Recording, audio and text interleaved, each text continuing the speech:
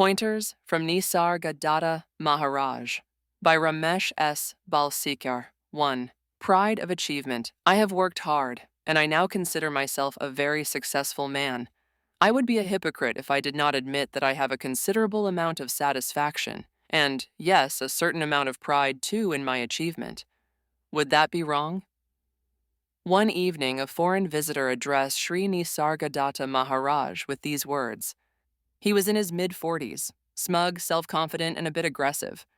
Conversation then proceeded along the following lines. Maharaj, before we consider what is right and what is wrong, please tell me who is asking this question. Visitor, a bit startled. Why, me, of course. M. And who is that?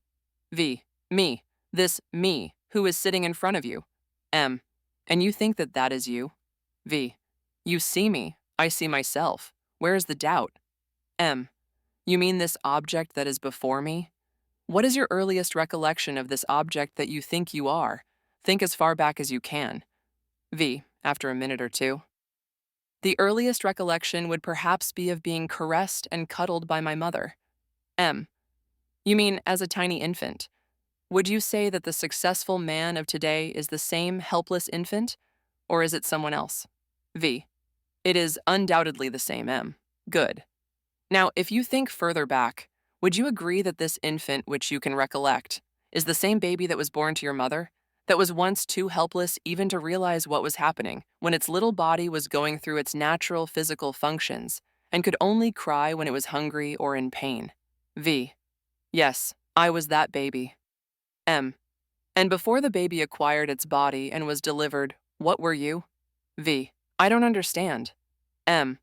You do understand. Think. What happened in your mother's womb? What was developing into a body with bones, blood, marrow, muscles, etc., over a period of 9 months? Was it not a male sperm cell that combined with ovum in the female womb, thus beginning a new life and, in the process, going through numerous hazards? Who guarded this new life during this period of hazards? Is it not that very infinitesimally tiny sperm cell which is now so proud of his achievements? And who asked particularly for you? Your mother? Your father? Did they particularly want vow for a son? Did you have anything to do with being born to these particular parents? V. I am afraid I really haven't thought along these lines. M. Exactly. Do think along these lines. Then perhaps you will have some idea of your true identity. Thereafter, consider if you could possibly be proud of what you have achieved. V. I think I begin to understand what you are driving at. M. If you go deeper into the matter, you will realize that the source of the body, the male sperm and the female ovum, is in itself the essence of food consumed by the parents, that the physical form is made of and fed by the 5 elements constituting the food, and also that quite often the body of one creature does become the food for another creature. V. But surely, I, as such, must be something other than this food body. M. Indeed you are, but not some thing. Find out what it is that gives sentience to a sentient being, that without which you would not even know that you exist, let alone the world outside. And finally, go deeper yet and examine if this beingness, this consciousness itself, is not time-bound. V. I shall certainly go into the various questions you have raised, although I must confess that I have never explored these areas before, and I feel almost giddy in my ignorance of the new spheres you have opened up before me. I will come and see you again, sir. M. You are always welcome. 2. Consciousness, the only capital. Maharaj often conies out with the statement that consciousness is the only capital that a sentient being is born with. This, he says, is the apparent position. The real situation, however, is that what is bomb is consciousness, which needs an organism to manifest itself in, and that organism is the physical body. What is it that gives sentience? Capacity to feel sensations, to respond to stimuli, to a sentient being. What is it that distinguishes a person who is alive from the one who is dead? It is, of course, the sense of being, the knowledge of being present, consciousness, the activizing spirit which animates the physical construct of the body. It is consciousness indeed that manifests itself in individual forms and gives them apparent existence. In human beings, through such manifestation arises the concept of a separate I. In each individual, the absolute gets reflected as awareness, and thus pure awareness becomes self-awareness, or consciousness. The objective universe is in continuous flux, constantly projecting and dissolving innumerable forms. Whenever a form is created and is infused with life, prana, consciousness, chaitanya appears, simultaneously and automatically, by the reflection of the absolute awareness in matter. Consciousness, it must be clearly understood, is a reflection of the absolute against the surface of matter, bringing about a sense of duality. As different from it, pure awareness, the absolute state, is without beginning and end, without the need of any support other than itself. Awareness becomes consciousness only when it has an object to reflect against. Between pure awareness and awareness reflected as consciousness, says Maharaj, there is a gap which the mind cannot cross. Reflection of the sun in a drop of dew is not the sun. Manifested consciousness is time-bound inasmuch as it disappears as soon as the physical construct it inhabits comes to an end. Nevertheless, according to Maharaj, it is the only capital a sentient being is born with. And manifested consciousness being his only connection with the absolute, it becomes the only installment by which the sentient being can hope to get an illusory liberation from the individual he believes himself to be. By being one with his consciousness and treating it as his Atma, his God, he can hope to attain what he thinks as the unattainable. What is the actual substance of this animating consciousness? Obviously, it must be physical material, because in absence of the physical form, it cannot survive. Manifested consciousness can exist only as long as its abode, the body, is kept in a sound and habitable condition. Although consciousness is a reflection of the absolute, it is time-bound and can be sustained only by the food material, comprising the 5 elements that the physical body is. Consciousness resides in a healthy body and abandons it when it is decayed and moribund. Reflection of the sun can be seen only in a clear dewdrop, not in a muddy one. Maharaj often says that we can observe the nature and function of consciousness in our daily routine of sleeping, dreaming, and waking states. In deep sleep, consciousness retires into a state of repose, as it were. When consciousness is absent, there is no sense of one's existence or presence, let alone the existence of the world and its inhabitants, or of any ideas of bondage and liberation. This is so because the very concept of I is absent. In the dream state, a speck of consciousness begins to stir. One is not yet fully awake, and then in a split second, in that speck of consciousness, is created an entire world of mountains and valleys, rivers and lakes, cities and villages with buildings and people of various ages, including the dreamer himself. And what is more important, the dreamer has no control over what the dreamed figures are doing. In other words, a new living world is created in a split second, fabricated out of memory and imagination merely by a single movement in that speck of consciousness. Imagine, therefore, says Maharaj, the extraordinary power of this consciousness, a mere speck of which can contain and project an entire universe. When the dreamer wakes up, the dream world and the dreamed figures disappear. What happens when the deep sleep as also the dream state are over and consciousness appears again? The immediate sense then is that of existence and presence, not the presence of me, but presence as such. Soon, however, the mind takes over and creates the T, concept and awareness of the body. Maharaj tells us repeatedly that we are so accustomed to thinking of ourselves as bodies having consciousness that we find it very difficult to accept or even understand the real position. Actually, it is consciousness which manifests itself in innumerable bodies. It is, therefore, essential to perceive that birth and death are nothing but the beginning and the ending of a stream of movements in consciousness, interpreted as events in space-time. If we can realize this, we shall also realize that we are pure being awareness bliss in our original pristine state, and when in touch with consciousness, we are only the witnessing of, and totally apart from, the various movements in consciousness. This is an indisputable fact, because obviously we cannot be what we perceive. The perceiver must be different from what he perceives. 3. In face of death. Visitor. My only son died a few days ago in a car accident, and I find it almost impossible to accept his death with a philosophic fortitude. I know that I am not the first person to suffer such bereavement. I also know that each one of us has to die sometime. I have in my mind sought solace from all the usual ploys by which one consoles oneself and others in such predicaments. And yet I come back to the tragic fact that a cruel fate should deprive my son of everything in the prime of his life. Why? Why? I keep on asking myself. Sir, I cannot get over my grief. Maharaj, after sitting for a minute or so with his eyes closed, it is unavailing and futile to say that I am grieved, because in the absence of self, me as an individual, there are no others, and I see myself mirrored in all of you. Obviously, you have not come to me for mere sympathy, which you surely must have received in abundance from your relatives and friends.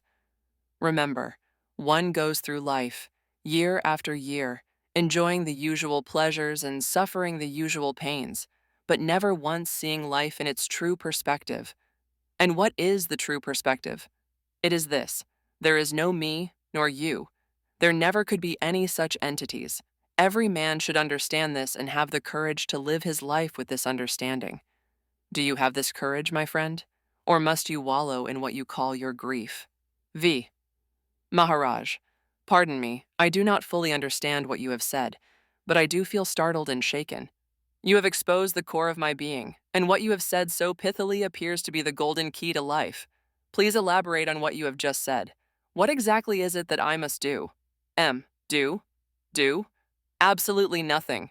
Just see the transient as transient, the unreal as unreal, the false as false, and you will realize your true nature. You have mentioned your grief. Have you ever looked at grief in the face and tried to understand what it really is?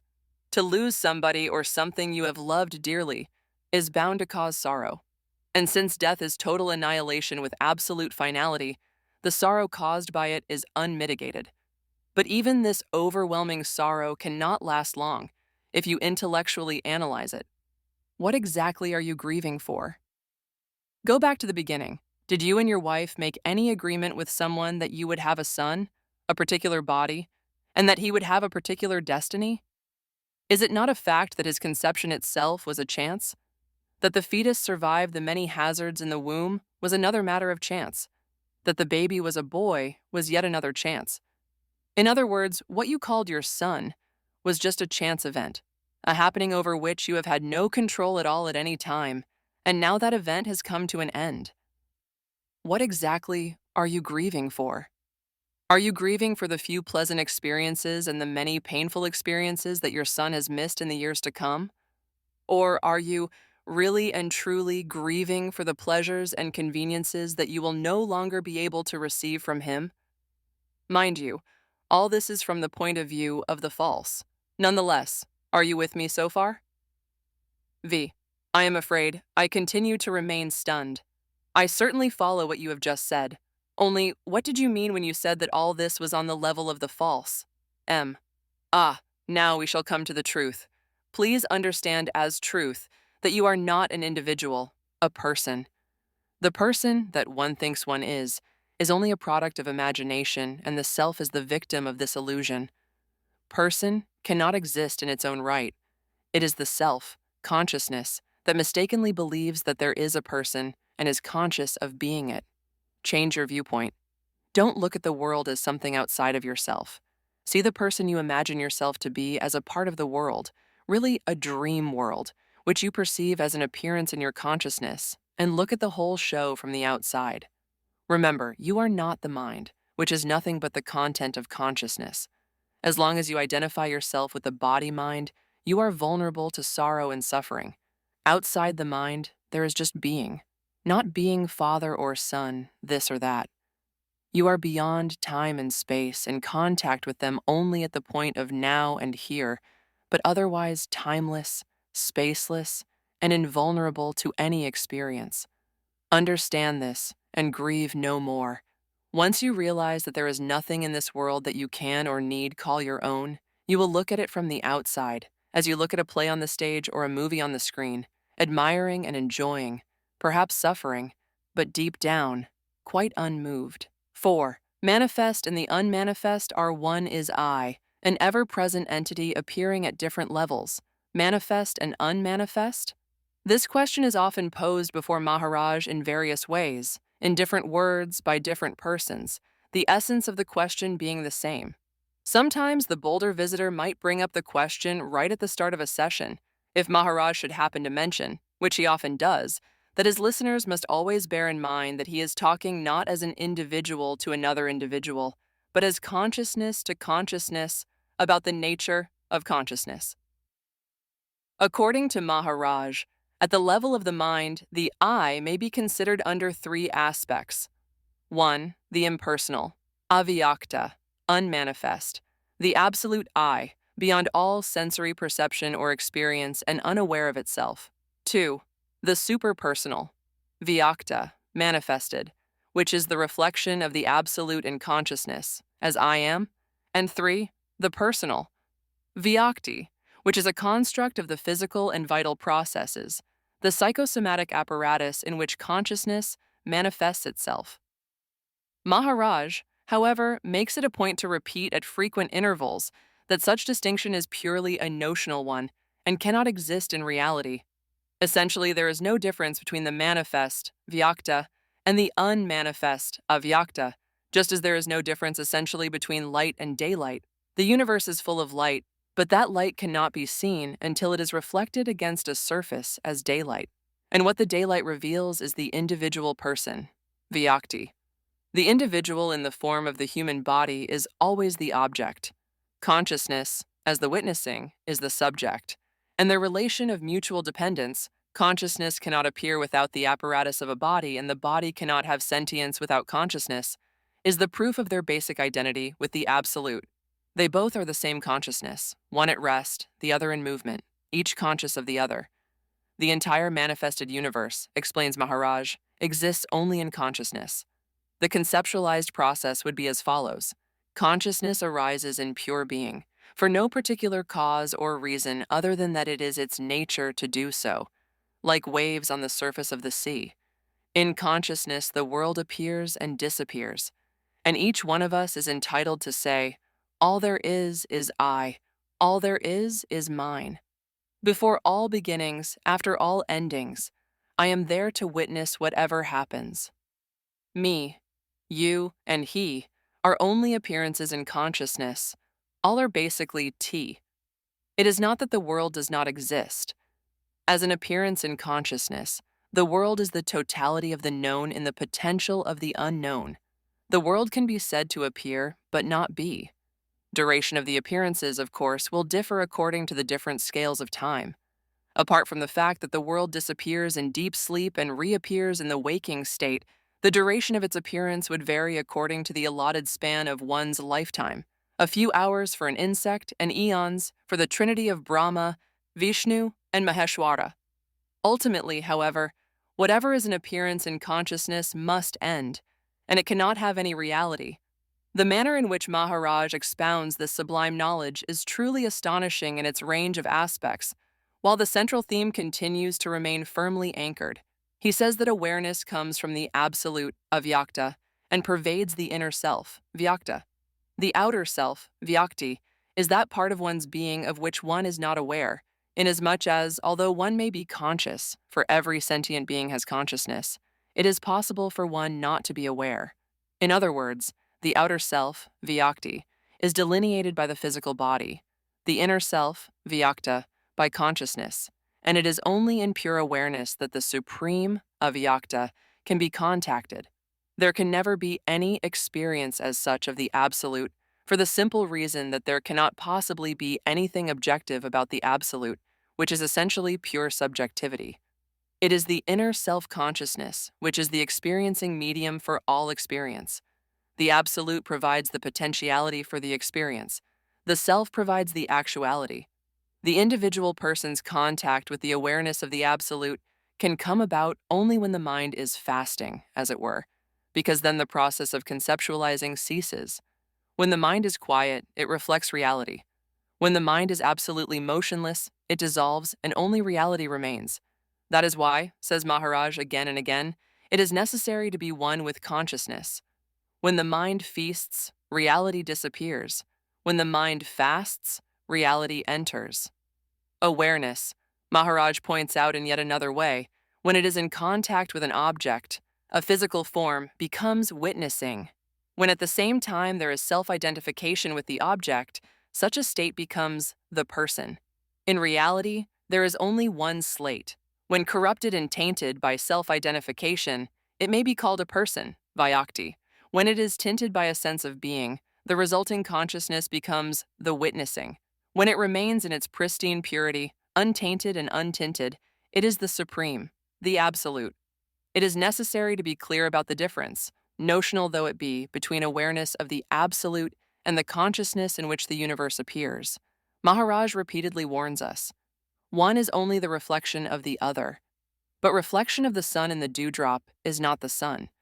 In the absence of objectivization, as in deep sleep, the apparent universe is not, but we are. This is so because what we are is what the apparent universe is, and vice versa. Dual in presence, non-dual in absence, irreconcilably separate in concept, inviolably united when unconceived. 5. Awareness and consciousness. The outstanding feature about Maharaj's talks with the visitors is the pervading sense of their total spontaneity. Subjects are never selected earlier, but Maharaj's utterances have a unique resilience, which gives them an exhilarating freshness every time. And one marvels all the more when one recalls that he has been talking like this, without any previous preparation, 2 sessions a day, every day in the week including Sundays, for the last many years. And then, on top of this, Maharaj says with a chuckle of amusement, "What do I talk about? Only one subject, the same subject, you and I, the world outside, and God." Generally, Maharaj does not bother to wait for his audience before opening any topic that comes up in his mind. Sometimes his small loft room gets filled to capacity within 15 minutes or so. At other times, when he starts talking, one might say thinking aloud, there are hardly 3 or 4 persons present. But it makes no difference to him. He may talk even to a single seeker, if he so chooses, and expound to him with zest the basics of his teaching, relating them to each other and placing them in true perspective. His mind is whole mind that goes beyond pragmatism. His thinking is total thinking.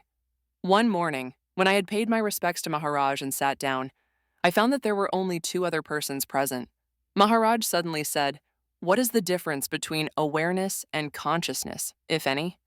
When something like this happens, one does not really know whether he expects an answer or whether he is merely thinking aloud. One hesitates to answer for fear of breaking the flow of his thoughts. But then he might also say, "Why don't you answer? Have you been wasting my time, listening to the talks all these days?" This morning, however, he earned on without waiting for an answer. He observed that awareness is of the absolute, and therefore beyond the 3 gunas, gunatita, whereas consciousness is something fed by and limited by the food body. When the food body is destroyed, consciousness also disappears. Mind you, no one dies. The body made of the 5 elements mingles with the elements when it is lifeless, and consciousness, which is subject to the 3 gunas, becomes free of the gunas.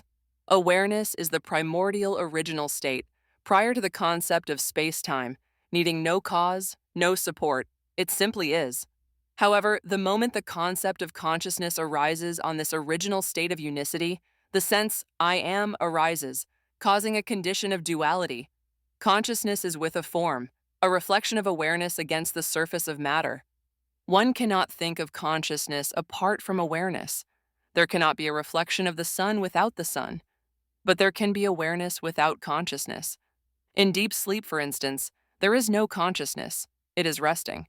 But awareness is certainly there because, on waking, one is aware of having slept, but only on waking. Maharaj never allows us to forget that it is consciousness alone which is our constant companion, and that it is the continuous attention to one's stream of consciousness that takes one on to awareness, the basic existence, that which is life, love, joy. According to Maharaj, the very consciousness of being conscious is already a movement towards awareness. The mind, by its very nature, is outgoing, always tending to seek the source of things within the things themselves. When it is directed towards the source within, it is almost like the beginning of a new life. Awareness replaces consciousness. The I am, which is a thought in consciousness, ceases. In awareness, there is no thought. Awareness is the source of consciousness. Maharaj suggests that it is an excellent spiritual exercise to sit quietly and watch what comes to the surface of the mind. What we call thoughts are like ripples on the surface of water. Thoughts always lead to identification or condemnation. They are products of preconceived notions and stand in the way of real understanding. Just as water is serene when free of ripples, so is the mind serene when free of thoughts, when it is passive and fully receptive. In the mirror of your mind, says Maharaj, all kinds of pictures will appear, stay for a while, and disappear. Silently watch them come and go. Be alert, but not attracted or repelled. It is important not to be involved. This attitude of silent witnessing will have the effect, gradually, of driving away all useless thoughts, like unwanted guests that are ignored. By being thus within yourself, that is, in the I amness, by watching the flow of mind, without interfering or judging, as a dispassionate witness, the deep unknown will be encouraged to come to the surface of consciousness and release its unused energies to enable you to understand the mystery of the origin of life. 6. Bondage of space and time. Visitor, I remember reading somewhere that it is the combination of space and time which is the cause of one's bondage. I have since been wondering how possibly space and time could result in bondage.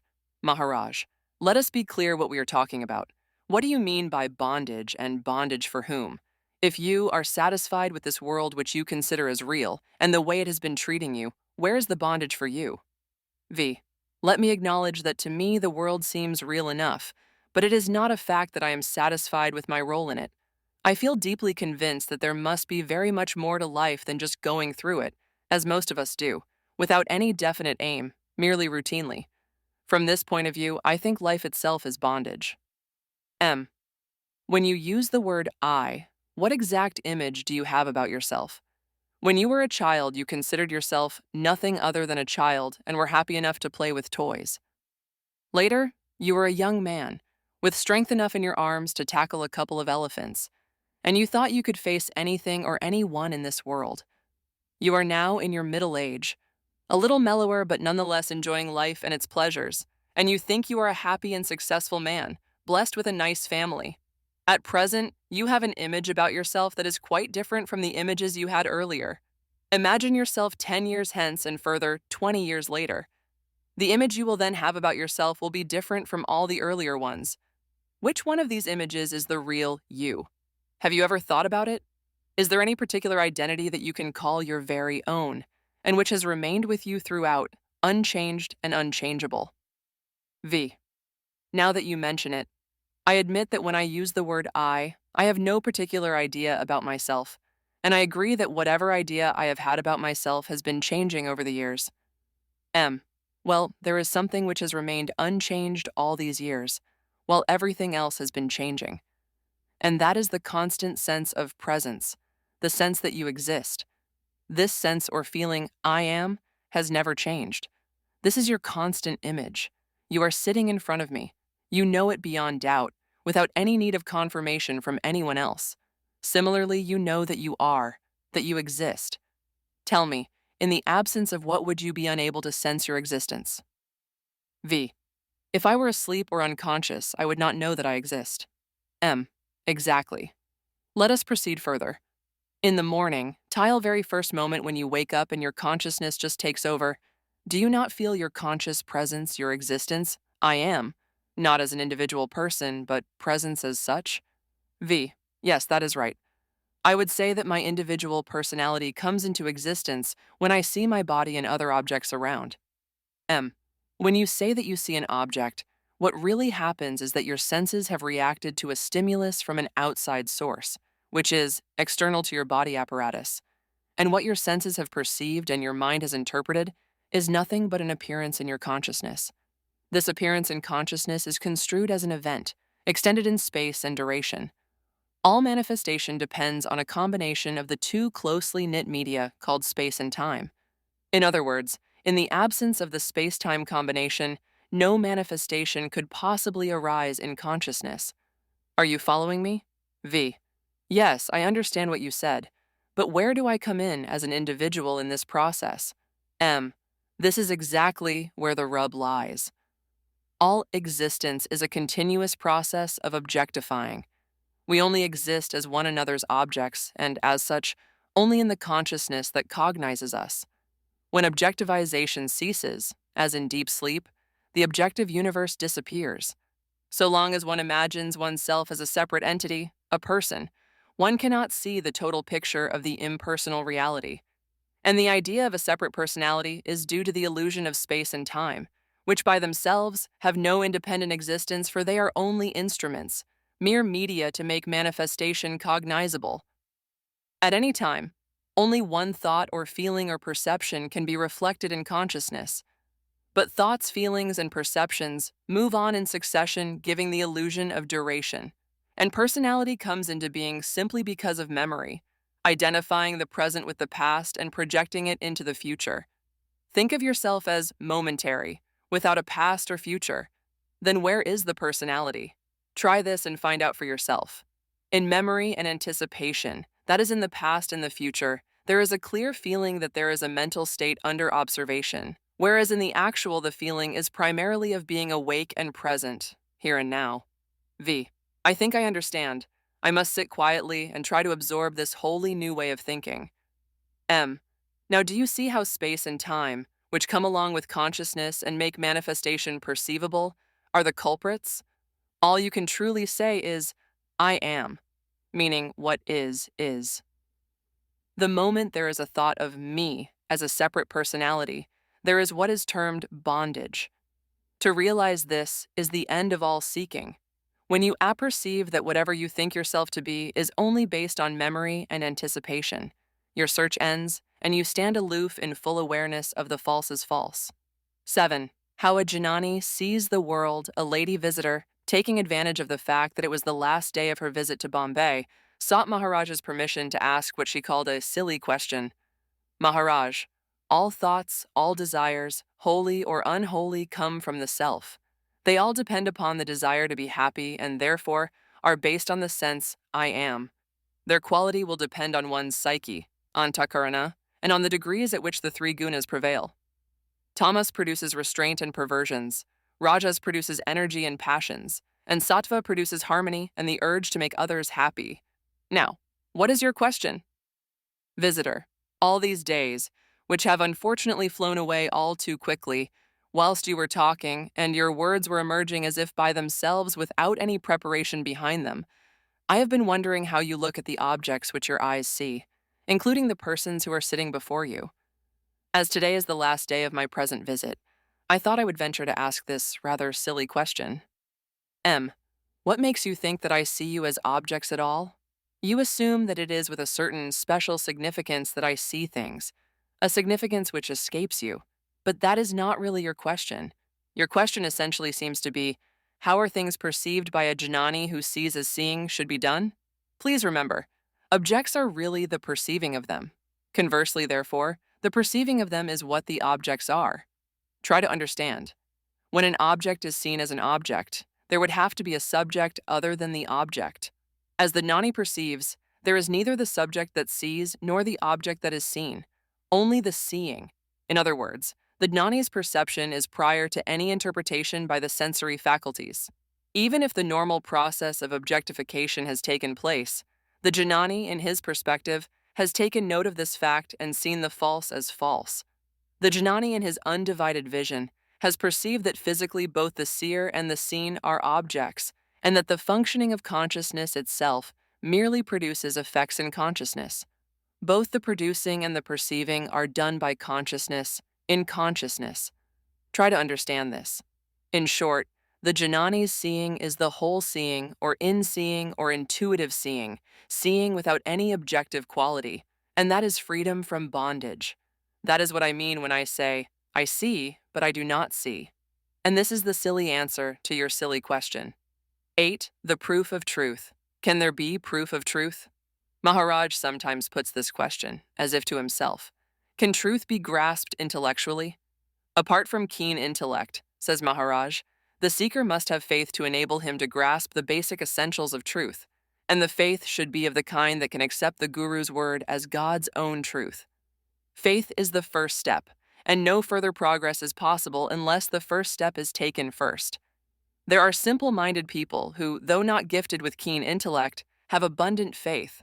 Maharaj gives them a mantra and asks them to chant it and meditate till their psyche is purified enough to receive knowledge. With the intellectuals, Maharaj has to deal differently. The intellectual understands what the various religions propagate, the ethical and moral codes they prescribe, also the metaphysical concepts they adumbrate. But he remains unenlightened. What he actually seeks is truth, the constant factor that is not subject to any change. And what is more, he wants proof, but is not able to say what kind of proof would satisfy him. Proof as such would itself be something subject to space and time, and the intellectual is intelligent enough to know that. Truth, in order to be truth, must be timeless and spaceless. Maharaj says that any intelligent person must admit that I am, the sense of conscious presence, of being, is the only truth every sentient being knows of, and that is the only proof one can have. And yet, mere existence cannot be equated with truth, for the simple reason that existence itself is not timeless and spaceless, like reality. Maharaj in his talks throws abundant light on this stalemate. A blind man may say, "Prove to me that there are colors, only then will I believe all your lovely description of the rainbow."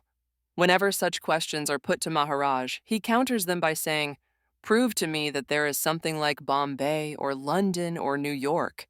Everywhere," says he, "it is the same earth, air, water, fire, and sky."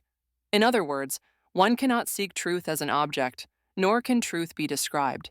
It can only be suggested or indicated, but not expressed in words, because truth cannot be conceived.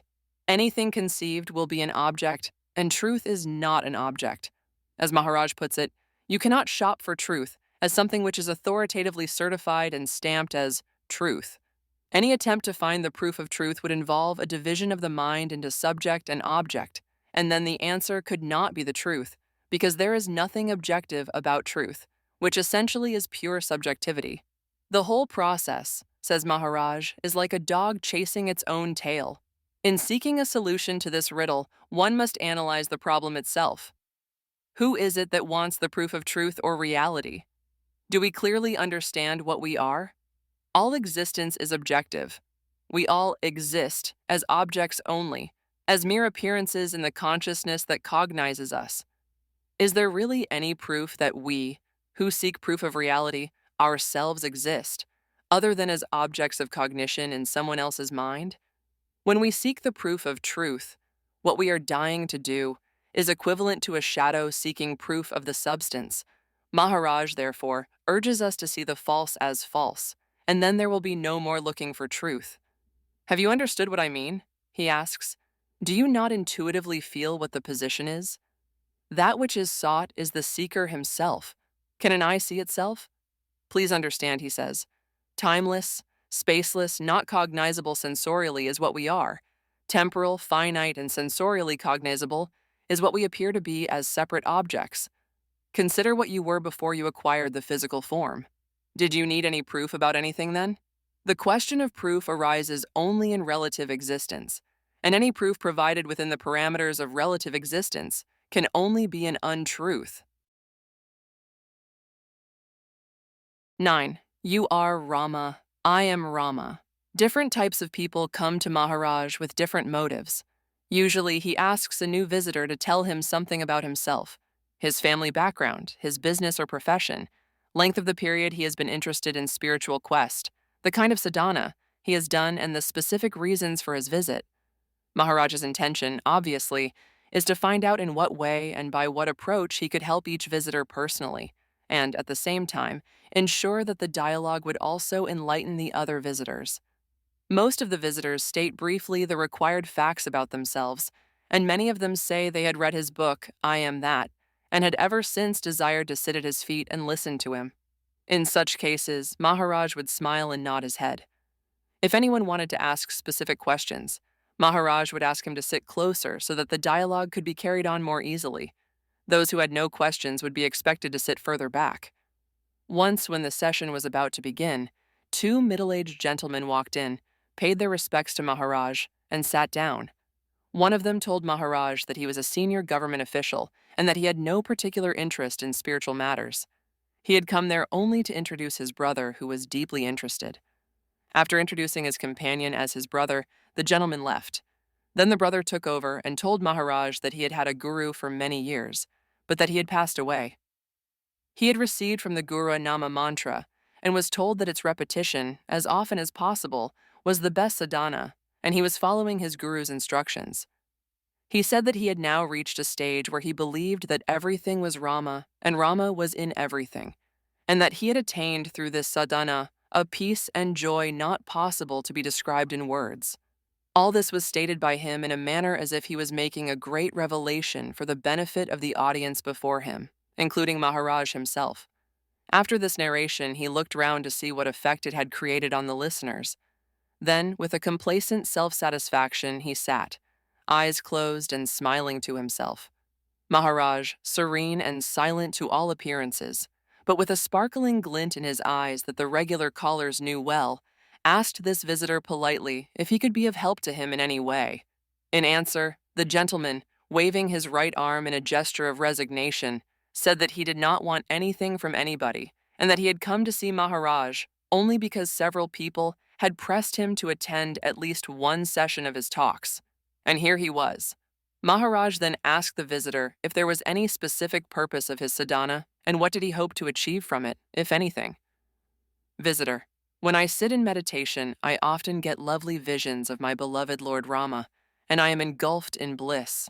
Maharaj: and when you are not in meditation? V: I think of the Lord and see him in everyone and everything. Maharaj listened to the answer with an expression of amusement, and again there was the familiar glint in his eyes. We, the regular visitors, knew what was coming. For the glint often precedes Maharaj's verbal sally he sometimes makes to deflate hollow presumptions and destroy illusions. His lips formed into a question. M: and what do you mean by Rama?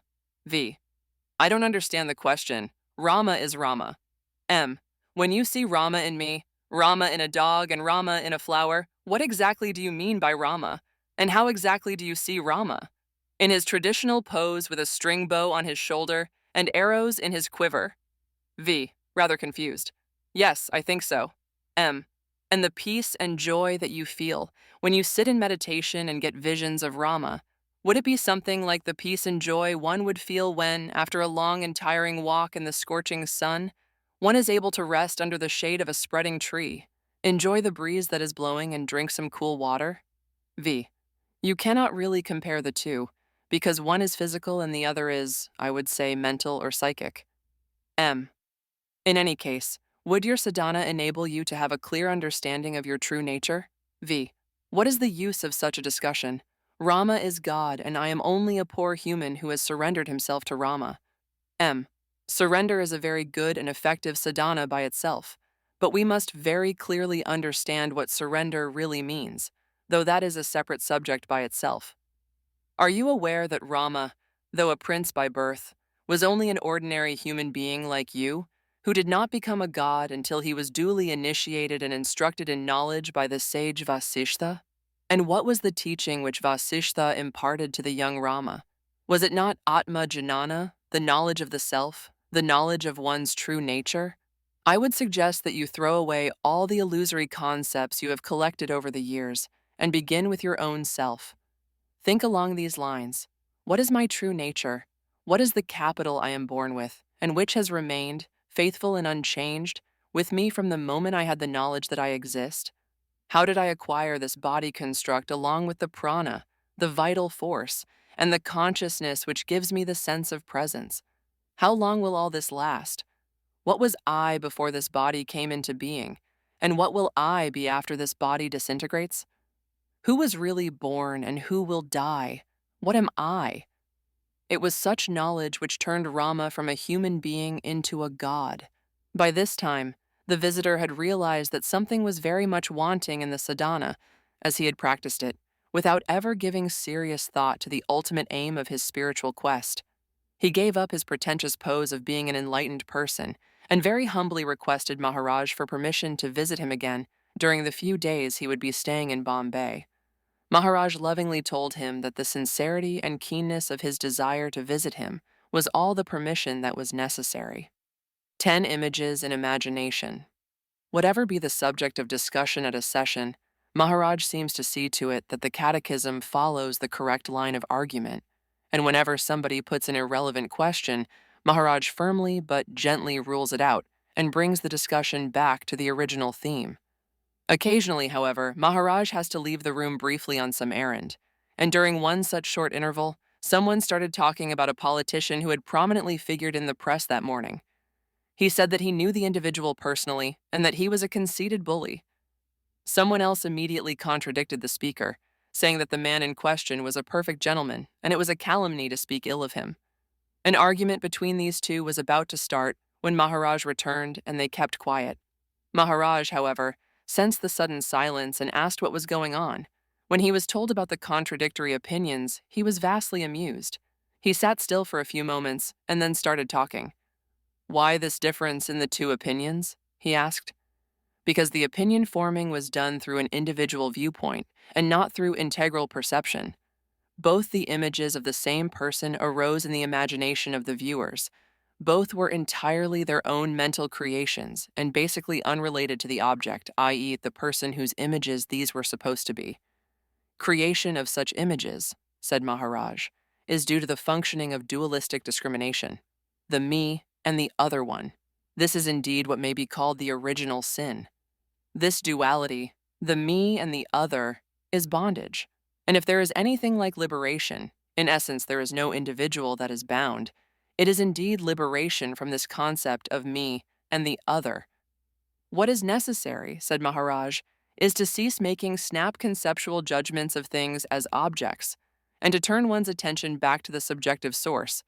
He asked us to reverse our attention, to go back to the infant state, even to think of what we were before this body-mind complex was born, so that we would stop conceptualizing about others all the time and getting involved in mere mental images."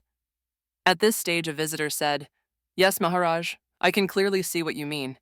But how can one get away from this continuous conceptualizing which seems to be the very warp and woof of one's conscious life?" Maharaj fixed his gaze on the questioner, and almost before the Marathi translation of his question had been completed, he remarked, "Rubbish. You could not have understood my point at all. If you had, your question could not arise." He then proceeded to explain the process of objectification. Whatever your senses perceive and your mind interprets is an appearance in consciousness, extended in space-time and objectivized in a world which the cognizing object, i.e., you, considers as separate from himself. And this is where the whole error lies. In this process, perception is not total. What is necessary is whole seeing. Seeing not with the individual mind, which is a divided mind, but seeing from within, seeing from the source. Seeing not from manifestation as a phenomenon, but from the source of all seeing. Then, and only then, will there be total perception and correct seeing and apprehending. Maharaj concluded by saying that what he had said was vitally important and needed manana, pondering and meditating over it, not mere verbal discussion. 11. The play goes on. Surprising though it may seem, Maharaj is a superb actor. His features are mobile and he has large, expressive eyes. When narrating an incident or discussing some subject, his features spontaneously respond to his words and actions. His speech is very articulate, and when he talks, he makes free use of gestures. It is, therefore, one thing to listen to a tape recording of his talks, and quite another to hear his vibrant voice accompanied by appropriate gesticulations. He is a star performer indeed. One morning, among the listeners was a well-known European actor.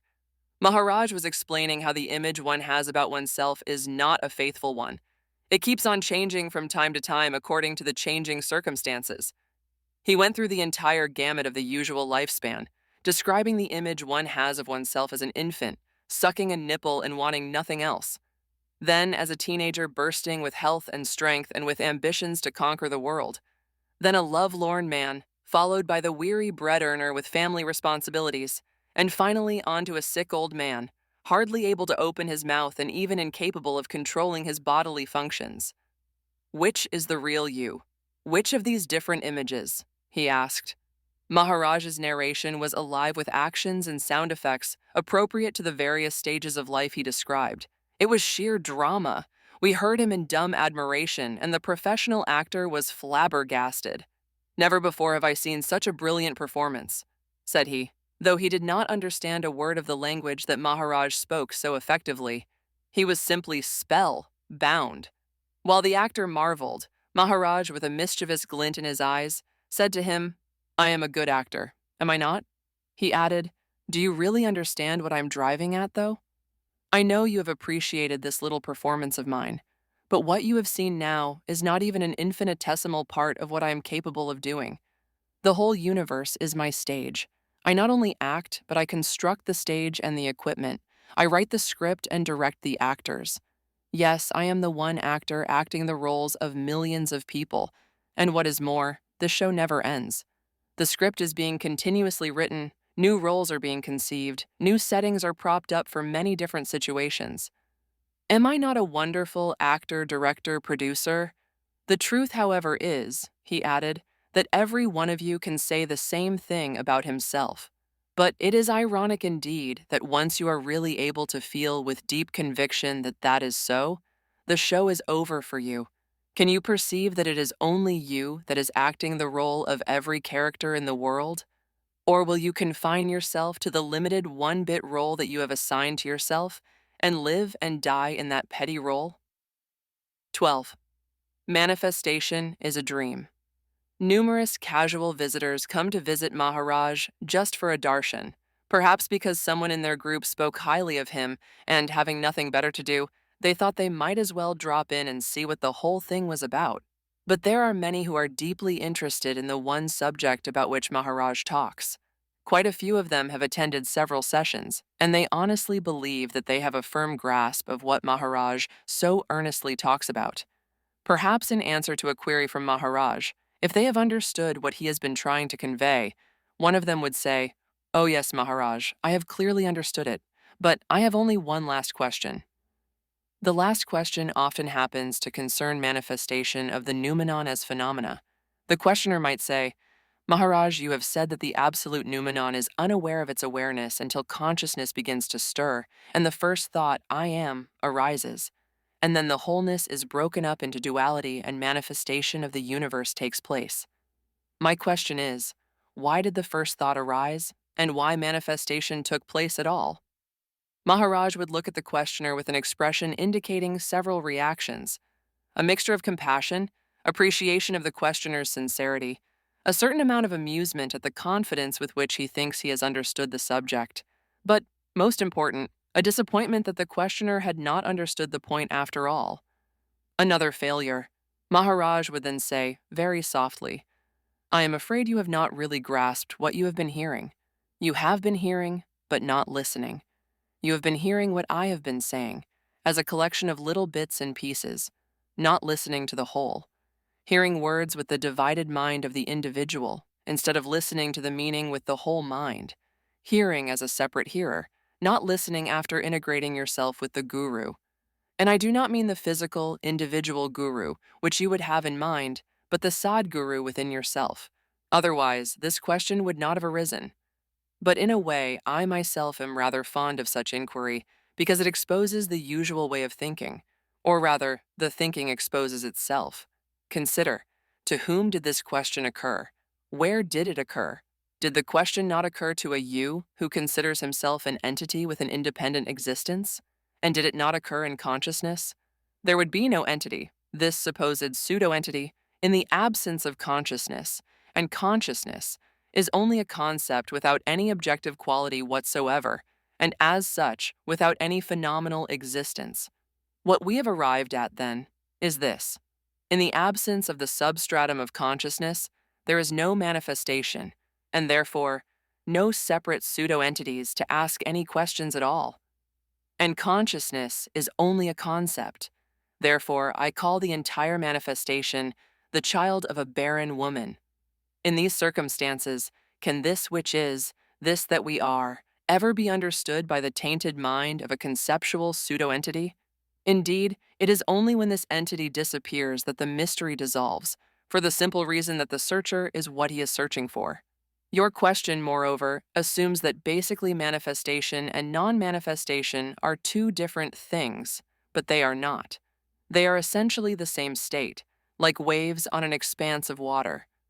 When colored by a sense of feeling, It is consciousness in which manifestation appears with its limitations. When colorless and limitless, it is the absolute, unaware of its awareness. The phenomena are only the mirroring of the noumenon. They are not different. Noumenon is like, again, a concept in order to make communication possible. The one source of electricity passing through a number of exhibits, such as lamps, fans, motors, etc., or like the one source of light reflected in myriad of mirrors, consciousness manifesting itself through millions of sentient forms. Now, do you see your question in the correct perspective? A shadow wants to know why. One of the characters played by a single actor taking various roles in a one-man play wants to know why. The answer could well be, why not? Actually, there could not be any question, neither why nor why not, because there really is no questioner at all, only a concept. Manifestation is like dream. Why does a dream occur? Love and God. The dialogue, one evening, was started by a young Canadian, wearing a lungi and a thin kurta.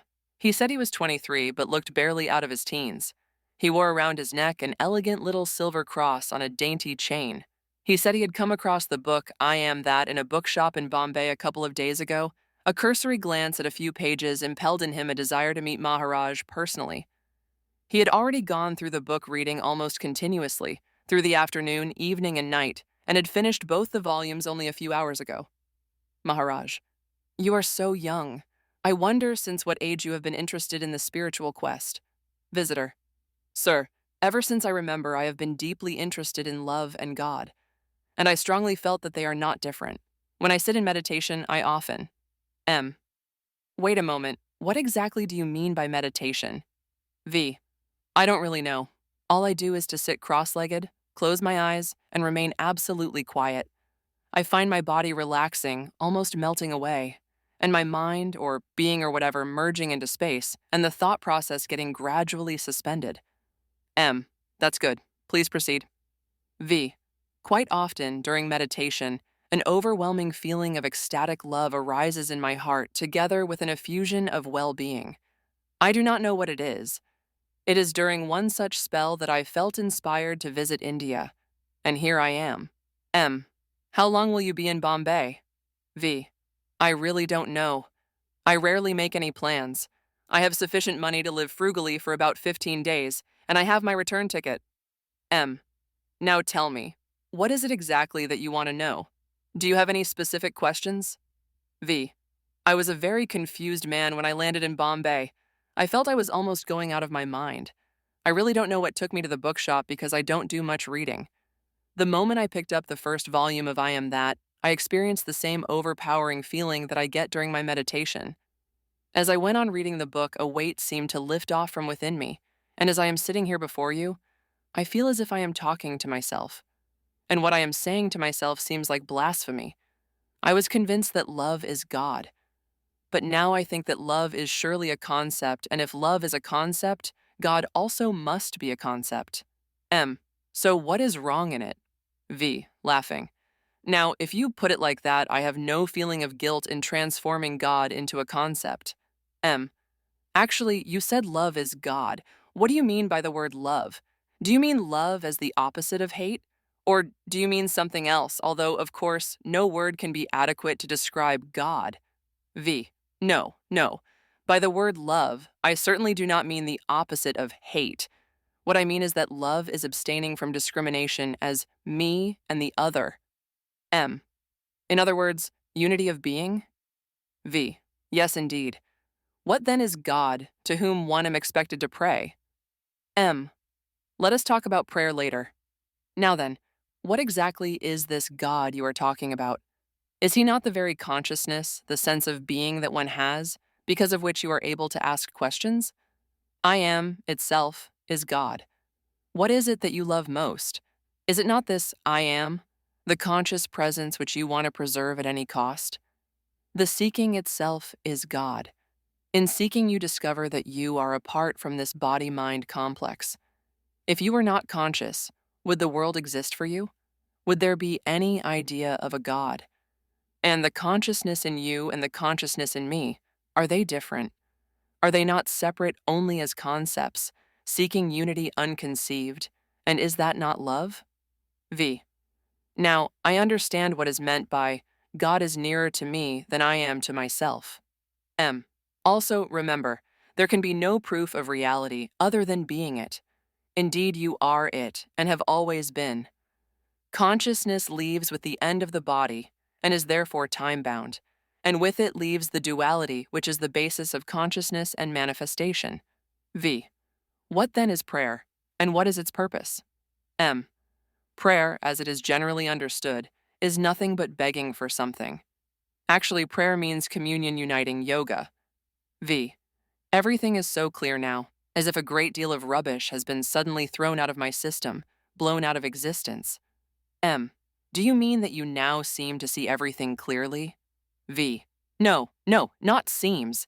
It is clear, so clear that I am now amazed that it was not clear at any time. Various statements that I had read in the Bible, which seemed important but vague before, are now crystal clear. Statements like, before Abraham was I am. I and my Father are one. I am that I am. M. Good. Now that you know what it is all about, what sadhana will you do to obtain liberation from your bondage? V. Ah, Maharaj, now you are surely making fun of me. Or are you testing me? Surely now I know and have realized that I am that. I am, which I have always been and which I shall always be. What is left to be done, or undone, and who is to do it? And for what purpose? M. Excellent. Just be. V. I shall indeed.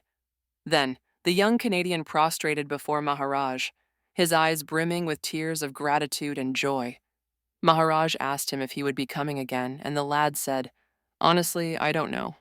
When he left, Maharaj sat for a while with his eyes closed, the gentlest of smiles on his lips.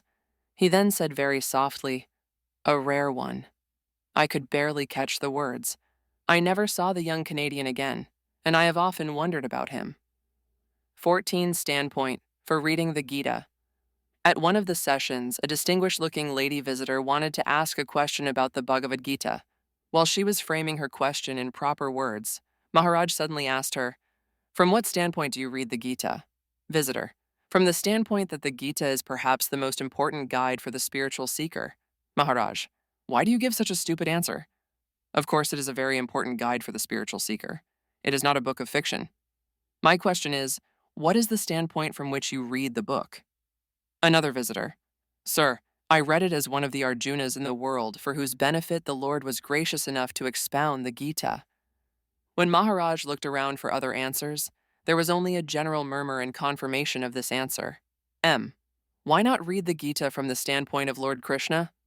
To this suggestion, there were simultaneously two types of startled reactions from two of the visitors. One was a shocked exclamation, which clearly meant that the suggestion would tantamount to a sacrilege.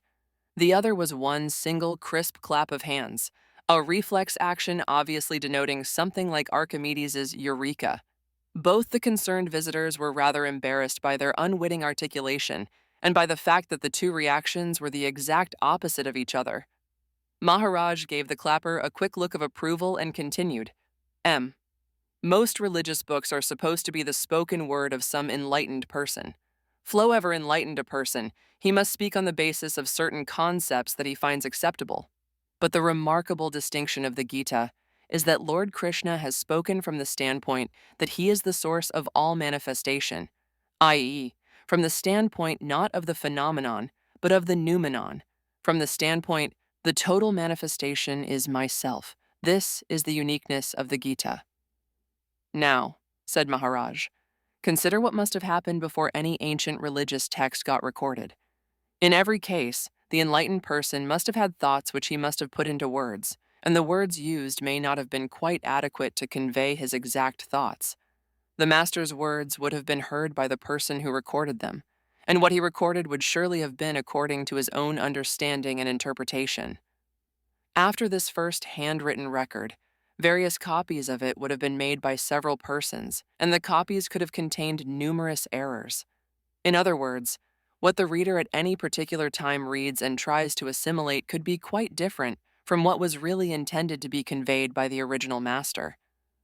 Add to all this the unwitting or deliberate interpolations by various scholars in the course of centuries, and you will understand the problem I am trying to convey to you. I am told that the Buddha himself spoke only in the Magadhi language, whilst his teaching, as recorded, is in Pali or in Sanskrit, which could have been done only many, many years later. And what we now have of his teaching must have passed through numerous hands. Imagine the number of alterations and additions that must have crept into it over a long period. Is it then any wonder that now there are differences of opinion and disputes about what the Buddha actually did say or intended to say?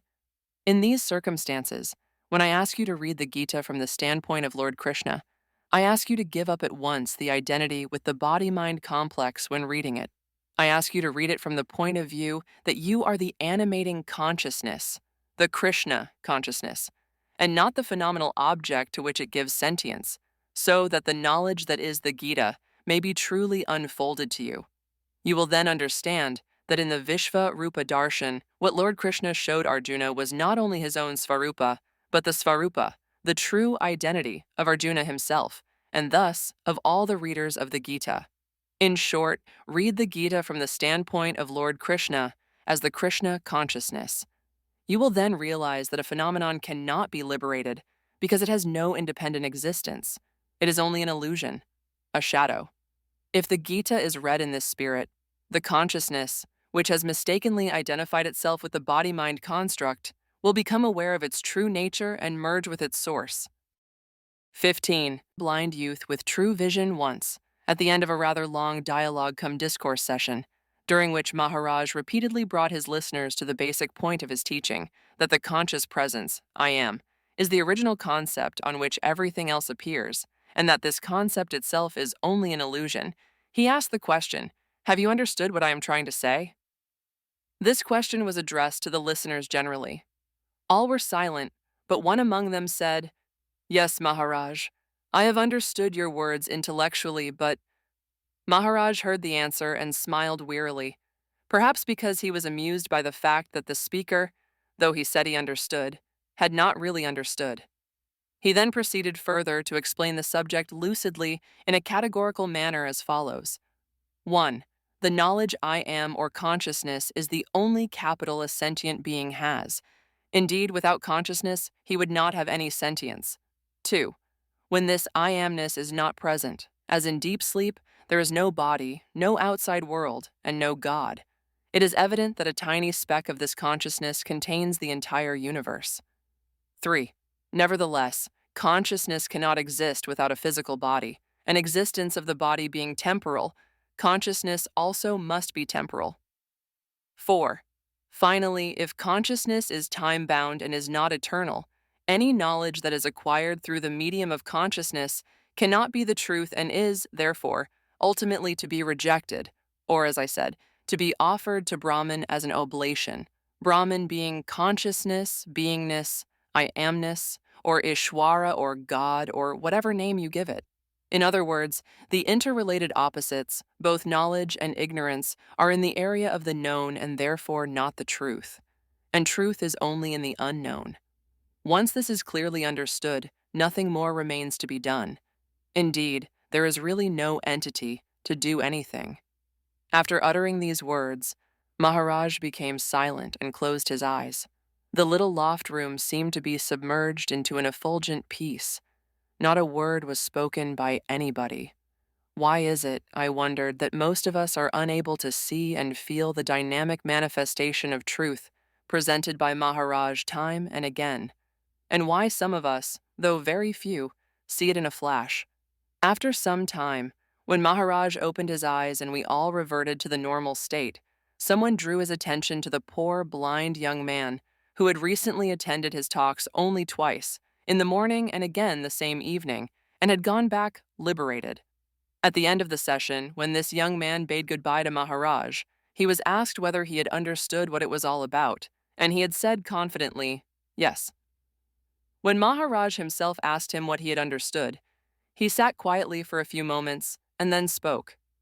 Maharaj, I do not have the right words to express my feelings of gratitude to you for making the whole picture so very clear to me, so simply and so quickly. I can summarize your teaching. Chapter 1. You asked me to remember what I was. Before I had this knowledge, I am, together with the body. Before I was born. 2. You told me that this body-come consciousness had come upon me without my knowledge or concurrence. Therefore, T had never been born. 3. This body-come consciousness that is born is time-bound, and when it disappears at the end of its allotted span, I shall be back in my original state, which is always present, but not in manifestation. 4. Therefore, I am not consciousness, and certainly not the physical construct which houses this consciousness. 5. Finally, I understand that there is only I, neither me, nor mine, nor you, only that which is. There is no bondage other than the concept of a separate me and mine in this totality of manifestation and functioning. After hearing these words from the blind youth, uttered with absolute conviction, Maharaj had given him a look of understanding and love, and had asked him, "Now what will you be doing?" The answer was, "Sir, I have understood you truly. I will be doing nothing. Living will go on." He then paid his respects to Maharaj with great adoration and left. The blind young man was not really blind, said Maharaj. He had the true vision. There are few like him. 16. He came to scoff. When one participates in the dialogues between Maharaj and his visitors over a period, one is astonished at the range of questions that are asked, many of them shockingly naive, and the spontaneity and ease with which the answers come from Maharaj. Both the questions and answers are translated as accurately as possible. Maharaj's answers in Marathi, which is the only language he is fluent in, would naturally be based on the Marathi words used in the translation of the question. In his answers, however, Maharaj makes very clever use of the Marathi words used in the translation of the question, either by way of puns or by a slight change in the words themselves, producing interpretations sometimes totally different from their usual meaning. The exact significance of such words could never be brought out in any translations. Maharaj frankly admits that it is usually in the lighter vein that he uses the Marathi language in exposing the mental level of the questioner and the intent and the conditioning behind his question. If the questioner treats the session as an entertainment, albeit of a superior kind, Maharaj is ready to join in the fun in the absence of better subjects and better company. Among the visitors, there is occasionally an unusual type of person who has a very keen intellect but is armed with a devastating skepticism. He is cocksure that he has an open mind and a penetrating intellectual curiosity. He wants to be convinced and not merely cajoled by vague and woolly words that religious teachers often dole out in their discourses. Maharaj, of course, is quick to recognize this type, and then the conversation at once assumes a piquancy that leaves one stunned. The intuitive perception underlying the words of Maharaj simply sweeps away the metaphysical quibbles put forward by such an intellectual. One wonders how a man who did not have even the benefit of proper schooling can prove more than a match for pedantic scholars and skeptical agnostics who believe themselves to be invulnerable. Maharaj's words are always galvanic and scintillating. He never quotes authorities from the scriptures in Sanskrit or any other language. If one of the visitors should quote even a fairly familiar verse from the Gita, Maharaj has to ask for a Marathi translation of it. His intuitive perception needs no support by way of the words from any other authority. His own internal resources are limitless indeed. Whatever I say, says Maharaj, stands by itself. It needs no support.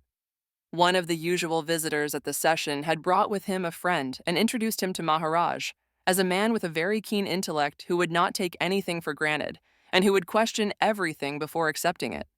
Maharaj said he was happy to meet such a person. The new visitor was a professor of mathematics. Maharaj suggested that it would perhaps be best for the two of them to have a dialogue without assumptions of any kind, right from the basic level. Would he like that? The visitor must have been most pleasantly surprised at this offer. He said he was delighted at the suggestion. Maharaj, now tell me, you are sitting before me here and now. What exactly do you think you are? Visitor, I am a male human being, 49 years old, with certain physical measurements and with certain hopes and aspirations. M. What was your image about yourself 10 years ago? Same as it is now? And when you were 10 years old? And when you were an infant? And even before that, has not your image about yourself changed all the time? V. Yes, what I considered as my identity has been changing all the time. M. And yet, is there not something, when you think about yourself, deep down, that has not changed? V. Yes, there is, though I cannot specify what exactly it is. M. Is it not the simple sense of being, the sense of existing, the sense of presence? If you were not conscious, would your body exist for you? Would there be any world for you? Would there then be any question of God or the Creator? V. This is certainly something to ponder. But tell me, please, how do you see yourself? M. I am this I am, or if you prefer, I am that I am. V. I am sorry, but I don't understand. M. When you say, I think I understand, it is all wrong. When you say, I don't understand, that is absolutely true. Let me make it simpler. I am the conscious presence, not this individual or that, but conscious presence as such. V. Now, again, I was about to say, I think I understand. But you have just said that that is wrong. You are not deliberately trying to get me confused, are you? M. On the contrary, I am telling you the exact position. Objectively, I am all that appears in the mirror of consciousness. Absolutely, I am that. I am the consciousness in which the world appears. V. I am afraid I don't see that. All I can see is what appears before me. M. Would you be able to see what appears before you if you were not conscious? No. Is all existence, therefore, not purely objective inasmuch as you exist only in my consciousness and I in yours? Is it not clear that our experience of one another is limited to an act of cognition in consciousness? In other words, what we call our existence is merely in the mind of someone else, and therefore only conceptual? Ponder over this too. V. Are you trying to tell me that we are all mere phenomena in consciousness, phantoms in the world? And what about the world itself, and all the events that occur? M. Ponder over what I have said. Can you find a flaw in it? The physical body, which one generally identifies with oneself, is only the physical construct for the prana, the life force, and consciousness. Without the prana consciousness, what is the physical body? Only a cadaver. It is only because consciousness has mistakenly identified itself with its physical covering, the psychosomatic apparatus, that the individual comes into existence. V. Now, you and I are separate individuals who have to live and work in this world along with millions of others, of course. How do you view me? M. I view you in this world exactly as you view yourself in your dream. Does that satisfy you? In a dream, whilst your body is resting in your bed, you have created a whole world, parallel to what you call the real world, in which there are people, including yourself. How do you view yourself in your dream? In the waking state, the world emerges and you are taken into what I would call a waking dream state. While you are dreaming, your dream world appears to you very real indeed, does it not? How do you know that this world that you call real is also not a dream?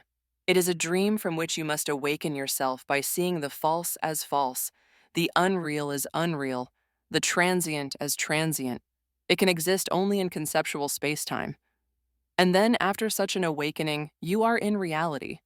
Then you see the world as living, as a phenomenal dream within the periphery of sensorial perception in space-time with a supposed volitional freedom. Now, about what you call an individual. Why don't you examine this phenomenon analytically, of course with an open mind, after giving up all existing mental conditioning and preconceived ideas? If you do so, what will you find? The body is merely a physical construct for the life force, prana, and consciousness, which constitute a sort of psychosomatic apparatus. And this individual does nothing other than responding to outside stimuli and producing illusory images and interpretations. And further, this individual sentient being can exist only as an object in the consciousness that cognizes it. It is just an hallucination. V. Do you really mean to say that you see no difference between a dream dreamt by me and my living in this world? M. You have had quite a lot already to cogitate and meditate upon. Are you sure you wish me to proceed? V. I am used to large doses of serious study, and I have no doubt you too are. I would be most grateful indeed if we could proceed further and take this to its logical conclusion. M. Very well. When you were in deep sleep, Did the phenomenal world exist for you? Can you not intuitively and naturally visualize your pristine state, your original being, before this body, consciousness condition intruded upon you, unasked, unaided? In that state, were you conscious of your existence? Certainly not. The universal manifestation is only in consciousness, but the awakened one has his center of seeing in the absolute. In the original state of pure being, not aware of its beingness, consciousness arises like a wave on an expanse of water, and in consciousness, the world appears and disappears. The waves rise and fall, but the expanse of water remains. Before all beginnings, after all endings, I am. Whatever happens, T must be there to witness it. It is not that the world does not exist. Exist it does, but merely as an appearance in consciousness. The totality of the known manifested, in the infinity of the unknown, unmanifested. What begins must end. What appears must disappear. The duration of appearance is a matter of relativity, but the principle is that whatever is subject to time and duration must end, and is, therefore, not real. Now, can you not perceive that in this living dream you are still asleep, that all that is cognizable is contained in this fantasy of living, and that the one who, whilst cognizing this objectified world, considers oneself an entity, apart from the totality which is cognized, is actually very much an integral part of the very hypothetical world? Also, consider, we seem to be convinced that we live a life of our own, according to our own wishes and hopes and ambitions, according to our own plan and design, through our own individual efforts. But is that really so? Or are we being dreamed and lived without volition, totally as puppets, exactly as in a personal dream?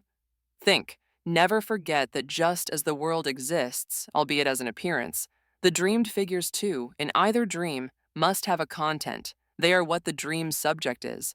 That is why I say, relatively T am not, but the manifested universe is myself. V. I think I am beginning to get the whole idea. M. Is not thinking itself a notion in the mind? Thought is absent in seeing things intuitively. When you think you understand, you don't. When you perceive directly, there is no thinking. You know that you are alive. You do not think that you are alive. V. Good heavens. This seems to be a new dimension that you are presenting. M. Well, I don't know about a new dimension, but you have expressed it well. It could indeed be said to be a fresh direction of measurement, a new center of vision, inasmuch as by avoiding thought and perceiving things directly, conceptualizing is avoided. In other words, in seeing with the whole mind, intuitively, the apparent seer disappears, and the seeing becomes the seen. The visitor then got up, paid his respects to Maharaj with considerably more devotion and submission than was shown by him on his arrival. He looked into Maharaj's eyes and smiled. When Maharaj asked him why he was smiling, he said he was reminded of a saying in English, "They came to scoff and remained to pray." 17 to Noumenon and Phenomena. It was one of those mornings, perhaps a Monday, when there were only a few of us, the regular addicts. Maharaj sat with his eyes closed, still like a statue. After some time, he suddenly started speaking softly, so softly that we unconsciously moved nearer to him. He continued to sit with his eyes closed and went on speaking, or rather thinking aloud. People think that I am a jnani. They come to me from all over the world, from Canada to Australia and New Zealand, from England to Japan. Most of them have read I Am That and come all the way to Bombay only to meet me. With great difficulty, they are able to locate this little old house of mine in a dirty, narrow street. They climb up the stairs and find a small, dark man in the simplest of clothing, sitting in a cummer. They think, this man doesn't look like a jnani. He does not dress impressively, as someone known as Nisargadatta Maharaj could be expected to do. Could he really be the one? What can I say to these people? I tell them quite frankly that my education is up to the level which can barely put me in the category of the literate. I have not read any of the great traditional scriptures, and the only language I know is my native Marathi. The only inquiry I have pursued, but pursued it relentlessly, like a hunter pursues his quarry, is this. I know I am, and I have a body. How could this happen without my knowledge and consent? And what is this knowledge I am? This has been my lifelong pursuit, and I am fully satisfied with the answers I have reached. This is my only jnana, yet people believe I am a jnani. My guru told me, "You are Brahman, you are all and everything. There is nothing other than you." I accepted my gum's word as truth, and now, for 40-odd years, I have been sitting in this very room doing nothing except talking about it. Why do people come to me from distant lands? What a miracle. After pursuing my inquiry to its logical conclusion, what have I arrived at? The whole thing is really simple, if only one sees the picture clearly. What is this me that I am concerned with? The immediate answer, of course, is this me, this body. But then the body is only a psychosomatic apparatus. What is the most important element in this apparatus, which qualifies it to be known as a sentient being? It is undoubtedly the consciousness without which this apparatus, while perhaps technically alive, would be useless as far as its functioning is concerned. This consciousness obviously needs a physical construct in which to manifest itself. So, consciousness depends upon the body. But what is the body made of? How does the body come into existence? The body is merely a growth in the woman's womb during a period of about 9 months, the growth of what is conceived by the union of the male and female sexual fluids. These fluids are the essence of the food consumed by the parents. Basically, therefore, both consciousness and the body are made of and are sustained by food. Indeed, the body itself is food, one body being the food of some other body. When the food essence, the vital sexual fluids, grows from conception into a tiny body and is delivered out of the mother's womb, it is called birth. And when this food essence gets decayed due to age or illness and the psychosomatic apparatus happens to get destroyed, it is called death. This is what happens all the time. The objective universe projecting and dissolving innumerable forms. The picture keeps on changing all the time. But how am I concerned with this? I am merely the witness to all this happening. Whatever happens during the period of the happening, in each case affects only the psychosomatic apparatus, not the T that I am. This is the extent of my knowledge, basically. Once it is clear that whatever happens in the manifested world is something apart from me as the I, all other questions resolve themselves. At what stage exactly did I come to have the knowledge of my existence? What was I before this knowledge I am came to me? This knowledge I am has been with me ever since I can remember, perhaps a few months after this body was born. Therefore, memory itself must have come with this knowledge I am, this consciousness. What was the position before that? The answer is, I do not know. Therefore, whatever I know of anything has its beginning in consciousness, including pain and pleasure, day and night, waking and sleeping. Indeed, the entire gamut of dualities and opposites in which one cannot exist without the other. Again, what was the position before consciousness arose? These interrelated opposites inevitably must have existed, but only in negation, in unicity, in wholeness. This must then be the answer. This unicity is what I am.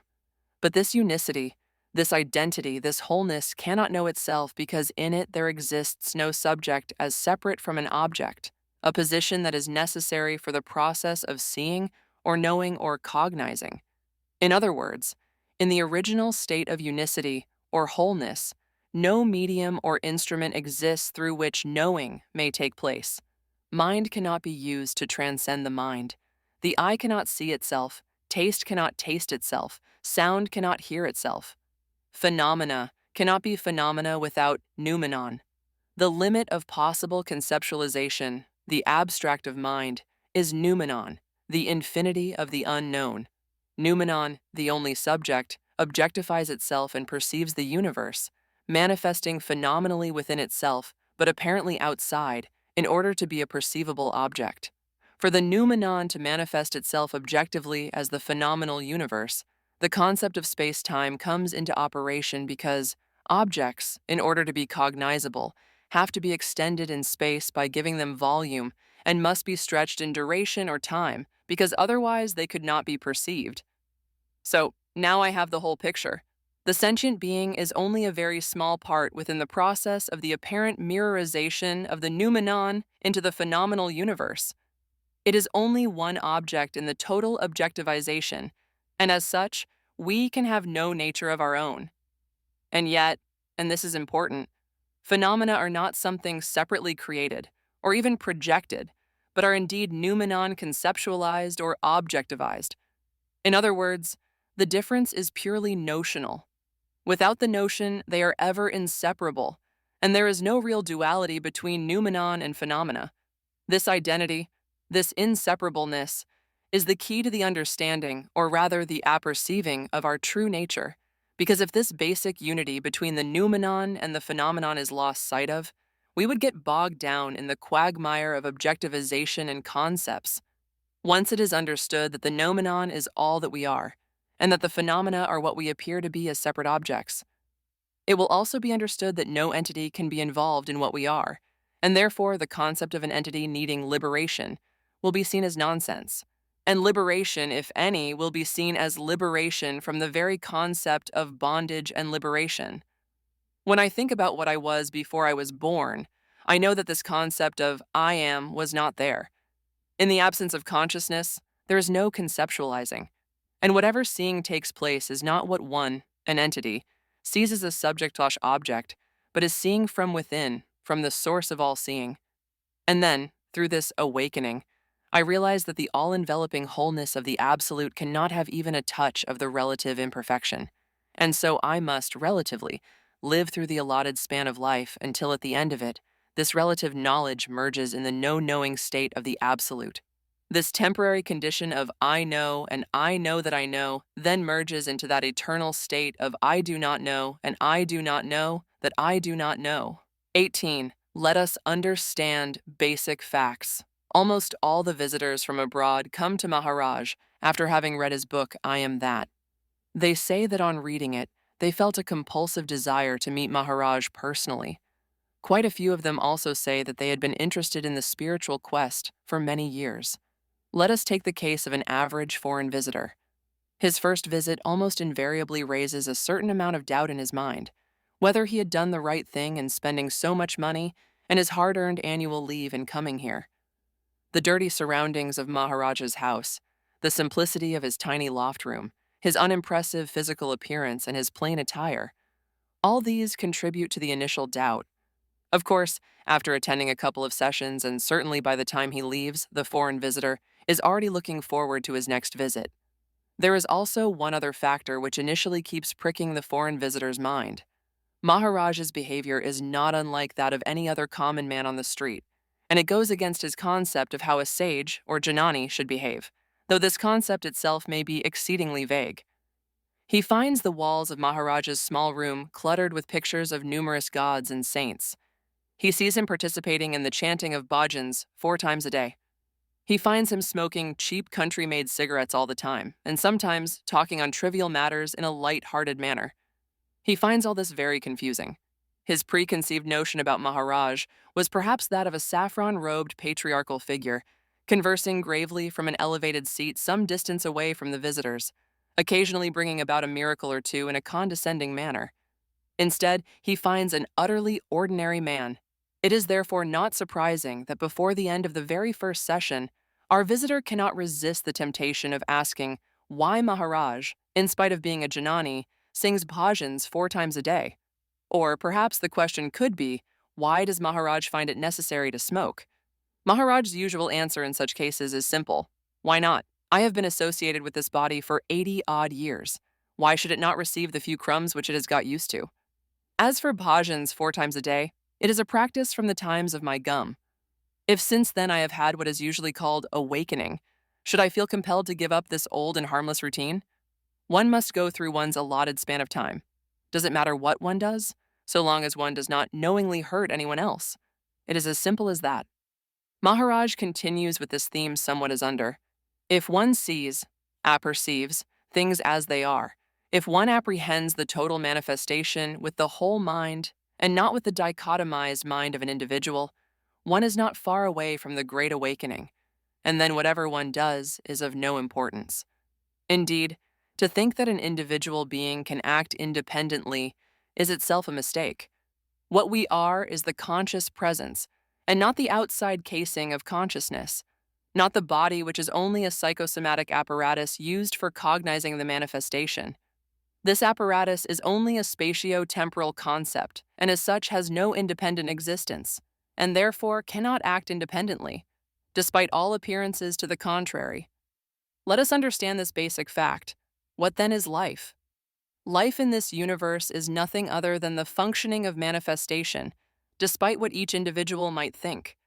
Viewed in this perspective, the various destructive manifestations like floods and earthquakes lose their sting. Each body is nothing but food for someone else. Mouse for a cat, man or beast for a lion, lamb or chicken for man, and so on. So what is good for one is evil for another. Indeed, whatever events seem to happen constitute nothing but the functioning of manifestation. To each individual, it all appears to be his own doing and experiencing. But the fundamental fact is that no phenomenal object, and that is all that a sentient being relatively is, can have any independent existence of its own. Once this is clearly apprehended, it will automatically follow that all responsibility and guilt are also imaginary concepts, based upon the mistaken notion that a sentient being has independent existence, autonomy, and choice of action. Then, what about all the eminent exemplars in the various spheres of human activity? The arts, sciences, athletics, the greatest thinkers? We must admire the work done by consciousness through these various physical forms, but not the individual persons who are nothing more than conceptual phenomena. Let us understand and be clear about what really happens. The question that would follow is, if the individual persons do not achieve whatever has been achieved, who does? The answer is, no one individually. The functioning of the manifestation takes place in cons. Shishness through prajna, that brilliant actor-producer of this total dream show, who assumes all the roles in the great dream drama that this manifestation is. And the source of this conscious presence is the noumenon. Sentient beings appear to act and react, but the real functioning happens in consciousness.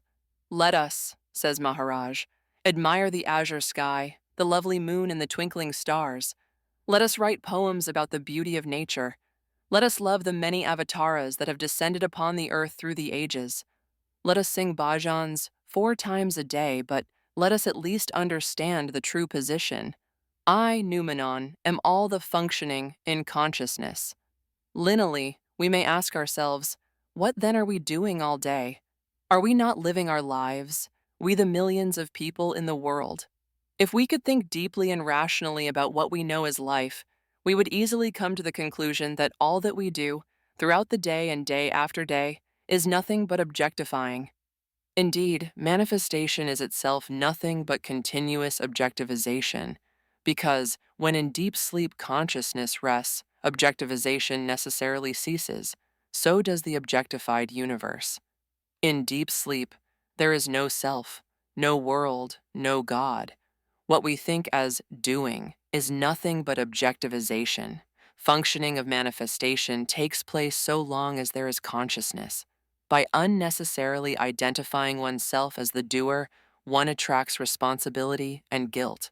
When the mind, which is the content of consciousness, is blank, when it fasts or rests, the spinning and weaving of the mind ceases and it calms down. When the mind stops doing, it merely is. In the absence of objectivization, our absolute presence is. The manifested universe is not, we are, or rather, I am. Let us at least understand these basic facts. 19. Self-knowledge and problems of life. One morning, the session was enlivened by the visit of a well-known social and political figure, a retired Indian diplomat, whose presence generally makes for a good-humored and lively discussion. This morning, the subject was whether self-knowledge and the practical life in the world could go together.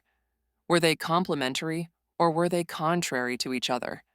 This visitor is not only not unfamiliar with Maharaj's teaching, but has imbibed it sincerely, though it would seem that once in a while his basic proclivities towards social and political catharsis would give him a feeling of spiritual instability, underlining the need for a quick refresher course. Apart from this, he loves Maharaj greatly and does not mind driving down the distance of about 100 miles to Bombay only to see him.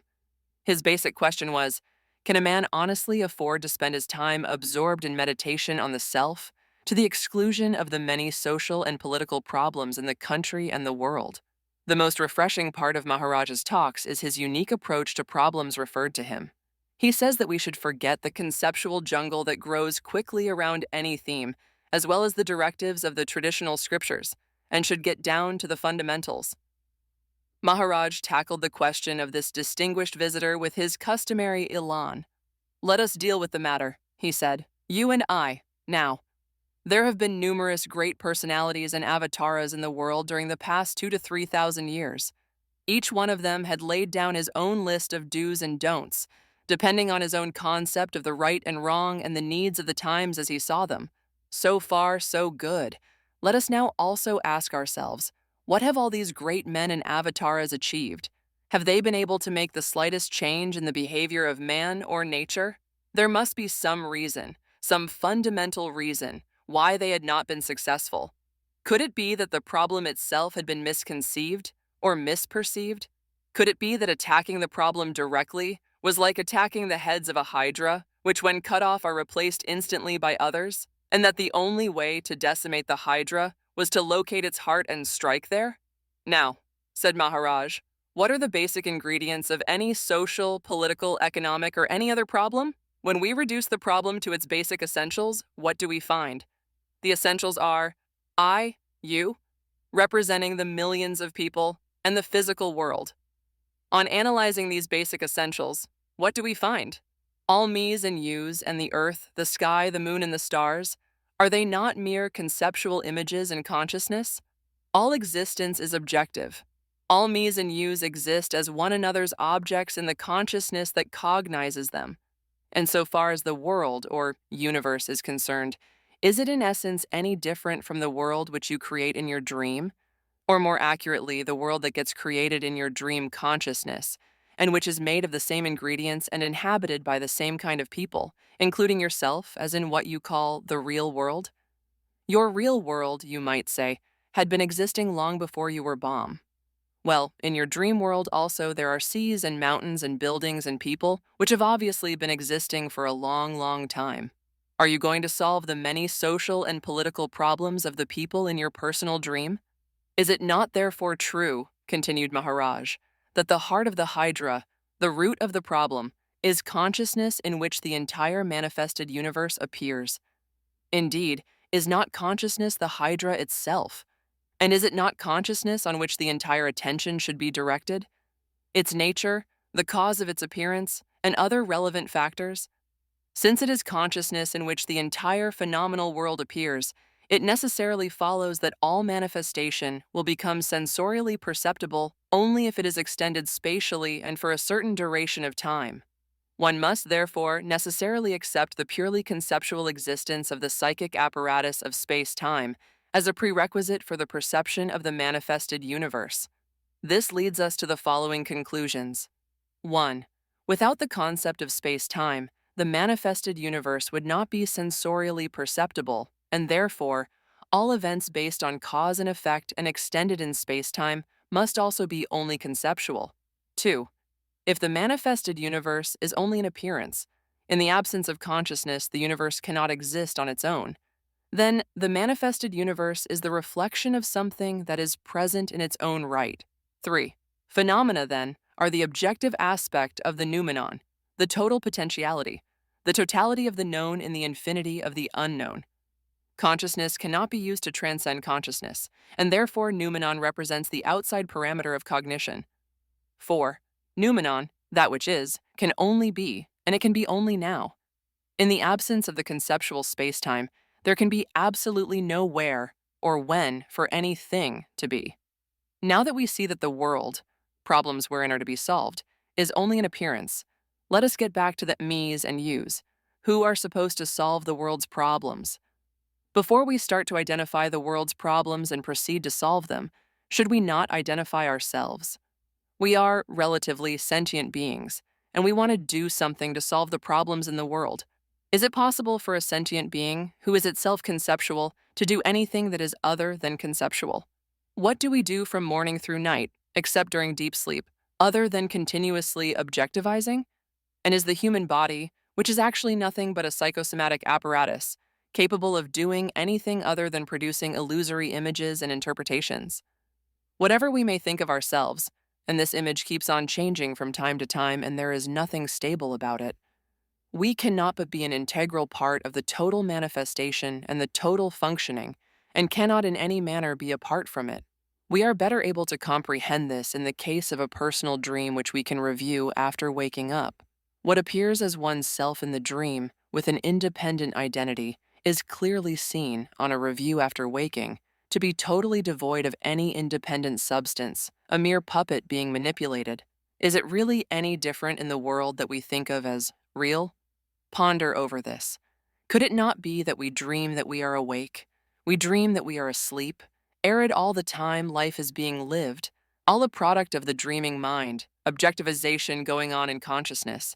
And what is consciousness itself but only a concept which comes like an eclipse on the noumenon for a certain length of time? If this position is perceived directly, intuitively, then we know that in relativity we are the conscious presence, the animating consciousness, and not the phenomenal object to which it gives sentience. When we see the false as false, the problem resolves itself. We are the content of this living dream, actors in this living drama, and actors can only play their roles, nothing more. The distinguished visitor heard Maharaj in baffled silence.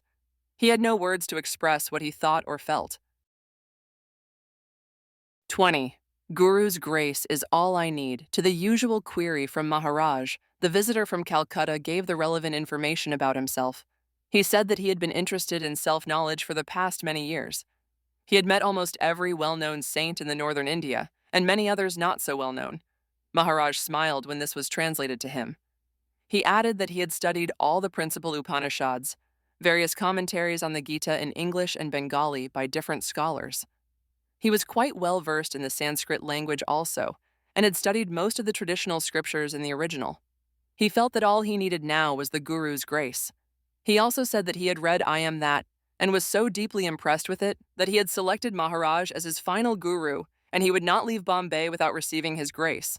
Also, that there was a time limit within which Maharaj must bestow that grace, because his leave would expire on a particular date, and he had already booked his return ticket for Calcutta on a certain day. By now, Maharaj could not restrain a very broad smile. Maharaj, I would like to ask you something. Visitor, yes, sir. He pushed out his chest and spoke with the confidence of a well-prepared candidate appearing for a viva voce examination. You have read many books and met many Jnanis, so you must have by now found your own true identity. Tell me, what is your true identity as far as you yourself are concerned? Sir, I am an humble seeker seeking enlightenment, and have come to you with the confident hope that you will not refuse me your grace. You still have quite a few days here, so there is plenty of time for grace or enlightenment. Let us first find out who it is that wants enlightenment. Indeed, let us find out whether there is any need at all for enlightenment or freedom, or moksha, or whatever. Now, let me have your answer to my question. Have you come to know your own true identity? Forget for the moment the world and the guru and God. This is a very awkward question, sir. All I want is grace of the guru, without which the door will not open to me. But should we not find out first whether there is at all a closed door barring your entry? Entry into what? You keep talking of the guru. What is your idea of a gum? You see, unless these basic questions are first answered to your own satisfaction, how can we proceed? Therefore, I repeat, after so many years of study, have you been able to find out your true identity? This you who is seeking the gum's grace in order to attain enlightenment? Sir, I am sorry to say that you are making me very confused. All I can say in answer to your question is, I don't know, now we are getting somewhere. I don't know. No one has ever spoken words truer than these. Indeed, that is the only tiemph, and everything else is false. Sir, I would have thought that you were making fun of me, but the look on your face suggests that you could hardly be more serious. Now please try to understand. You have done quite a bit of reading, and you should be able to apprehend what I am saying. Try and for a moment forget all that you have accumulated by way of knowledge, and grasp with an empty mind what I tell you. Remember, an empty mind, empty but keen, not just void and inert. Whatever the state is when we did not know anything, that is our true state. That is reality. In that state, we did not even know our own existence. Then, spontaneously, came the message or thought or the knowledge, I am. This knowledge, I am, started the sense of duality, subject and object, sin and merit, and the entire gamut of interrelated opposites. Whatever was before the knowledge 7 a.m. is truth. Whatever is subsequent to the knowledge or consciousness of I am is false. Understand this basic fact. I amness. The sense of presence has been given various laudatory names like Maya, Prakriti, Ishwara, etc. But nevertheless, it is an illusion, pure ignorance. It is Prakriti that, with the cooperation of conceptual Purusha, both constituting the parenthood principle, creates the world and peoples it with innumerable physical forms. It is Maya in action that makes consciousness, which gives sentience to the sentient being, mistakenly believe that it is the particular form itself. Consciousness thus assumes the identity of the particular form and forgets its true nature. Are you with me so far? Any questions? V. Sir, I am following you single-mindedly. No questions. M. Good. So far in this process, you will have noticed there is no question of an entity with independent existence. You are that which is prior to the arrival of I amness. What has come upon your true nature is like an illness or an eclipse for a certain duration, at the end of which the physical form will die and will be buried or cremated and will thereafter mingle with the 5 elements of which it was made. The life force of breath will disappear and mingle with the air outside the body. Consciousness will be freed of the limitation of the body and the 3 gunas. In other words, the process will have reached its allotted end. Now, let us come back to your problem.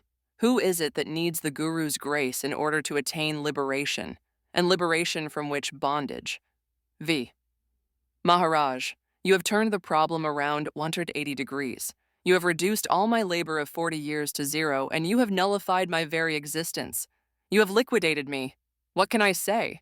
The only thing is that in liquidating me, you have also liquidated the gum. M. Not quite, although that is not a bad reaction. Now listen further. The trouble is that you look upon yourself as an individual entity with a physical form, and you also look upon the Guru as another individual entity with another form, albeit with something in his head or heart or somewhere, which makes him an enlightened person, but nevertheless a person all the same. This is the real mistake. The gum, however, has realized that he is the ultimate reality. He sees every being as he sees himself, i.e., not as a person, nor as a mere form or thing.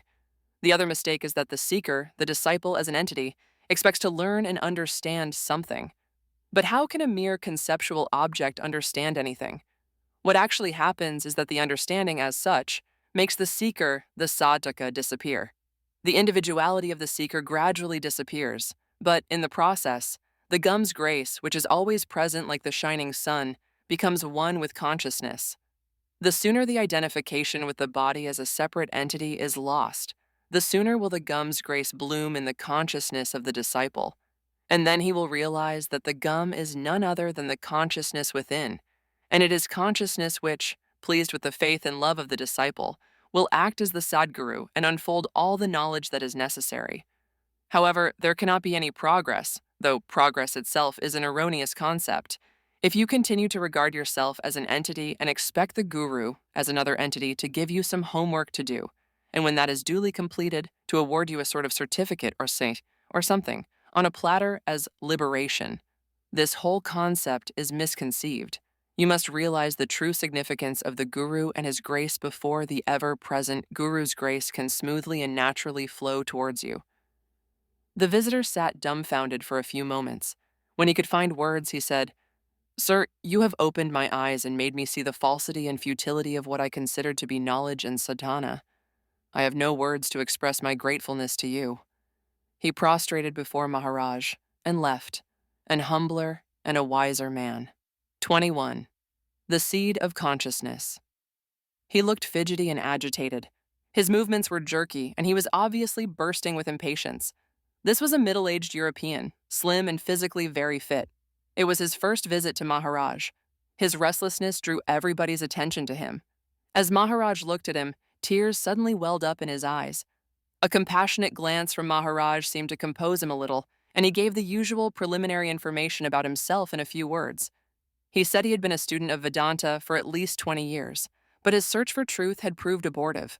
He was deeply despondent and disillusioned, and he could not continue the frustrating pursuit any longer. A flash of hope had come to him when he read Maharaj's book, I Am That, and he knew that he had found the answer. Immediately, he had got together the minimum amount of cash needed for the journey to India, and he had just arrived in Bombay. In a choked voice, he said, "I have now arrived. My search is over." Tears were flowing freely from his eyes, and he could hardly control himself. Maharaj listened to him gravely and sat still for a few minutes with his eyes closed, perhaps to give him time to compose himself. Then he asked him whether he was firmly convinced that he was not the body. The visitor confirmed that it was quite clear to him that he was not merely the body but something other than the body, and as was clearly explained in the book, that something must be the knowledge I am, the sense of being. But, he added, he could not understand what was meant by the suggestion that he should remain continuously with this knowledge I am. What exactly was he supposed to do? "Please, sir," he told Maharaj, "I am now unbearably tired of words. I have read and heard them in millions and have not gained anything. Give me the substance now, not mere words. I shall be eternally grateful to you." "Very well," said Maharaj. "You will have the substance now. Of course, I will have to use words to convey it to you." Maharaj then proceeded, "If I say, reverse and go back to the source of your beingness, will it make any sense to you?" In reply, the visitor said that his heart intuitively accepted the truth of Maharaj's statement, but he would have to go deeper into the matter. Maharaj then told him that he must understand the whole position clearly and instantly. This he could do only if he went to the root of the matter. He must find out how the knowledge I am first appeared.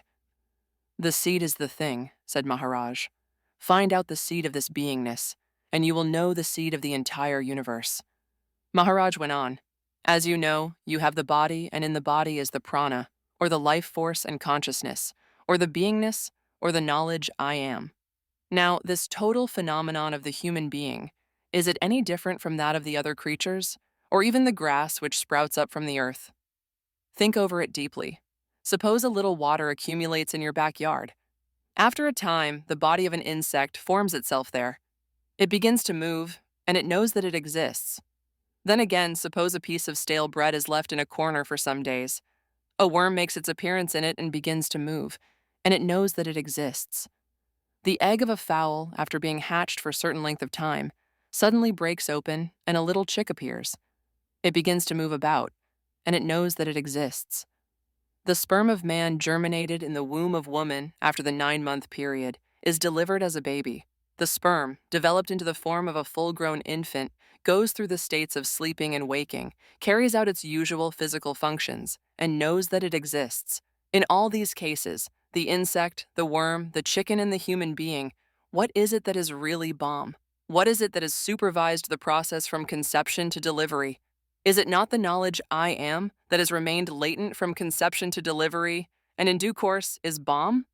This beingness or consciousness, identical in all the 4 cases, finding itself without any kind of support, mistakenly identifies itself with the particular form it has assumed.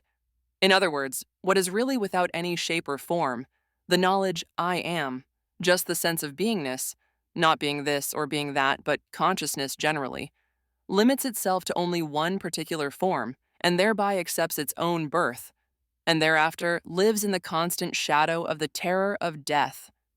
Thus is born the notion of an individual personality, or identity, or ego. Now, do you see the source of I amness? Is it not dependent on the body for its individual existence? And is not the body merely the germinated sperm which has developed itself? And importantly, is the sperm anything other than the essence of the food consumed by the father of the child? And finally, is not the food something thrown up by the 4 elements, ether, air, fire, and water, through the medium of the 5th element, the earth? The seed of consciousness is thus traced to nothing but food, and the body is the food of consciousness. As soon as the body dies, consciousness also disappears. And yet, consciousness is the seed of the entire universe. Every single individual, whenever he dreams, has identical experience of a world being created in consciousness. When a person is not quite awake and consciousness is just stirring, he dreams. And in his dream, in that minimal spot of consciousness, is created an entire dream world, similar to the real world outside, all in a split second. And in that world are seen the sun, the earth, with hills and rivers, buildings and people, including the dreamer himself. behaving exactly like the people in the real world.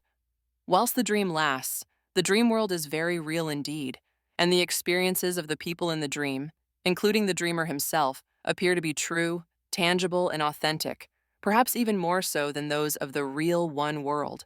But once the dreamer wakes up, the entire dream world with all its realities that then existed collapses into the consciousness in which it was created. In the waking state, the world emerges because of the seed of ignorance, Maya, consciousness, beingness, Prakriti, Ishwara, etc., and takes you into a waking dream state.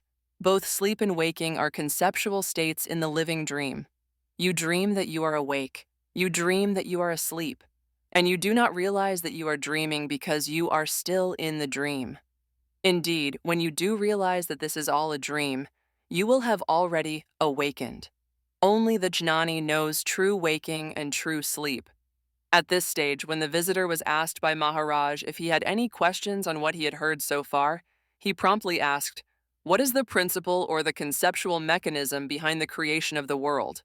Maharaj was pleased that the visitor had correctly used the words conceptual mechanism, because he often reminds us that the entire creation of the world is conceptual, and that it is most important to remember this fact and not to forget it in the midst of all the profusion of words and concepts. Maharaj then continued, "The original state, the Parabrahman, is unconditioned, without attributes, without form, without identity. Indeed, that state is nothing but fullness, not an empty void, but plenum, so that it is impossible to give it any adequate name. For the sake of communication, however, a number of words have been used to indicate that state. In that original state, prior to any concept, consciousness, the thought, I am, spontaneously stirs into existence. How? Why? For no apparent reason, like a gentle wave on an expanse of water, the thought, I am, is the seed of the sound aum, the primordial sound or nada at the start of the creation of universe. It consists of three sounds, A, U, and M. These three sounds represent the three attributes, sattva, rajas, tamas, which have produced the three states of waking, dreaming, and deep sleep, also named consciousness or harmony, activity and rest. It is in consciousness that the world has emerged. Indeed, the very first thought, I am, has created the sense of duality in the original state of unicity. No creation can take place without the duality of parenthood principle, male and female, Purusha and Prakriti. Creation of the world, as an appearance in consciousness, has a tenfold aspect, the parent principle of duality, the physical and chemical material being the essence of the five elements, ether, air, fire, water, and earth, under mutual friction, and the three attributes of sattva, rajas, and tamas. An individual may think that it is he who acts, but it is truly the essence of the five elements, the prana, the life force, which acts through the particular combination of the three attributes in a particular physical form. When creation of the world is viewed in this perspective, it is easy to understand why the thoughts and actions of one individual, which is actually nothing but a psychosomatic apparatus, differ so much in quality and degree from those of the millions of others, why there are Mahatma Gandhis at one end and Hitlers at the other. It is a well-established fact that fingerprints of one person are never exactly similar to those of any other person. Leaves of the same tree are found different from one another in minute details. The reason is that the permutations and combinations of the five elements, plus the three attributes in their millions of shades, would go into billions and trillions. Let us by all means admire what we think is admirable and love what we think is lovable, but let us understand what it is that we really love and admire, not the conceptual individual, but the wonderful acting ability of consciousness, which is able to play simultaneously millions of roles in this dream play that the world is. To avoid being lost in the bewildering diversity of the play of Maya, Leela, said Maharaj, it is necessary at this stage not to forget the essential unity between the absolute and the relative, between the non-manifest and the manifest. Manifestation comes into existence only with the basic concept, I am. The substratum is the noumenon, which is total potentiality. With the arising of I amness, it mirrors itself into the phenomenal universe, which only appears to be exterior to the noumenon. In order to see itself, Noumenon objectifies itself into phenomenon, and for this objectivization to take place, space and time are the necessary concepts in which the phenomena are extended in volume and duration.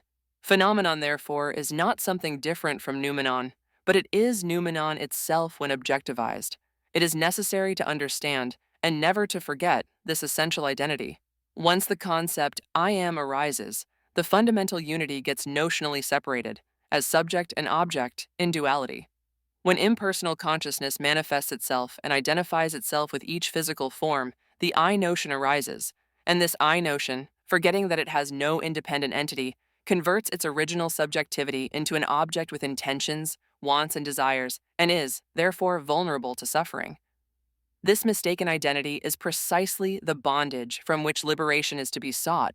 And what is liberation?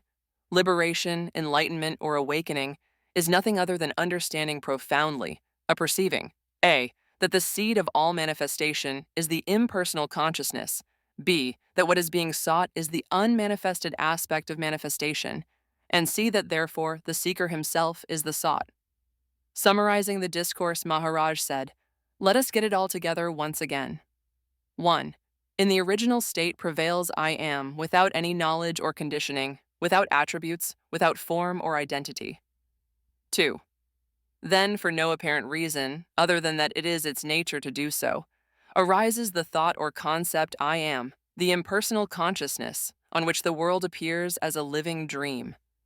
Consciousness, in order to manifest itself, needs a form, a physical body, with which it identifies itself and thus starts the concept of bondage, with an imaginary objectivization of I.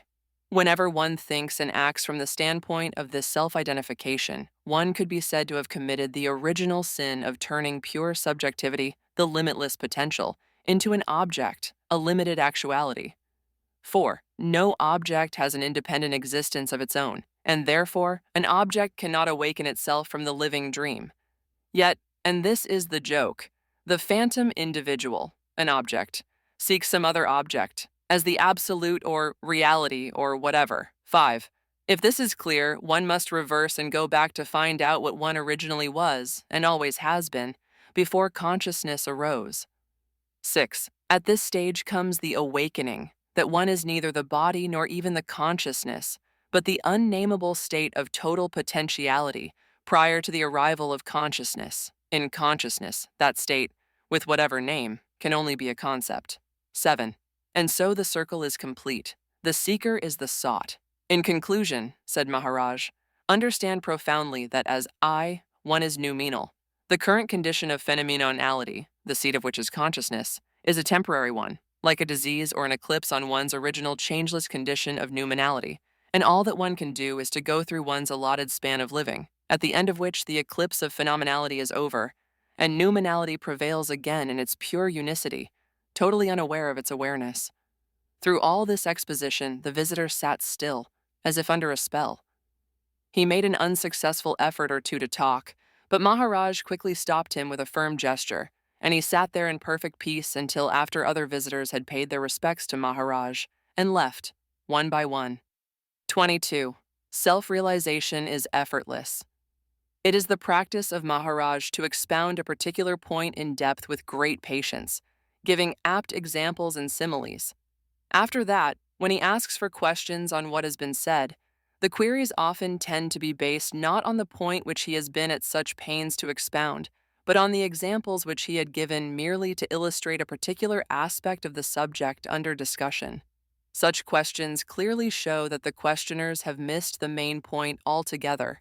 Maharaj, therefore, often exhorts the visitors, you may ask questions on what has been said, but do so without identifying yourself with the body. Many visitors feel rebuffed when the invitation to ask questions is thus made subject to a condition which appears to them rather onerous, even unfair. Why does Maharaj insist that the questioner should disidentify himself from the body? The direct answer would be, because an object cannot presume to understand its subject. It is impossible for a shadow to understand the substance of which it is a shadow. So long as there is a conceptual individual, identifying himself with the body, which is merely a psychosomatic apparatus, an object, as an autonomous entity, Can it be possible for him to understand anything at all about the absolute must, which is totally untouched by the objective? And further, can any queries from someone, thinking and speaking as a supposedly autonomous entity, be anything but errant absurdity? It, however, does not imply that questions could arise only from a fully realized being. A realized being, a Jnani, would have no questions at all. What Maharaj would seem to expect of his listeners is something midway between these two extremes. As he often says, he assumes that those who come to him would not be just Tiros, but will have already done a fair amount of homework on the subject, not mumukshus, but satakas. In other words, Maharaj wants the listener not to forget that he is the impersonal consciousness, and not the physical apparatus in which consciousness has manifested itself. He expects that listening to him should be on the basis of direct apperceiving, without any intervention by the conceptual individual, and with a clear understanding of what is functioning during the process of talking and listening. In this context, Maharaj says, in order to be effective, the receptivity for my words must be such that they penetrate like an arrow. I speak to consciousness and not to any individual. Maharaj's advice to listeners is to apperceive directly and forget immediately, not to use his words as a platform from which to launch their own concepts. Concepts, he says, arise from thoughts, and all these together form a bundle that is known as mind. Thinking means conceptualizing, creating objects in mind, and this is bondage. Words, basically dualistic and conceptual, are an obstruction to enlightenment. They can only serve the temporary purpose of communication, but thereafter they are a bondage. Getting rid of conceptual thinking means enlightenment, awakening, which cannot be otherwise attained or obtained by anyone. Enlightenment is not a thing to be acquired by anyone, at any time, at any place. Penetration of Maharaj's words like an arrow brings about this apperception, and that is enlightenment. To this, the visitor's spontaneous reaction is, if there is no one to acquire anything, what are we expected to do? Maharaj's equally quick counter-question is, who is we? The answer usually comes, if it comes, tardily, hesitantly. You mean we itself is part of the conceptual thinking? Totally illusory? At this stage, Maharaj repeats what he has always been saying. All knowledge is conceptual, therefore untrue. Apperceive directly and give up the search for knowledge. But how many of you will do so? How many of you understand what I am trying to convey to you? What is the purpose of all my talks? Asks Maharaj. It is to make you understand, to see, to perceive your true nature. But first, there is a hindrance to be removed, or rather, a hindrance that must disappear before you can see and be the what is. All thinking, conceptualizing, objectivizing must cease. Why? Because what is does not have the slightest touch of objectivity. It is the subject of all objects, and not being an object, it cannot be observed. The eye sees everything else, but cannot see itself. To the question, what does one have to do? What efforts must one make to stop conceptualizing? Maharaj's answer is, nothing, no efforts. Who is to make the effort? What effort did you make to grow from a tiny sperm cell to a full-grown baby in your mother's womb? And thereafter, for several months when you grew from the helpless baby to an infant, what efforts did you make to sense your presence? And now you talk of efforts, which you must make. What efforts can an illusory, conceptual eye make to know its true nature? What efforts can a shadow make to know its substance? Realizing one's true nature requires no phenomenal effort. Enlightenment cannot be attained, nor forced.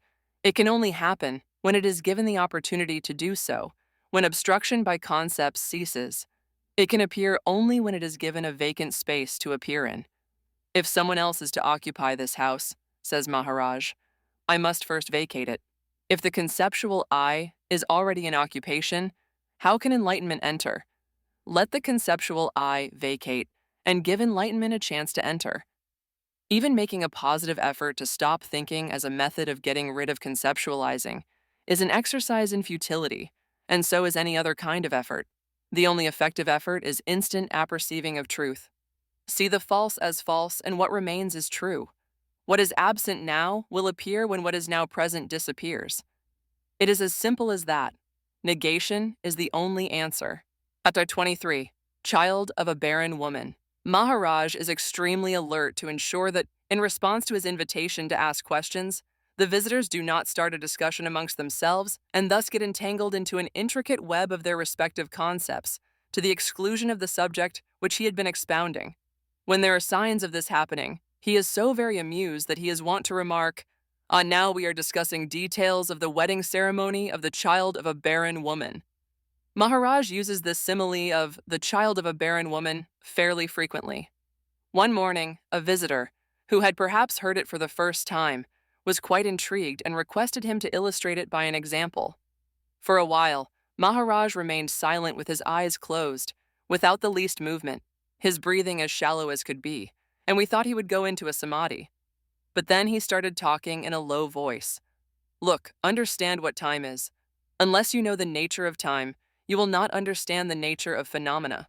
What happens is that one takes time for granted and then proceeds to build all kinds of concepts. If you're going to build, should you not first see what your foundation is like? Time and space go together. Why are you able to cognize things? Because you see them. Would you have been able to see things if they had no form? You see things because they have form, volume, because they are extended into space. Let us go a step further. If things were seen in space for a split second only, would you be able to perceive them? You perceive things only because they are extended into space for a certain duration, time, and the forms remain long enough before you to enable you to perceive them. If there were no concepts of time and space themselves are obviously not objects, things would not be perceptible and things would not be things. If there were no space-time, no past, present, and future, how could there have been any phenomena, any events? Please try to understand that both phenomena and time are merely concepts and have no existence of their own. Whatever things are seen or thought of are merely images conceived in consciousness, the supposed actuality of which is as real as a dream or a mirage. Now, do you understand what I mean when I say that all phenomenality is the child of a barren woman? This point about space-time, said Maharaj, is so difficult to grasp that even highly intelligent people are baffled and confounded at its complexity and are unable to comprehend its true significance. At this stage, he addressed a question to the visitors generally. Have the scientists ever gone deeply into the problem of the nature of space-time? There were various comments, but the consensus was that no scientist had really made a deep study of this problem, but that some of the topmost among them, including Einstein, had come to the conclusion that the entire universe is of the nature of thought, and they held that the nature of space-time is really incomprehensible, since it crosses the borders of the mind and all human knowledge acquired so far. Maharaj laughed and said, "How can the scientists do it with their puny minds? They may conceive unlimited space and unlimited time, but can they conceive the very absence of space and time? It is impossible because that which conceives in its conception cannot conceive the conceiving. Would it be possible for the eye to see its own seeing? Can the fire burn itself?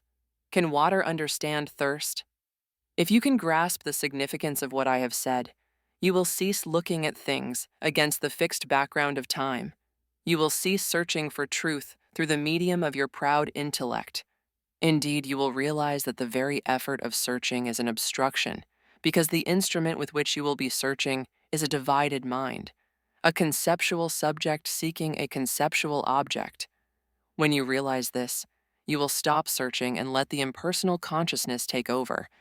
And then, when the impersonal consciousness lets you in on the mystery of its own source, you will know that there is no you or me, but only I, the essential subjectivity, that things have no substance and, therefore, a phenomenon is the child of a barren woman, and finally, that T-M intemporality, infinity.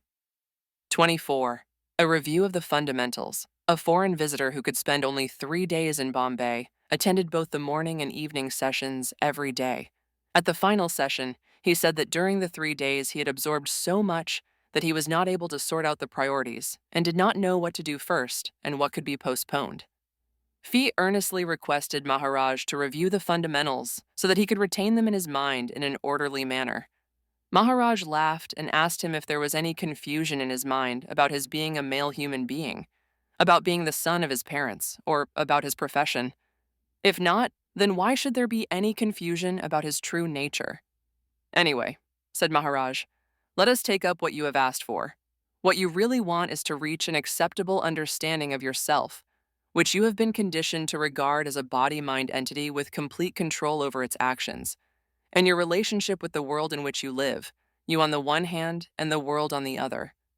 Now, what you think you are is nothing but the material essence of your father's body, which was conceived in your mother's womb, and which later grew spontaneously into the shape of a baby, with bones, flesh, blood, etc. Indeed, you were not even consulted about your birth. A human form was created which grew from a baby to an infant, and at a certain time, perhaps in the second year of your life, you were told that you were Bam, that you have both a name and a form. Thereafter, you had the knowledge of your beingness, and you began to consider yourself as a separate individual, with an independent entity apart from the rest of the world. Now consider I. Did your parents specially and deliberately create you? 2. Did your parents know the moment when conception took place? 3. Did you specifically and deliberately select a particular couple as your parents? And Ive, did you choose to get born? From the answers to these questions, it would be clear that a form in the shape of a human being got created almost accidentally, without any concurrence or selection on anyone's part, which you subsequently accepted as yourself. Therefore, you, as such, do not exist either as a fact or as an entity.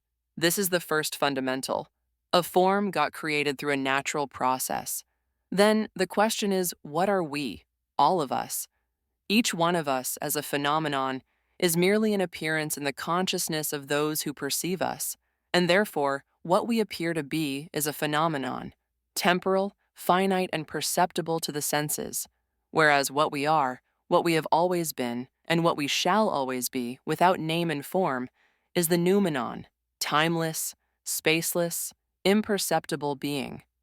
However convincingly you may think you have understood this basic fact, you will find it almost impossible to disassociate yourself from the identification with your name and form as an entity. This can happen only when that which you have been thinking of as a separate entity has been totally annihilated. This is the second fundamental, the power of Maya. What is merely a phenomenon without any independent existence of its own is considered to be real, and efforts are made by this phantom to become something, a shadow chasing its substance. Whereas actually, you have all along been the substance, and never the shadow in bondage wanting liberation. How very amusing, but then that is Maya. Now the third fundamental. Would you have been able to conceive any aspect of the manifested world if there were no space-time? If phenomena were not extended into space and given a three-dimensional volume, and if they were not measured in duration, you could not have conceived, let alone perceived, anything of the apparent universe. Please note that all phenomena are mere appearances in space-time, conceived and perceived in consciousness, and even the very idea of the wholeness of the Absolute can only be a concept in consciousness. When consciousness merges in the Absolute, who or what can there be to want to know anything, or to experience anything? And now the final fundamental. If what I have said so far is clearly understood, should it not be possible for you to perceive your true state, the state before you were Bam? Could you go back to that primal state before consciousness spontaneously arose and brought on the sense of presence? This latter state of the sense of presence is true so long as the body exists. When the lifespan of the body is over, this conscious presence merges into the original state where there is no consciousness of being present. No one is born, no one dies. There is merely the beginning, the duration, and the end of an event, objectified as a lifetime in space-time. As phenomenon, there is no entity that is bound, and as noumenon, there can be no entity that needs to be liberated. This is what is to be apperceived. The dream world of phenomena is something to be merely witnessed. The visitor bowed before Maharaj and said that he had received the highest knowledge in the fewest words. Having learnt about my true identity, I have nothing else to learn now, he added. 25. What are we, really? The normal practice at the sessions of Maharaj's talks is to wait patiently for him to start the discussion. Sometimes he would begin by talking on a definite subject. At other times, he would sit silently with his eyes closed for a while, and then begin to mumble softly, perhaps thinking aloud. Then again, he might at the very beginning ask the visitors if any of them had any questions. Sometimes, not too often, it happens that there is a visitor who is extremely keen to ask a particular question concerning a specific problem. Maharaj seems to sense the eagerness of such a visitor, looks directly at him even if he happens to be sitting in the last row, and asks him if he has any questions. One morning, when Maharaj asked if there were any questions, one visitor put his hand up and started speaking. He said, "Maharaj, I have a question which has baffled me so much that I am at the end of my tether. I have done a fair amount of reading on the philosophy of Advaita, and its basic tenets have impressed me deeply indeed. I have been told repeatedly by different masters that unless I give up the concept of my separate entity, liberation cannot be attained. I do wholeheartedly accept that one who believes in the concept of duality, self and the other, is the one who is in bondage. But I am also told that there cannot be bondage for anybody, because everyone has always been free. This contradictory position is difficult for me to understand. I cannot do anything because no entity is supposed to exist. How do I then carry on in this world? Please, Maharaj, this is not an idle, academic question. I am deeply concerned, and the problem is driving me mad. What are we, really?" Maharaj fixed his luminous gaze on the visitor's eyes, which by then were brimming with tears. He took a deep breath, sat for a while with his eyes closed, a posture which must have induced a sense of peace within the heart of the questioner. When Maharaj opened his eyes, he found the visitor sitting still, his eyes closed. After a few moments, when he opened his eyes, he found Maharaj smiling at him.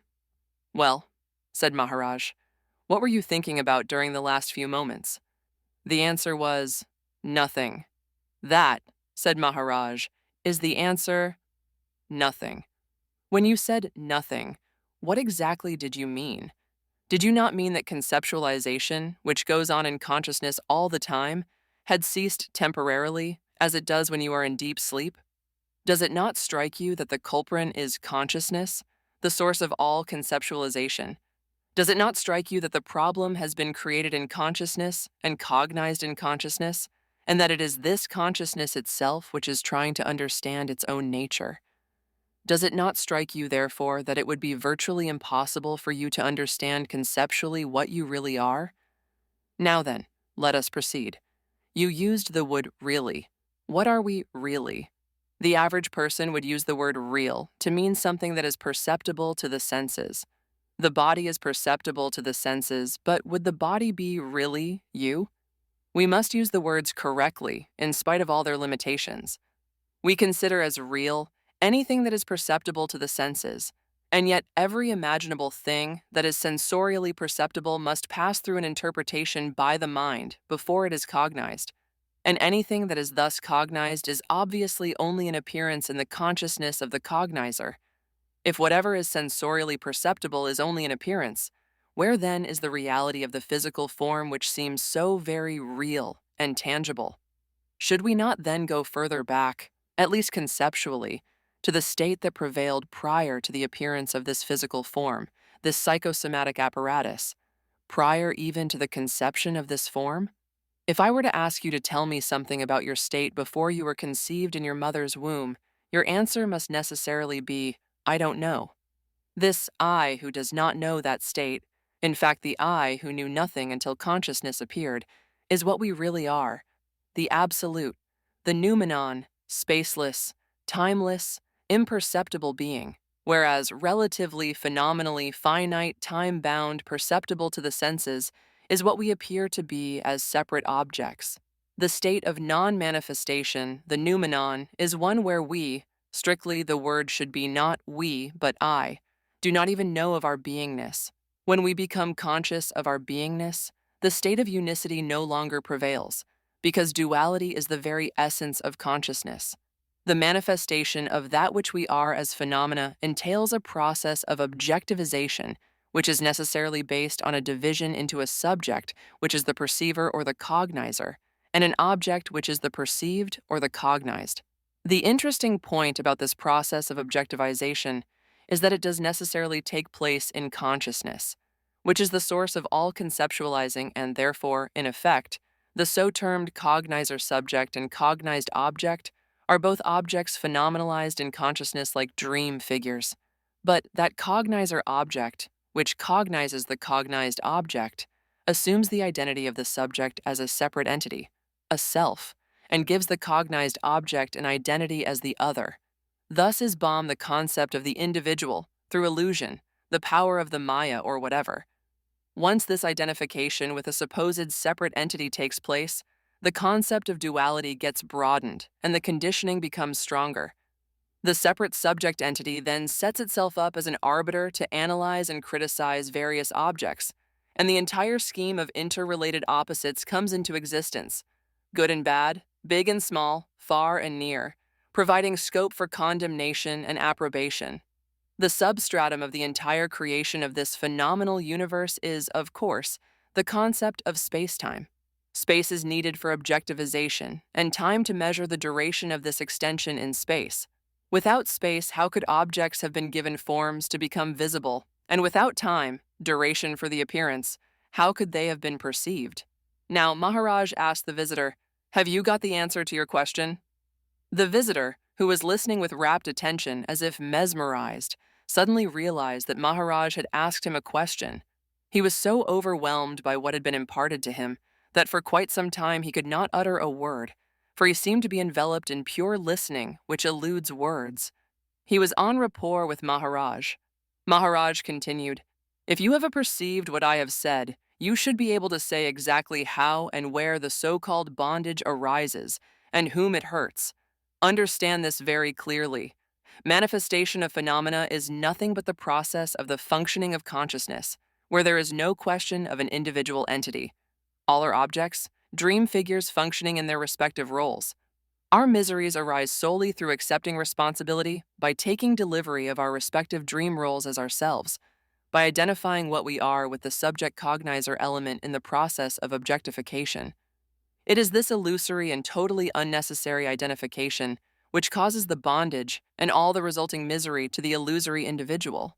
Once again now, what we are not is only a concept, and this concept is seeking what we are. The conditioning, the misunderstanding, can only be got rid of by a proper understanding of what we are and what we are not. It will then be clear that the bondage and the individual who suffers thereby are both mere concepts, and that what we are, the noumenon, can manifest itself only as total phenomena. You will find peace, or rather, peace will find itself, when there is a perception that what we are searching for cannot be found, for the very simple reason that that which is searching and that which is sought are not different.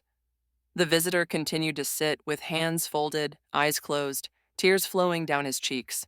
He was in a state of a rapturous silence more eloquent than words.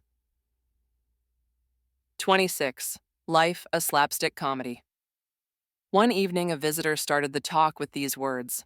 Maharaj sometimes says that the entire manifestation is an illusion, like a movie or a stage play, and that Maharaj interrupted him with a laugh and said, "But it is not the usual purposeful movie. It is a hell of a comedy, a real slapstick, if you would only clearly see the whole thing as it really is.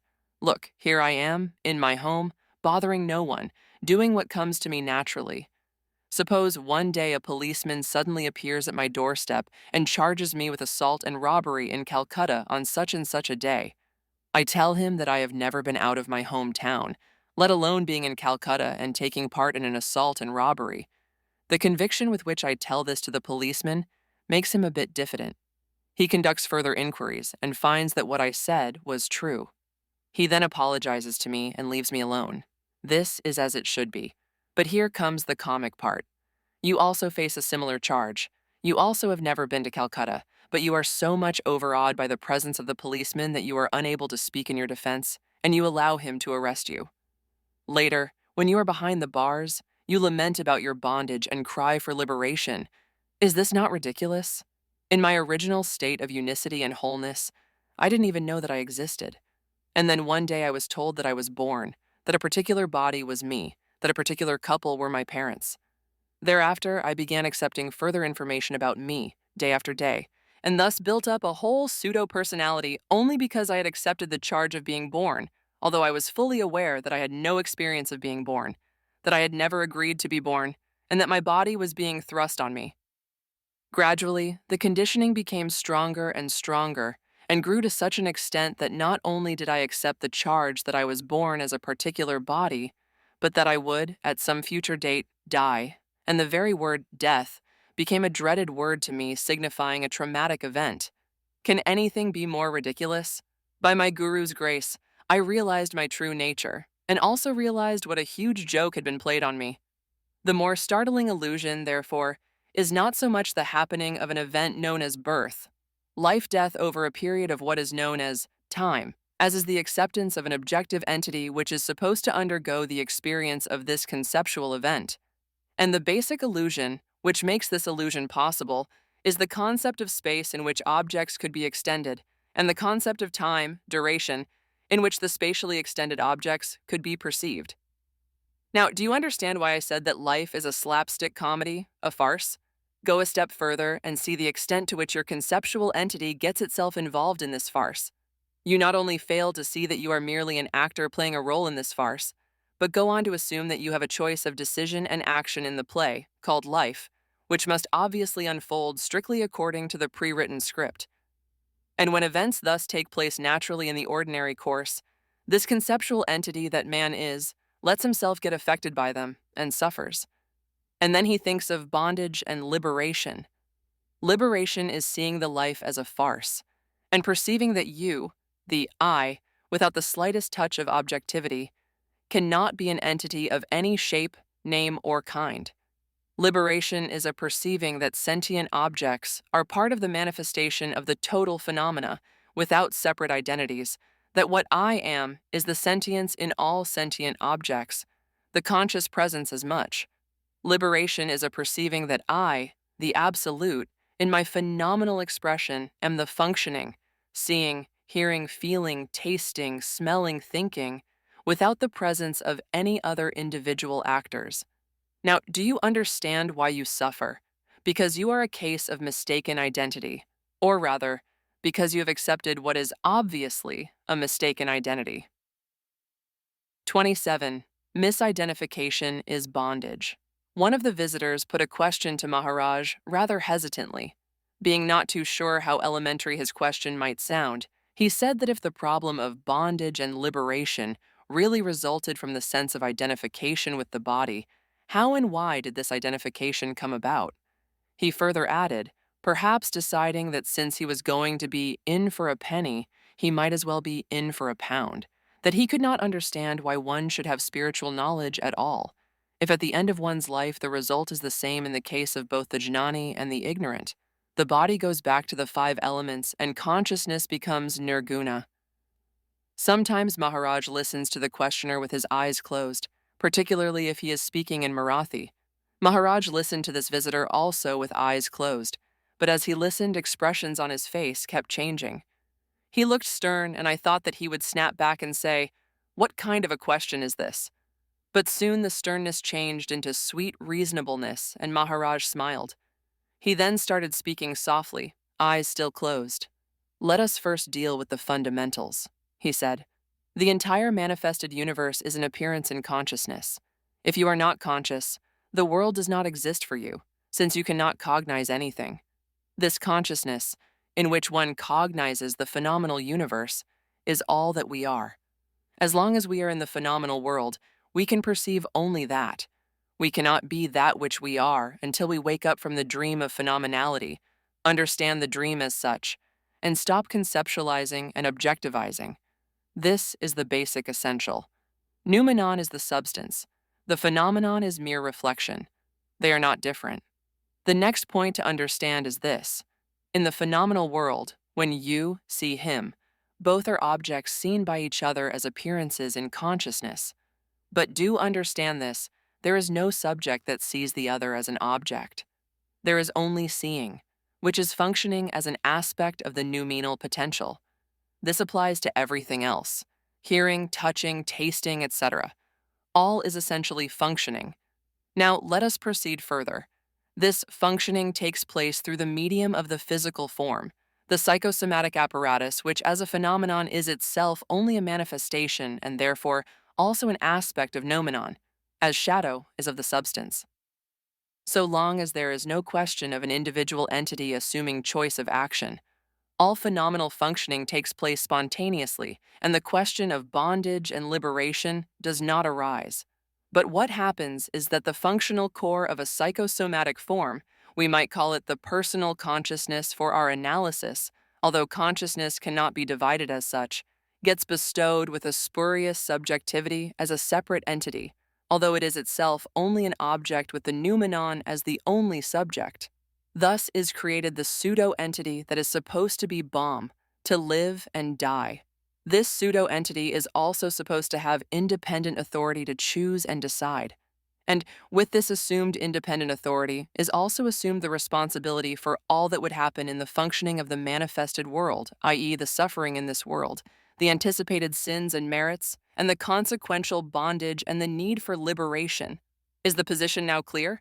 What we are mistakenly identifies itself in relativity with what we are not, the latter being the pseudo-entity. Bondage arises from this identification. It is this pseudo-entity that suffers guilt and bondage and seeks liberation. I cannot possibly suffer because I is not equipped with any instrument with which sensation could be experienced. Any experience, pleasant or unpleasant, could only be experienced by the misidentified phantom object called me. Now, finally, understand what happens in the case of the Jnani. The Jnani has perceived the basic illusion of the manifested universe as well as his apparent role as a phenomenon in the spontaneous functioning of the manifestation. He has adapted himself smoothly to whatever may happen to the phenomenon as it goes through its allotted journey of life, and thereafter returns home. He seems to be living his life like any other man, but the significant difference is that he has disidentified himself from the pseudo-entity, and therefore does not experience suffering. In case of the ignorant person, the pseudo-entity, itself an illusion, continues to go through the dream world that manifestation is as an independent entity with apparent volition, and it suffers because it involves itself in the notion of causality, known as karma, including the concept of rebirth. The absolute noumenality manifests itself through millions of forms which are created and destroyed every moment. And in this spontaneous functioning, there is no place at all for the notion of any entity. Therefore, any action, positive or negative, based on the notion of an autonomous, independent entity, implies a fundamental failure to grasp the essentials of Advaita. So long as there is a pseudo-entity considering itself a seeker and working towards liberation, it will continue to remain in bondage. It must be deeply, intuitively perceived that the seeker is the sought. When this happens, the seeker disappears. 28. You are timeless. One morning, as Maharaj climbed up the stairs to his loft room, he started talking even as he was taking his seat. A few visitors had already gathered, but he did not seem to take notice of them. Someone in the household had apparently complained to Maharaj about the unpunctuality of somebody who had failed to do something on time. So, time became the subject of his talk. He began abruptly by observing that many people take time to be a thing, something apart from themselves, something through which they, as individual entities, must pass. This idea is totally Etonius. Addressing the people present, he said, "Your whole idea of time is that you were bomb in the past, that you are now in the present, although strictly speaking, there is no present as such, because the present never stays still, and that you are growing older into the unknown future. Have you ever thought how fallacious this concept is? Is there really any past, present, future in the objective sense? The past has gone beyond recall, and the future you can know only when it has become present past and faded into a memory. It should be clear, therefore, that time does not have an objective existence in your lives, and that, therefore, it cannot be physically analyzed." Maharaj continued, "How then are you concerned with time? You are concerned with time only insofar as it denotes duration, a span of measurement, a concept. Duration signifies temporality, which is the sine qua non of all phenomena, including all yous and me's. Thus, what yon appear to be, what you are conditioned to think you are but are not, is temporal. But what you are as conscious presence, and the knower of this consciousness, is in temporality. The past is only a memory and the future only a hope. It is only the present, the now that means anything to us, as presence is what we are as in temporality. I wonder, Maharaj said, if you understand what I am saying. Do you grasp the significance of what I have said? In effect, what I have said is that you are time. What you think you are is duration time. What you subjectively are is timeless. Does it startle you to be told that what you think you are is time? As a phenomenal object, are you not time? The river of time flowing from infancy to old age, from birth to death, from creation to destruction, like any other manifested phenomenon? What you think you are, the psychosomatic apparatus, is always in movement, even in sleep moving towards waking, for the simple reason that consciousness, the nature of which is movement, will not let you be still. This constant doing becomes the infamous karma only because of the identification with the physical form whereby you assume the responsibility for apparent action and, of course, for the consequences also. Each such apparent action gets extended in space-time in order to become perceptible in manifestation and thereby becomes an event. The entire phenomenal world represents millions of yous, and the totality of all such action events of all the yous presents the world in action. The word birth should really refer to time because if duration were not born, inseparable with space, manifestation and perception could not have taken place. You think you were born, but what was born was duration in which you as an object have become perceptible. At the relative level, everything has to have an interrelated counterpart in order to have even a conceptual, if not objective, existence. But all such interrelated counterparts like light and darkness, knowledge and ignorance, good and bad, etc., eternally separate in conception, become inseparably reunited when superimposed in mutual negation. Also, the phenomenally conceived opposites, time and intemporality, become reunited in the mutual negation of the relative, i.e., wholeness, whole, soundness. It is this basic, essential unity which is the true perspective. Lose this perspective and you lose your balance and fall into the abyss of Maya.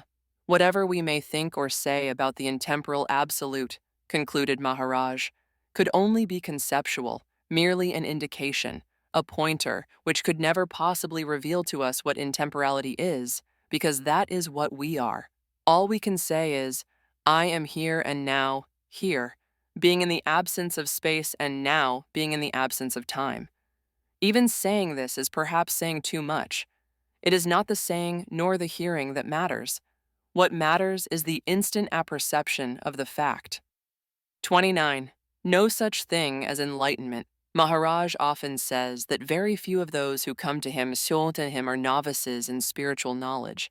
Generally, they are those who have traveled far and wide in quest of knowledge, read many books, met many gurus, and have a certain idea of what it is all about, but rarely a clear vision of what they have been seeking. Many of them do not hesitate to acknowledge that all their efforts proved unrewarding, and they felt frustrated and disappointed. And there are some who even wonder if they have been chasing a mere will-o'-the-wisp.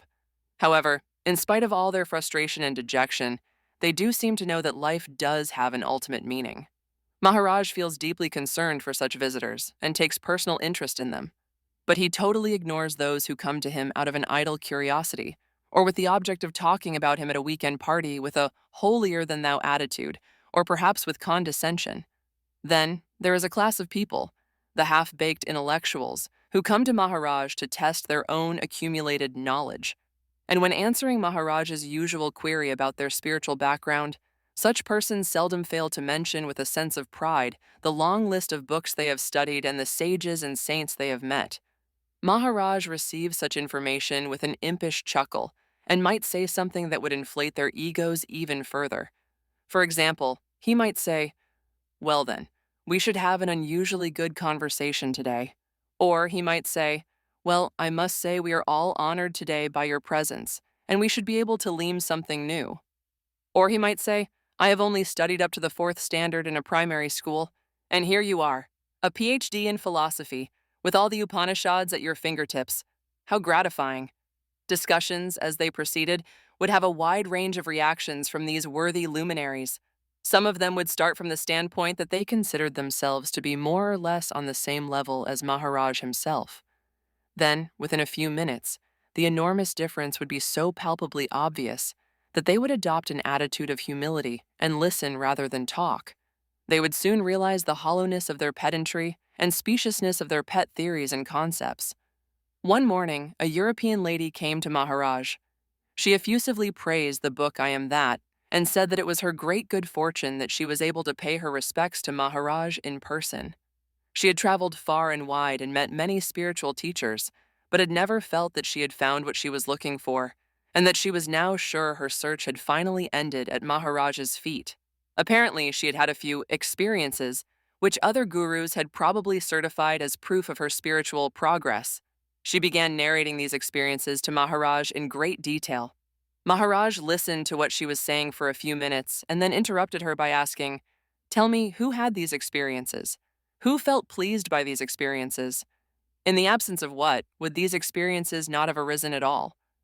Exactly where do you figure in these experiences? Over this fairly long period of spiritual training, what is the identity you have been able to discover as you? Do not please feel for a moment," said Maharaj, "that I intend to insult you, but you really must get clear answers to these questions before you can decide whether you are proceeding along the right lines. At the present juncture, you are like a 5-year-old child who has been decked in fine clothes and lovely ornaments. The same child 3 years earlier would have either ignored the fine clothes and ornaments or would have accepted them as a nuisance forced on her by her doting parents. But now, after the conditioning that she has received in the meantime, the child cannot wait until she can go out and gloat over the envy of her little friends who don't possess such fineries. What has happened between infancy and childhood is exactly that which is the obstacle to your seeing your true nature. The infant, unlike the child, still retains its subjective personality and identity. Before the conditioning, it refers to itself by its name, treats itself as merely an object, not as me, the cognizer subject. Think deeply on what I have said. Personal entity and enlightenment cannot go together. If, after what I have told you, you still decide to continue to visit me, I must warn you," Maharaj said jocularly, "you will not only not acquire anything, but you will lose whatever you have acquired with so much effort over the past many years. What is more, you will even lose yourself, so be warned. You will, if you continue to visit me, come to the conclusion that there is no me or you to seek enlightenment. Indeed, that there is no such thing as enlightenment. The apperception of this fact is itself enlightenment." The lady sat lost in thought. The superstructure of make-believe that she had built so assiduously over the years was shaken to its foundations. She folded her hands in obeisance to Maharaj and sought his permission to visit him daily, as long as she was in Bombay. "You are welcome," said Maharaj. 30. What were you before your birth? One of the new visitors to Maharaj was an American, not more than 25 or so, with his head shaven, a strapping, tall young man, well over 6 feet and proportionately broad of frame, a thin, longish face with chiseled features and wearing the ochre robes of one of the many religious sects in India. He said that he was a wandering monk and had traveled widely over most of the northern India during the last year or two. He had had the usual disciplinary training earlier for about 3 years. In answer to a query by Maharaj whether he had found what he was looking for, he laughed and said that he had started having doubts if he could ever find it by merely wandering about, and indeed that he now wondered if he had not been walking away from it.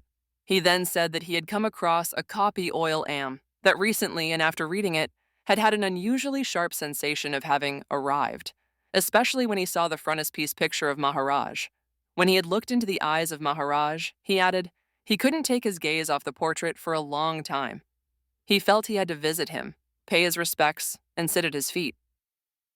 Maharaj: what is it that you really want? Are you clear about it? Are you looking for God? What exactly are you looking for? Visitor: somehow I have always known and felt deeply that nothing that life in this world could offer would satisfy me because it was all so transitory. What exactly do I want? Well, I want to reach reality. That is what I want. M, shaking with silent laughter: if you could only realize how funny that is. I want to reach reality. Who is this I who wants to reach reality? Is it this body complex, this psychosomatic apparatus that wants to reach reality? And is he sure that reality is agreeable to accept him? Also, how will this I reach reality? By taking a high jump or a long jump? Or perhaps by a rocket? Or is it through a mental leap that this reality is to be reached? And finally, what exactly do you mean by the reality that you want to reach? V, laughing. Now that you put it this way, it does seem funny, or should I perhaps say tragic? M, who is it that listens to these words, whether funny or tragic? V, me. I, the one who is sitting here. I am listening to these words and also speaking to you. M, the respective senses, with the aid of the prana, the life force, do the actual work. But is there not something, call it your sense of presence, without which none of your senses would be able to cognize anything? What is it that gives sentience to a sentient being? V, yes. If I were not conscious, my senses would not work. M, understand then that it is this conscious presence that you are, so long as the body is there. Once your body is gone, along with the vital breath, consciousness also will leave. Only that which was prior to the appearance of this body come consciousness, the absolute, the ever-present, is your true identity. That is what we all really are. That is reality. It is here and now. Where is the question of anyone reaching for it? What were you before your birth? In that state, were there any needs, wants, desires, even the desire for reality or freedom or liberation? In fact, that is your original true state or true nature, a state of wholeness, of holiness, of absolute presence and relative absence. A reflection of that state is consciousness, or I amness, or being, but the reflection of sun is not the sun. This conscious presence is what you are, not the body which is merely the habitation for consciousness in its manifestation. When the body dies, consciousness is released out of the body and you are no longer even the conscious presence, because then there no longer is any relative presence. You are then in the original absolute awareness. Relative absence means absolute presence, without consciousness of being present. The desire for freedom, which arises in the heart of the seeker in the initial stages, gradually disappears when he realizes that he himself is what he has been seeking. The persistence of this desire implies two blocks. 1. It assumes the presence and continuance of an entity wanting freedom, whereas for a phenomenal object, there can be no question of freedom because an object does not have any independent existence at all. 2. This desire is based on the desire to capture reality at the mind level. It means trying to capture the unknown and unknowable within the parameters of the known. It cannot be done. V. What sadhana is done to do then? M. Here again, doing sadhana means assuming the existence of a phantom. Who is to do sadhana and for what purpose? Is it not enough to see the false as false? The entity that you think you are is false. You are the reality. Once it is understood, or rather apperceived intuitively, that an entity is purely a conceptual notion, what remains is merely a reintegration, yoga, in universality. Nothing remains to be done because there is no one to do it, and more important, no one to abstain from doing it either. What remains is pure non-volitional being lived, because relatively we are only puppets in a dream, world being manipulated in the original dream. It is for the individual dreamer to awaken from his personal dream. And this apperception is itself the awakening. The young American, who had heard Maharaj with rapt attention, bowed before him and said, "Sir, your words have swept away all my mental debris. I now know what reality is. I know, I apperceive. I am the reality." 31. Maharaj on himself. This was one of those evenings when there were only a few of the regular visitors. Maharaj sat in his usual place, still as a statue. It was extraordinarily peaceful in that little room, and we sat there, with eyes closed, spontaneously in a state of rapport with Maharaj. Time stood still, as it were. Then suddenly we heard Maharaj talking softly. "I wonder what image the visitors have about me," he said. "I wonder if they realize, truly apprehend, my state which, basically, is not in any way different from their own. All I am, all I have always been, and will be, is what I was before I was Bomb. Not being a body, how could I have been born? Being awareness itself, how could I be aware of awareness? I am no thing and know no other to be aware of. As the noumenon, I am not aware of awareness. As a phenomenon, I am functioning, an aspect of my potential as the noumenon functioning on an impersonal level, spontaneously, non-volitionally. I am therefore the seeing, the hearing, the perceiving, the knowing, the doing of all that is being seen, heard, perceived, known, and done.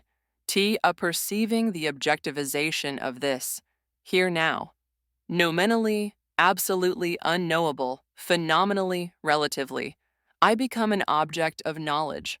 Noumenon E is what remains after all phenomena are totally negated. I am this here, now total phenomenal absence. How then can I, noumenon, be known, experienced, cognized?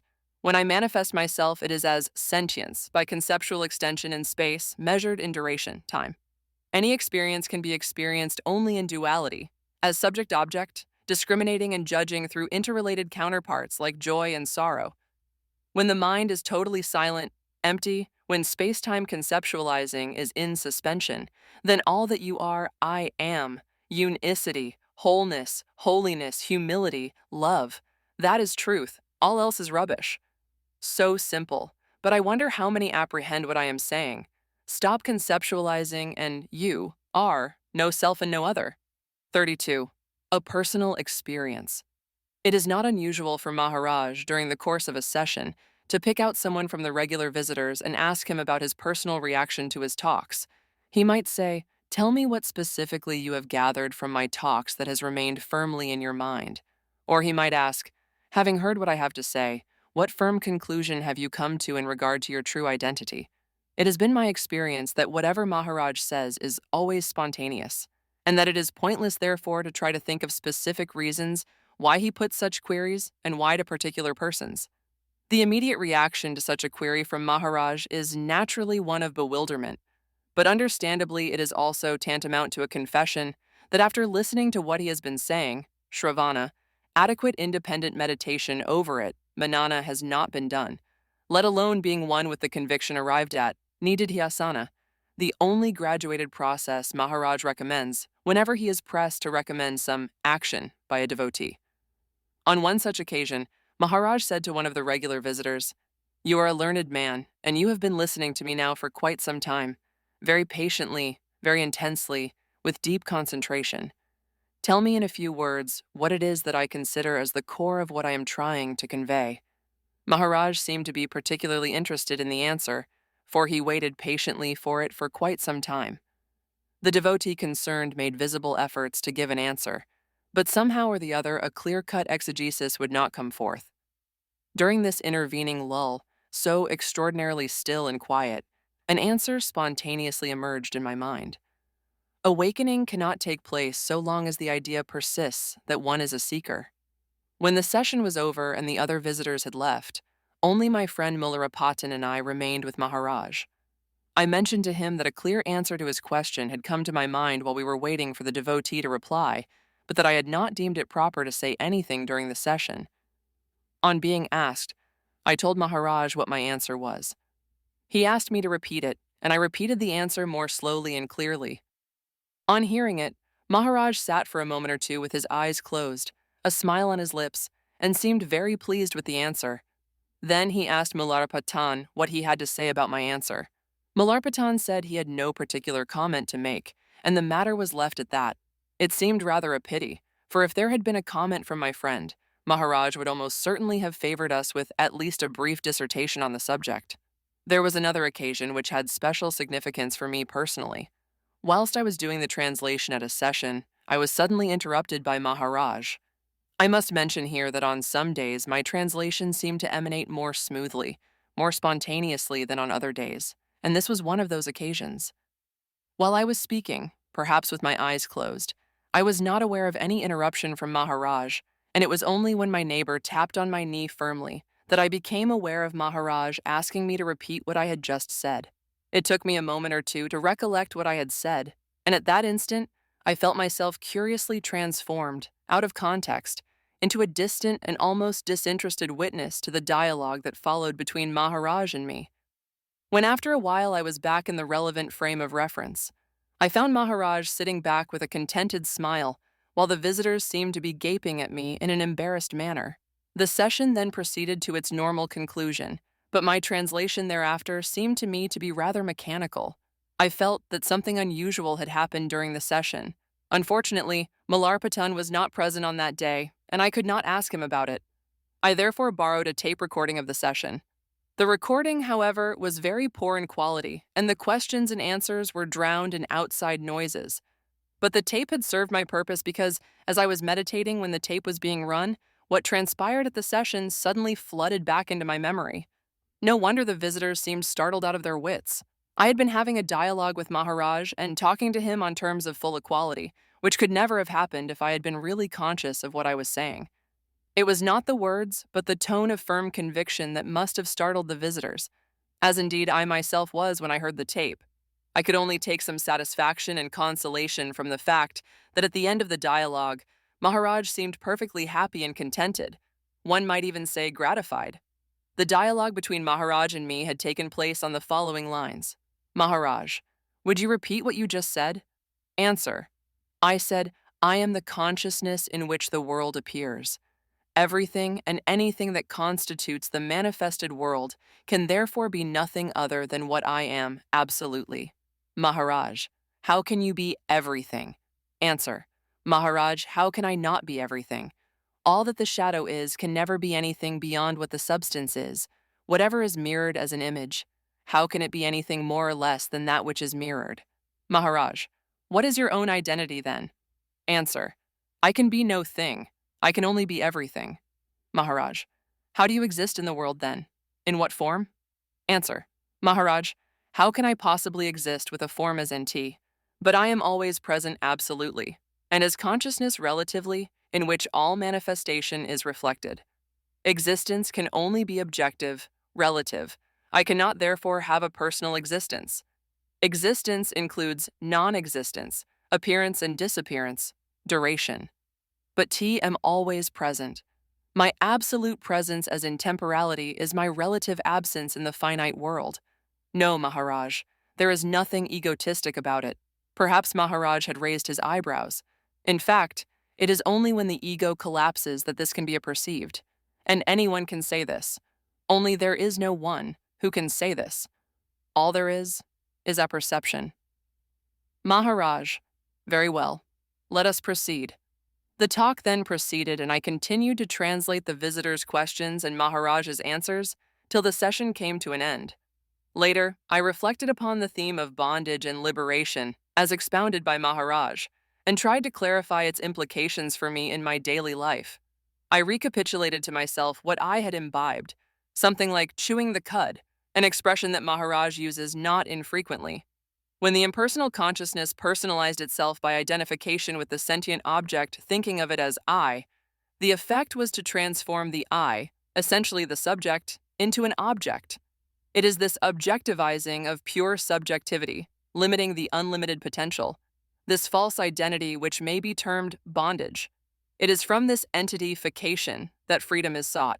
Liberation, therefore, can be nothing other than the apperception, or immediate understanding of the false as false, the seeing that self-identification is false.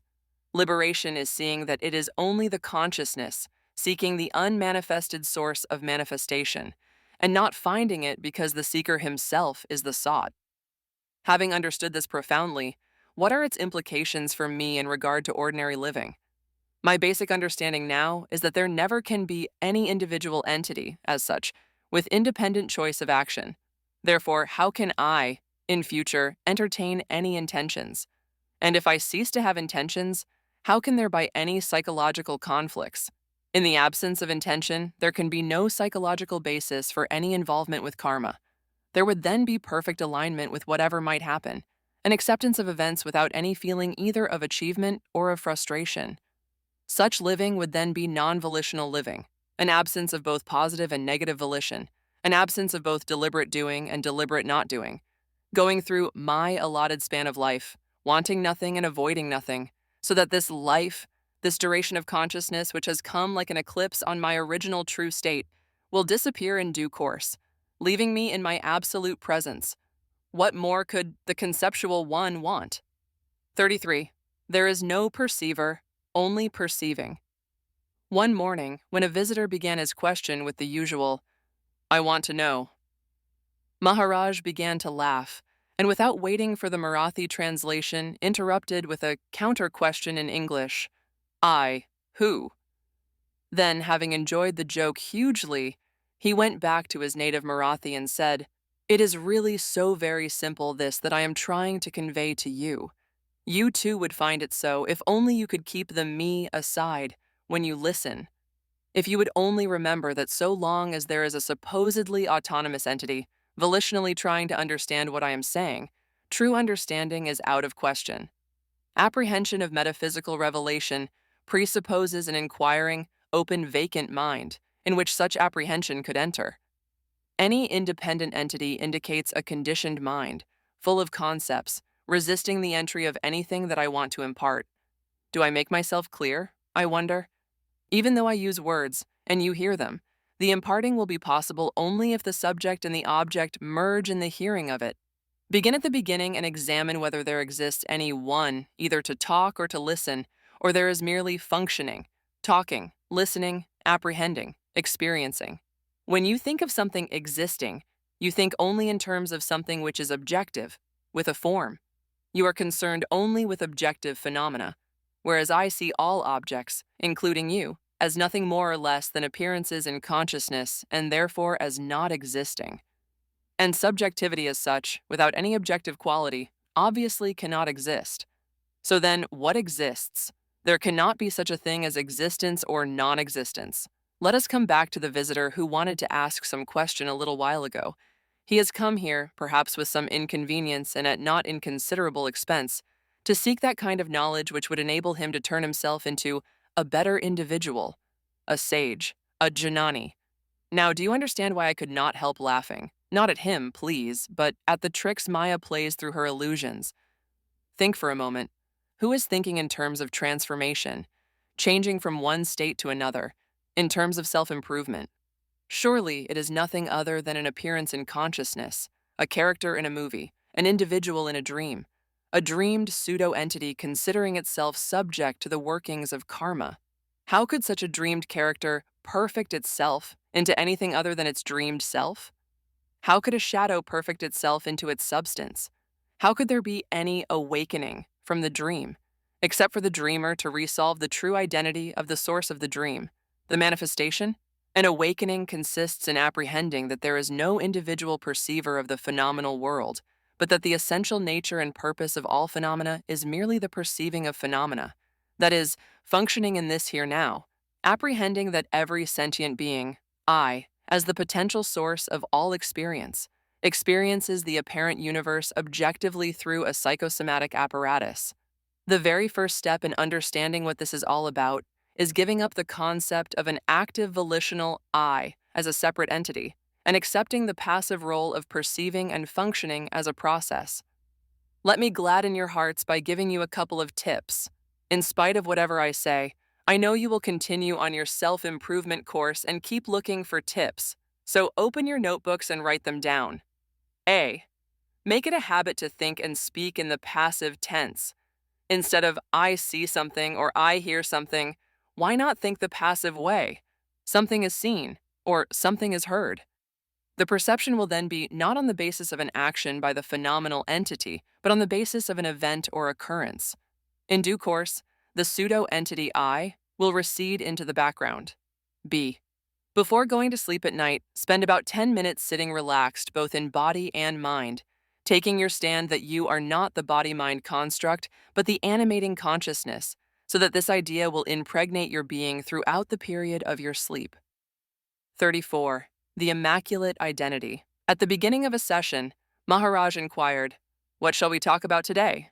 Most of those present had attended many previous sessions, and they knew that Maharaj generally selected the subject himself.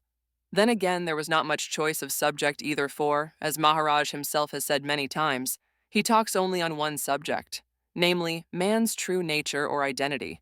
So, one of the visitors asked him if there is something to which one could hang on in order to remain constantly conscious of one's true identity. Maharaj laughed and said that was the whole trouble. Someone wants some thing to which he could hang on in order to achieve something. Can you not understand that this whole idea is misconceived? Actually, it is all very simple if you could only see it, but I am afraid the usual kind of seeing will not do. The usual kind of seeing, the seer seeing something, is totally inadequate. It needs a very special kind of seeing, intuitive seeing, in-seeing, wherein it is seen that there is no one to see, and there is nothing to be seen. No, he continued, I am not trying to confuse you. The subject itself is such, without substance and yet so very full and pregnant that no other subject can have any value beside it. I could, however, give you a formula to which you can hang on, but it can only help you if you remember what I have told you about the in-seeing.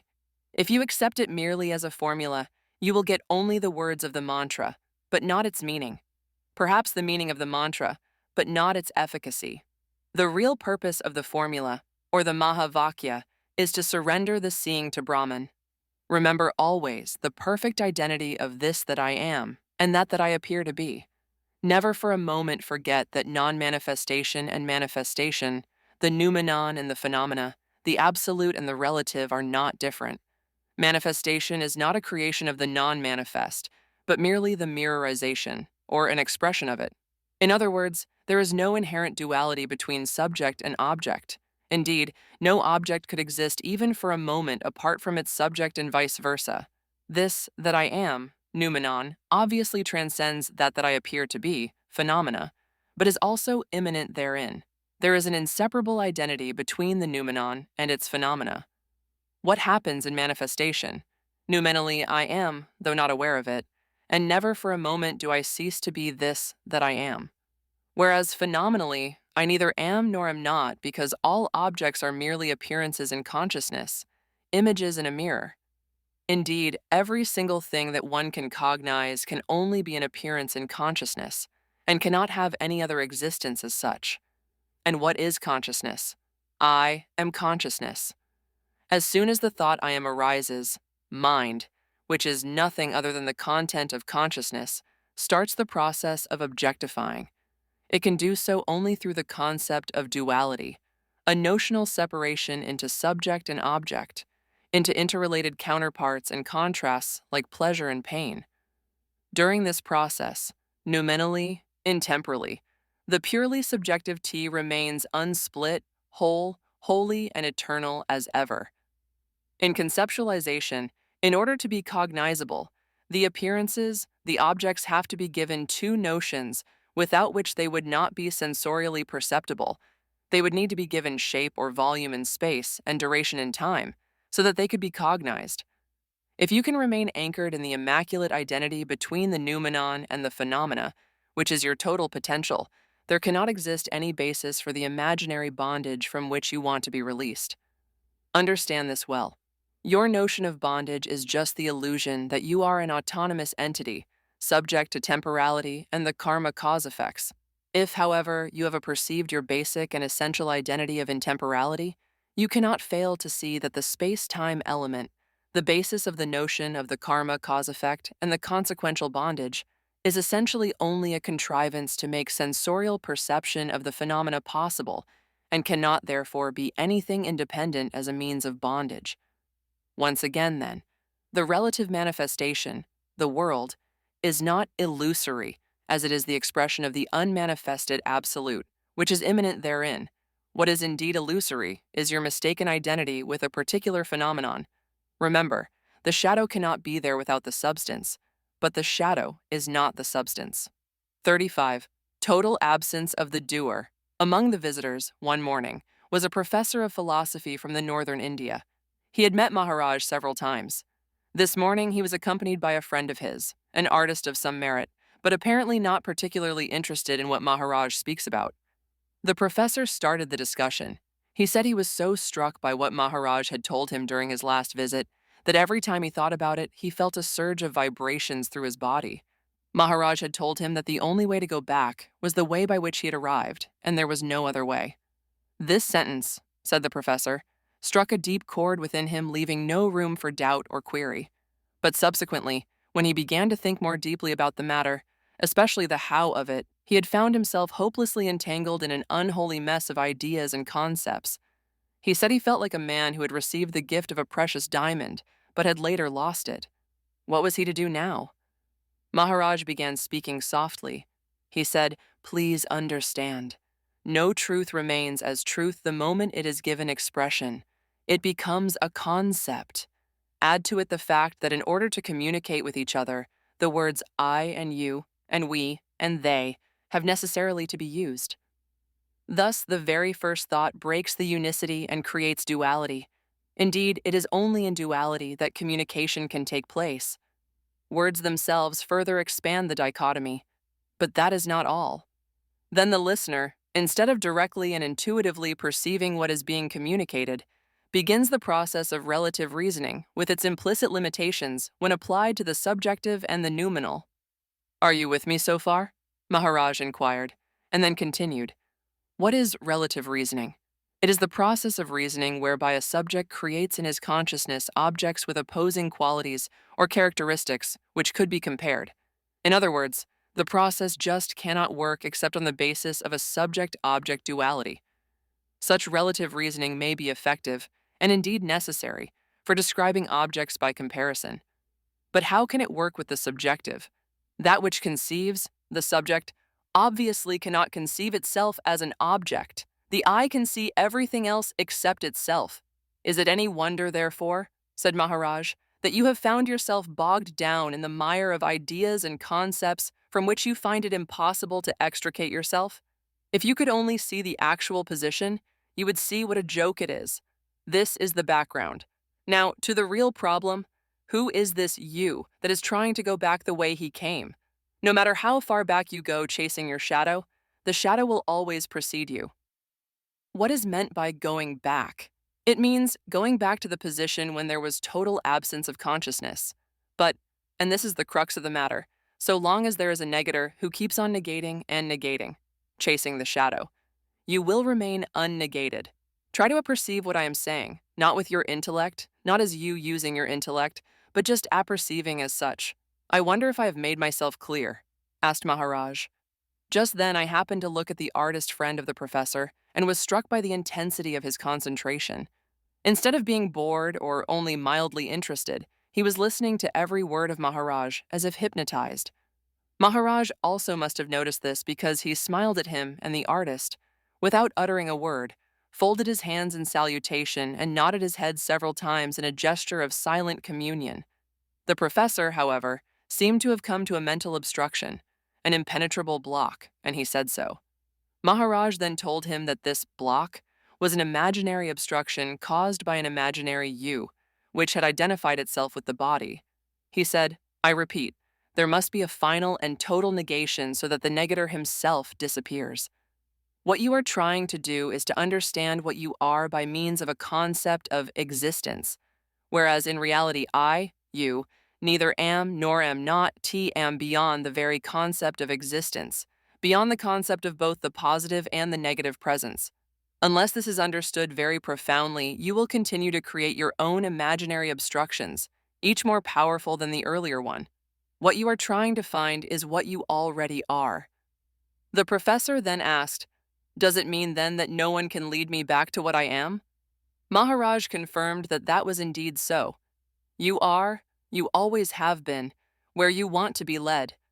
Actually, there really is no where that you can be led to. Awareness of this obvious position is the answer, just the apperception, nothing to be done. And the tragic irony is that such awareness and apperception cannot be an act of volition. Does your waking state come about by itself, or do you awaken yourself as an act of volition? Indeed, the least effort on your part will prevent what otherwise might have happened naturally and spontaneously. And the joke within the joke is that your deliberately not doing anything will also prevent it happening. It is simple, really. Doing something and not doing something are both volitional efforts. There must be a total absence of the doer, the total absence of both the positive and the negative aspects of doing. Indeed, this is true surrender. When at the end of the session, the professor and his artist friend were leaving, Maharaj smiled at the artist and asked him whether he would be coming again. The artist paid his respects most humbly, smiled and said that he could not possibly avoid it, and I wondered who had had the real benefit of the talk that morning, the actively articulate professor with his learned intellectuality, or the passively receptive artist with his sensitive insight. 36. No one is born. No one dies. Maharaj must have been thinking about the subject as he climbed up the steps to his loft room. He started talking about it as soon as he had taken his seat and settled himself. This was not unusual. He said people these days are so much enslaved by the gross utilities of life that they hardly have the time to observe themselves critically. They wake up in the morning and immediately start planning the day's activities. For activity to them is a virtue and contemplative thought, a sort of dead fish. If such self-imposed pressure were avoided, they would find it most interesting to watch the process of awakening. They would notice, for instance, that between the period of the deep sleep, when they are not conscious of anything at all, and the time when they are fully awake, there is an interregnum when consciousness is just stirring, and the mind weaves its fantasies into a light dream that ends when they are fully awake. "What is the first thing that happens when you are awake?" asked Maharaj. "Have you ever really experienced it and observed it?" "If you were asked," Maharaj continued, "about the first thing that happens when you are awake, you would probably be inclined to say that you see the objects in the room. Every object has a three-dimensional form, which is perceived by a you. What is it that perceives the form of an object? Whatever perceives the form of the object must surely exist prior to the object perceived. You can perceive the various objects, including parts of your own body, which are also objects to whatever it is that perceives. Therefore, that which perceives is not the body, which is only an object since it also can be perceived. The perceiver is the subject and thing perceived is the object. What is it that perceives? It is the consciousness, the beingness, the I amness that is the perceiver. As soon as you wake up, if you are not in so much of a hurry to get up and go about your daily routine, you would notice that waking in fact means distinctively being present, i.e., conscious of being present, not as a particular individual with such and such a name, but conscious presence as such, which it is that gives sentience to a sentient being and enables the various senses to function. You would then realize that there are two notional but distinct centers. There is the spot of consciousness on behalf of which you instinctively say, I, and there is the objective center of the psychosomatic apparatus, which acts in the world, with which you mistakenly identify yourself with a particular name. One is subjectively what you are as I. The other is a physical form, which is what you appear to be as me. Actually, there are no me's and you's, only I. Understand this profoundly and be free of the mistaken identity. Then there is the final step to be apprehended. This consciousness is the suchness, the taste of the essence of food of which the body is made and by which it is sustained. To that extent, consciousness too is time-bound like the body. When the body dies, consciousness disappears like a flame when the fuel is exhausted. Indeed, consciousness is duration, without which an object would not last long enough to be manifested and perceived. What then are you? So long as the body exists, you are this conscious presence within, the perceiving principle. When the body dies, you are the absolute awareness into which the temporal consciousness merges, and then there is no longer the sense of being present. Remember, therefore, that no one is bomb and no one dies, because all the forms that appear remain for the duration and then disappear, are your expression, your mirrorization. 37. Analyzing thought.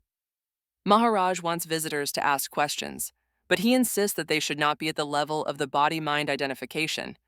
Such questions and problems, he says, concern one's behavior and conduct in this world, about which hundreds of books have been written, and there are scores of gurus who pride themselves on their ability to deal with them. At one session, when Maharaj invited questions as usual, a visitor asked a question which immediately brought a warm answering smile from him, signifying that the question was well taken and appropriate. The visitor said, "Maharaj has often said that anyone wanting to be awakened must eschew thought, and yet all thought cannot surely mean conceptualizing, which one supposes is what is to be avoided. For instance, Maharaj's answers to questions are generally so appropriate and yet so spontaneous that it might seem that there is no thought behind them. Yet some thought must surely be the basis of those answers. Maharaj said, "There is indeed a great difference between thoughts and thoughts.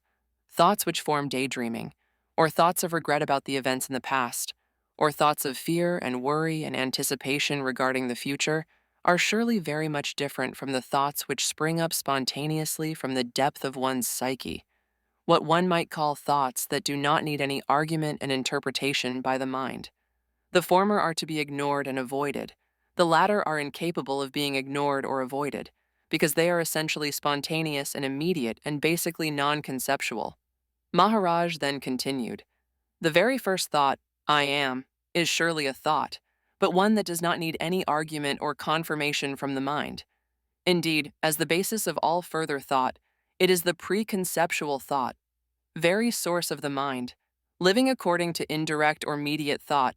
In a divided dualistic mind is what most people do, because they have identified themselves with a pseudo-entity that considers itself as the subject of all action.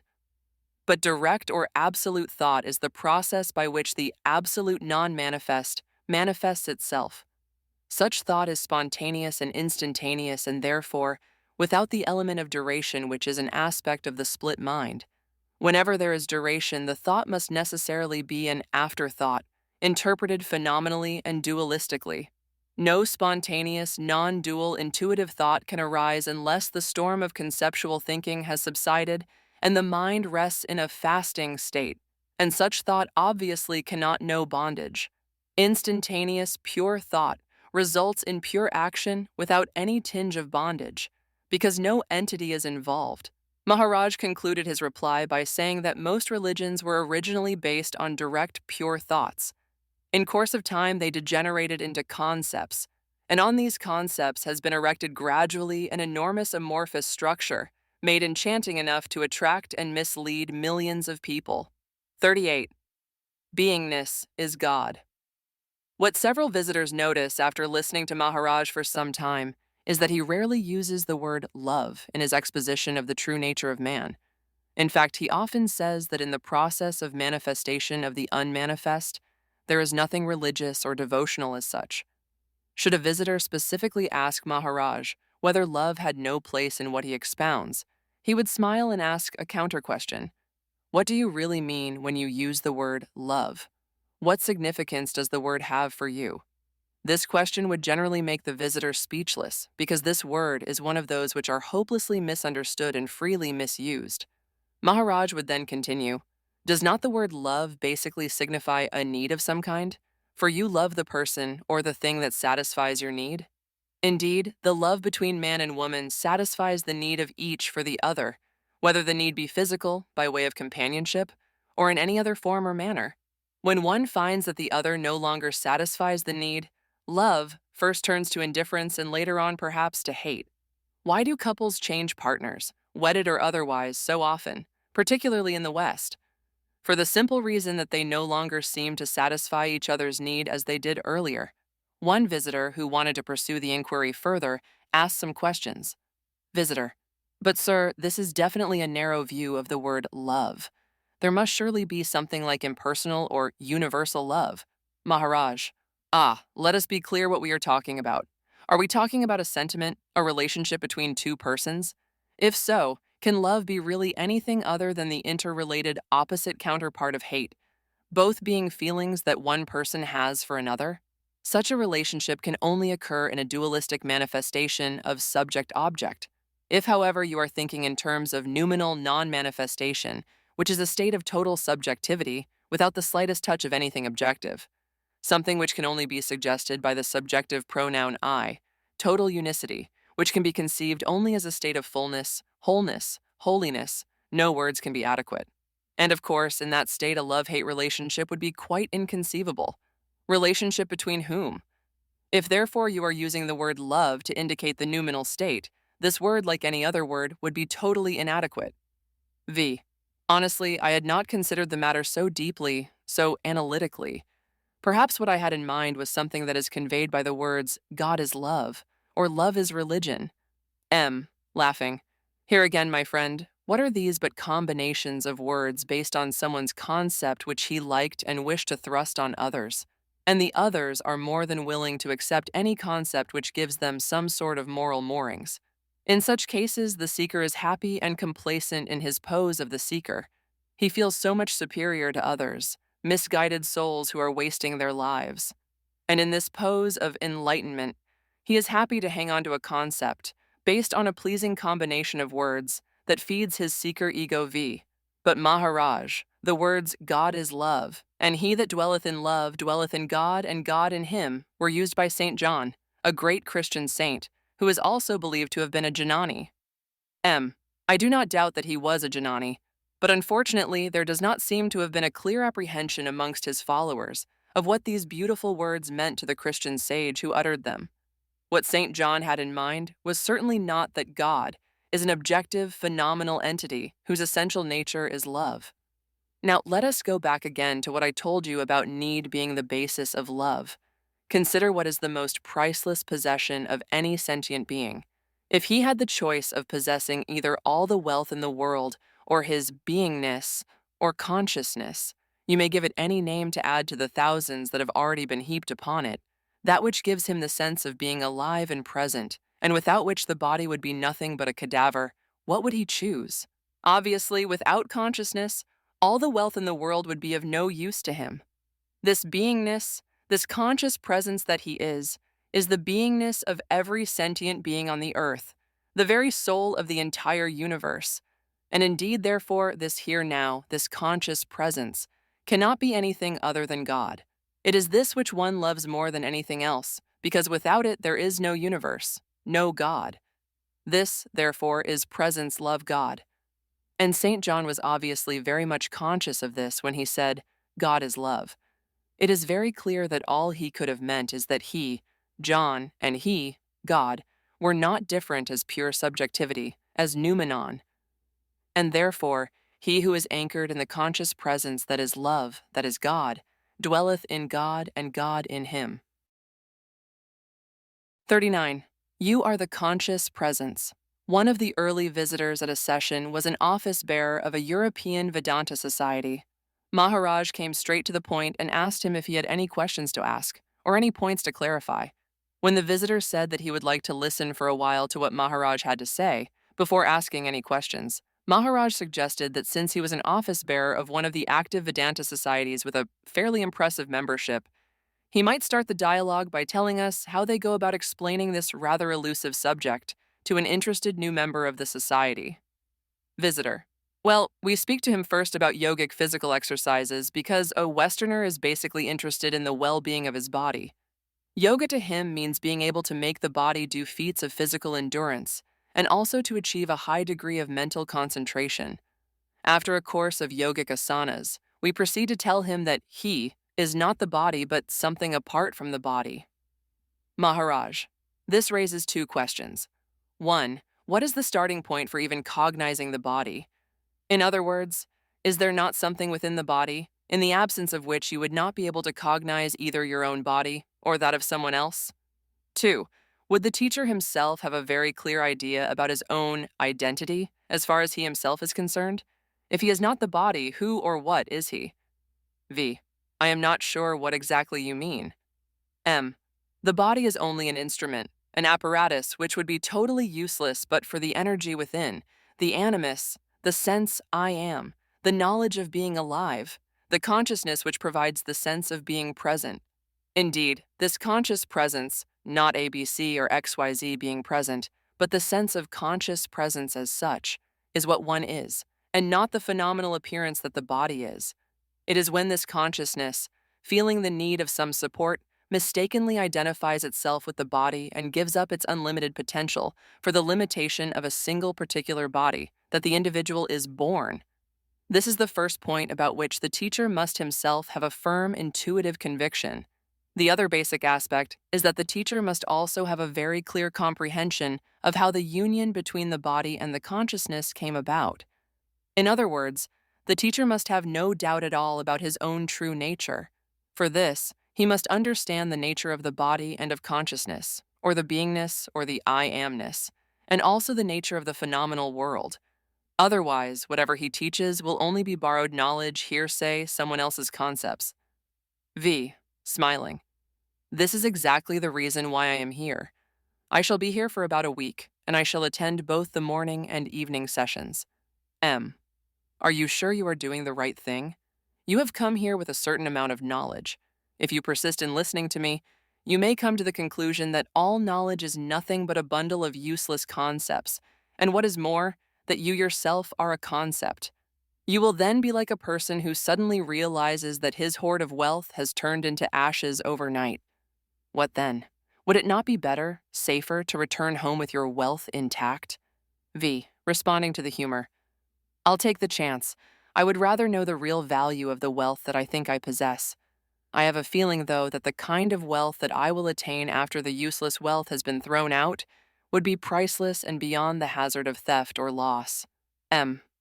So be it. Now tell me, who do you think you are? V. I doubt if it can really be put into words. But it would seem that I am not the body, but the sense of conscious presence. M. Let me put it to you very briefly. Your body is the growth of an emission from the union of your parents, which was conceived in your mother's womb. This emission was the essence of the food consumed by your parents. Your body is, therefore, made of the food essence, and is also sustained by food. And the sense of conscious presence which you have mentioned is the flavor, the nature of the food essence which constitutes the body, like sweetness is the nature of sugar, which itself is the essence of sugarcane.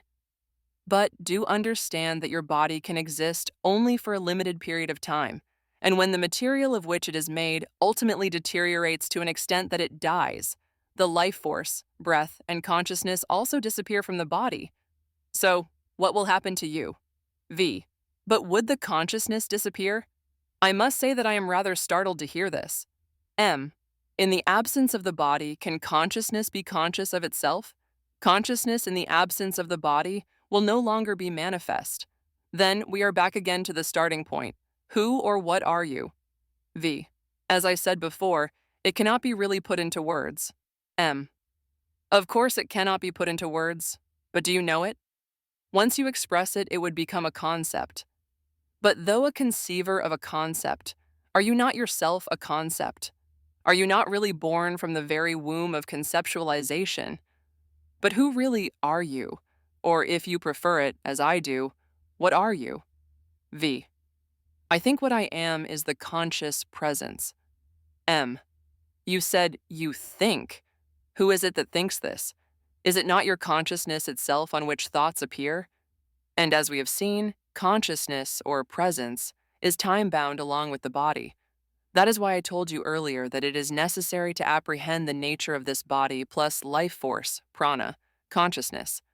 What you are is presence only so long as the body, a manifested phenomenon, is there. What were you before the body and consciousness came upon you spontaneously? I say spontaneously because you were not consulted about being presented with a body, nor did your parents specifically expect to have you as their son. Were you then relatively not absence rather than presence, before the body consciousness state arose on whatever it was that was you? V. I am not sure that I understand this. M. Now look, for anything to appear, to exist, there has to be a background of absolute absence of both presence as well as absence. I know that this is not easy to grasp, but try. Any presence can appear only out of total absence. If there is presence even of absence, there can be neither phenomenon nor cognizing. Therefore, total absolute absence implies total absence of conceptualizing. That is your true original state. I repeat, the you is born in the womb of conceptualizing. On the original state of total absence spontaneously arises a speck of consciousness, the thought, I am. And thereby on the original state of unicity and wholeness arises duality. Duality of subject-object, right and wrong, pure and impure, reasoning, comparing, judging, etc. Do ponder over this, but I'm afraid this session must end now. V. This has certainly been a revelation to me, although I have been studying Vedanta for quite some time. M. Are you clear about one thing, that you are prior to all conceptualizing? What you appear to be as a phenomenon is nothing but conceptual. What you really are cannot be comprehended for the simple reason that in the state of non-conceptuality, there cannot be anyone to comprehend what one is. V. Sir, I wish to come this evening for further enlightenment, and will sit at your feet every day as long as I am in Bombay. M. You are welcome. 40. Maharaj on himself. Again. What knowledge can I give to the people who come here seeking knowledge? Said Maharaj one evening. Most of those who come here are so completely identified with their bodies that in spite of all their sincerity, what I say they must surely find unacceptable. Even those who may sense the subtlety and depth in the teaching may not be able to perceive its real significance. But those who do intuitively apprehend what I say will need but one session with me. How many will understand me if I say that? 1. I am always present because 1 am always absent, and 1 am only present when 1 am absent.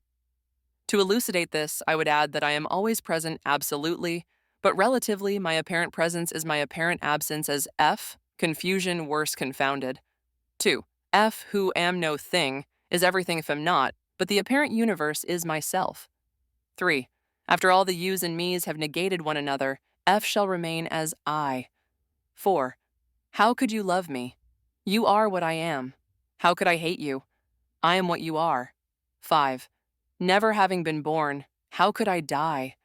Never having been bound, where is the need for me to seek liberation? 6. How can the relative judge the absolute? The absolute is indeed the relative when the relative no longer is relative, when the relative gives up all that makes it relative. In the absence of the physical form, consciousness is not conscious of itself. 7. What were you before you were born? 8. Preferences or differences are all conceptual balderdash. They can only appear relatively. Absolutely, there can be no appearance, and therefore no preferences or differences. 9. Collect all the knowledge you want, both worldly and unworldly, and then offer it as a sacrifice to the absolute, and so on. What will a listener think of me? What can he think of me? F's it not the only conclusion he could come to, said Maharaj with a mighty laugh, that I am absolutely, as well as relatively, crazy at 41. There can't be rebirth. The basic teaching of Maharaj deals with man and the world at large, the true nature of what the individual considers as himself and the nature of the phenomenal world. The talks are always on the basis of man to man, and no recourse is generally to be had, either by Maharaj or by the visitors, to anything that any scriptures may say, however traditionally respectable they may be. Indeed, it is this pragmatic approach of Maharaj which is found to be transparently honest by the true seeker, who is not necessarily a student of philosophy. In other words, what someone else has said, what Maharaj often refers to as hearsay or general belief, is not accepted as God's own truth, even if it appears in the most hallowed sacred texts. Besides other advantages, such an approach prevents the possibility of questions begging questions, as in the case of one believer who, while trying to convert a friend, tells him about a particular man of God being able to converse with angels, and when questioned about the veracity of such a claim, exclaims, "Would a man who is able to talk with angels tell a lie?" The regular visitors to Maharaj are aware of the fact that he totally discards the concept of rebirth as sheer nonsense. But whenever a reference to this topic evokes such an unequivocal response from him, a new visitor is shocked beyond belief, particularly if he happens to subscribe to the Hindu religion. On one such occasion, a youngish visitor, dressed in the traditional ochre robes signifying his allegiance to a certain Hindu sect, with the fires of fanaticism burning in his eyes, expressed his shock that Maharaj would not accept the theory of rebirth, the very bedrock of Hindu philosophy. He looked around for moral support, but must have been a little dismayed by the indulgent smiles of understanding, but not acquiescence, from the others. Maharaj looked at the young sannyasin with a certain amount of sympathy, presumably for his misguided zeal, and said to him in an unusually kindly manner, "This statement of mine about birth being absurd is nothing at all. You will be shocked even more if you continue to come here. I do not teach any philosophy, any religion, and I am not concerned with any traditional texts as the basis for my talks. I talk only from direct experience since my guru opened my eyes, my spiritual eyes. It is not my intention to hurt anybody's feelings. I therefore constantly remind people that they are free to walk out if they do not like what they hear. What they would hear from me would be direct truth, as I have experienced it, not as people would like to hear it. I am afraid I do not cater to people's concepts." Such an approach completely unnerved and also fascinated the young man, who then humbly expressed his desire to to continue to listen to Maharaj. Maharaj then said, "Have you ever really given thought to the essential nature of man? Forget what you have read, what you have been told. Have you given any independent thought to this question? I repeat, independent, quiet, thorough, and deep thought, as if you were the only sentient being on the earth and there was no one to guide you or misguide you. What are the essentials to that which you consider as you? Obviously, the body. But this body that is now in its prime, healthy, and strong, was once only a little drop or speck of chemical matter when conception took place in your mother's womb. Think. Did you do anything to be so conceived? Did you want to be conceived? Were you consulted? Further, and this is important, what is it that was latent in that like speck of matter which was conceived, that caused it to grow into a fully developed baby with blood, flesh, marrow, bones, first in your mother's womb, and thereafter in this world, until it is now sitting before me discussing philosophy?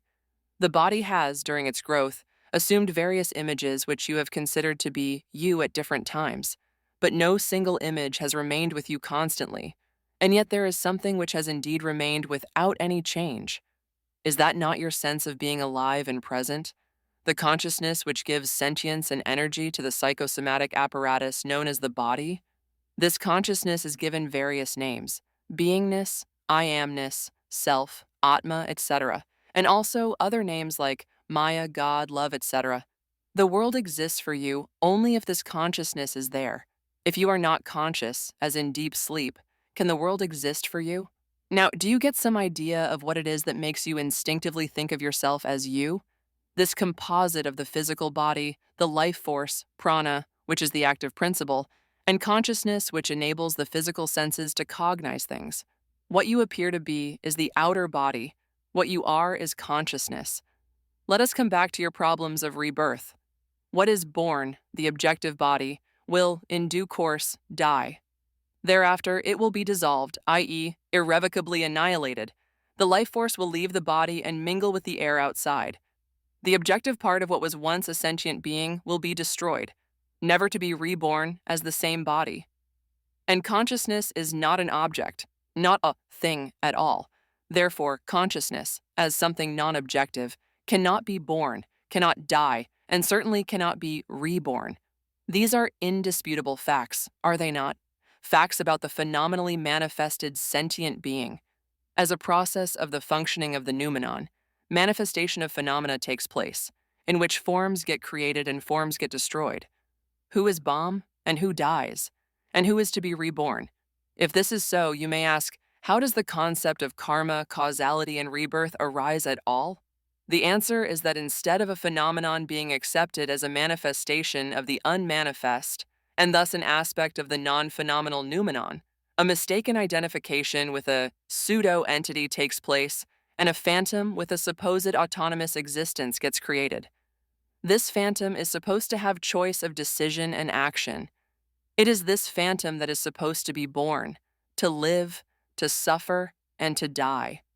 And in this process, it is this phantom who becomes liable to the process of causality known as karma, accepts the supposed bondage and rebirth, and seeks an imagined liberation. In other words, concluded Maharaj, over the natural process of the manifestation of phenomena gets superimposed a phantom self with a supposed autonomous, independent existence, and on this phantom self is loaded the concept of the resultant effects of the imagined volitional actions, i.e., karma, bondage, and rebirth. Do you understand now why I debunk the theory of rebirth? 42. Intellect can be an addiction. It is interesting to watch the gradual change that comes over a visitor who is fortunate enough to be able to visit Maharaj for even a short period of, say, only 10 to 15 days. Almost invariably, the visitor, assuming of course that he is a genuine seeker and not someone who has come either to test Maharaj's level or to show off his own, is so very enthusiastic at his first visit that he does not have the patience to sit still and absorb quietly what is being said. He is ready with his questions even before Maharaj has finished talking, as if he had already guessed what Maharaj would say. In such cases, it is difficult to anticipate the reaction from Maharaj. Generally, he is very patient for a while, but sometimes, Perhaps when he suspects the bona fides of the visitor, he can be very brusque and might ask the visitor to sit quietly in a corner for the first 5 or 6 days and listen without uttering a single word. As the visitor settles down gradually and is able to curb his impetuosity, he becomes appropriately receptive to the finer, subtler meaning of Maharaj's words, and his whole attitude changes. When later, Maharaj invites questions and there is no response from this visitor, Maharaj, remembering his earlier effervescence, would gently pull his leg and ask him what happened to all those questions which kept popping up earlier. There are some visitors, however, who are not able to settle down easily. They would try, but their inherent restlessness would erupt into questions time and again, as if there was an intellectual barrier that prevented Maharaj's words from reaching them. In one such case, the visitor went out of his way to repeatedly assure Maharaj that he was not crossing swords with him, that indeed what Maharaj had said was so fascinating that he would have loved to be able to accept it without any question. But that would not be honest, because then the doubt would remain in his mind. Maharaj assured him that he did not question his sincerity or his intentions, but that he would have to give up the drug to which he had become addicted before he could be in a position to receive anything of spiritual significance. The visitor was taken aback at the use of the word "for drug" by Maharaj and was about to protest, but Maharaj continued without paying any heed. "Intellect," said Maharaj, "is certainly essential for assimilation and evaluation of worldly knowledge, and, of course, it is also needed up to a point for spiritual knowledge. Thereafter, what is needed is not mere intellect, but an innate intuitive capacity, which is a gift that some people have in better measure than others. You have become addicted to the drug named intellect, and under its influence you analyze everything. You cogitate, contemplate, and make simple things complicated. You have to get rid of this addiction and surrender yourself to the intuitive process of pure receptivity. Once you do so, what I give, you will receive directly without any intervention by the intellect. A puppet can only react to the stimuli imparted by the puppeteer, but sentient beings have the capacity not only to react to the stimuli, which is what happens generally, but also to act independently of any outside stimulus. The land of receptivity to which I refer is obtained when there is not only no reacting to stimuli, but an openness to consciousness without the intrusion of personal proclivities and set views. In short, without the intrusion of individuality. The trouble is that you, as an individual personality, think that you are listening to what I, also an individual, am saying. Actually, what is being said not by me as an individual, but by consciousness which has no shape or form. The listening, too, must be done by consciousness, without the intrusion of an imaginary individual. Would it be possible for you to have any questions at all if you were not conscious? Would it be possible for me to talk to you if I were not conscious? Let consciousness listen to what consciousness says about consciousness. Do remember that all thoughts are movements in consciousness, observed and cognized by consciousness. The individual has no place in this functioning except as a mere appearance in consciousness. The visitor bowed before Maharaj reverentially and said, "Sir, I now realize that what I believe to be my castle is actually my prison." 43. Seeing the false as false is truth. At one of the sessions, the subject being discussed was, what exactly constitutes bondage?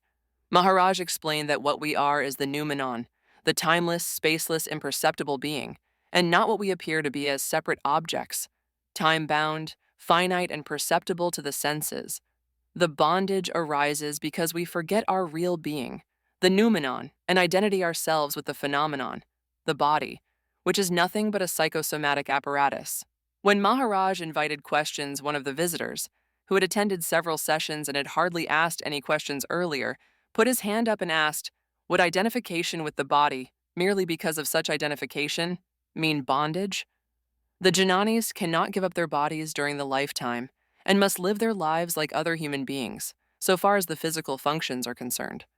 What is more, all the Jnanis do not act in a uniform manner. Each has his own way of behaving in the world, his own way of dealing with others. To this extent, is there not a certain identification with the individual body, even where the Jnanis are concerned? Maharaj smiled in appreciation of this well-grounded question. He said, the body is an instrument necessary for consciousness to remain in manifestation.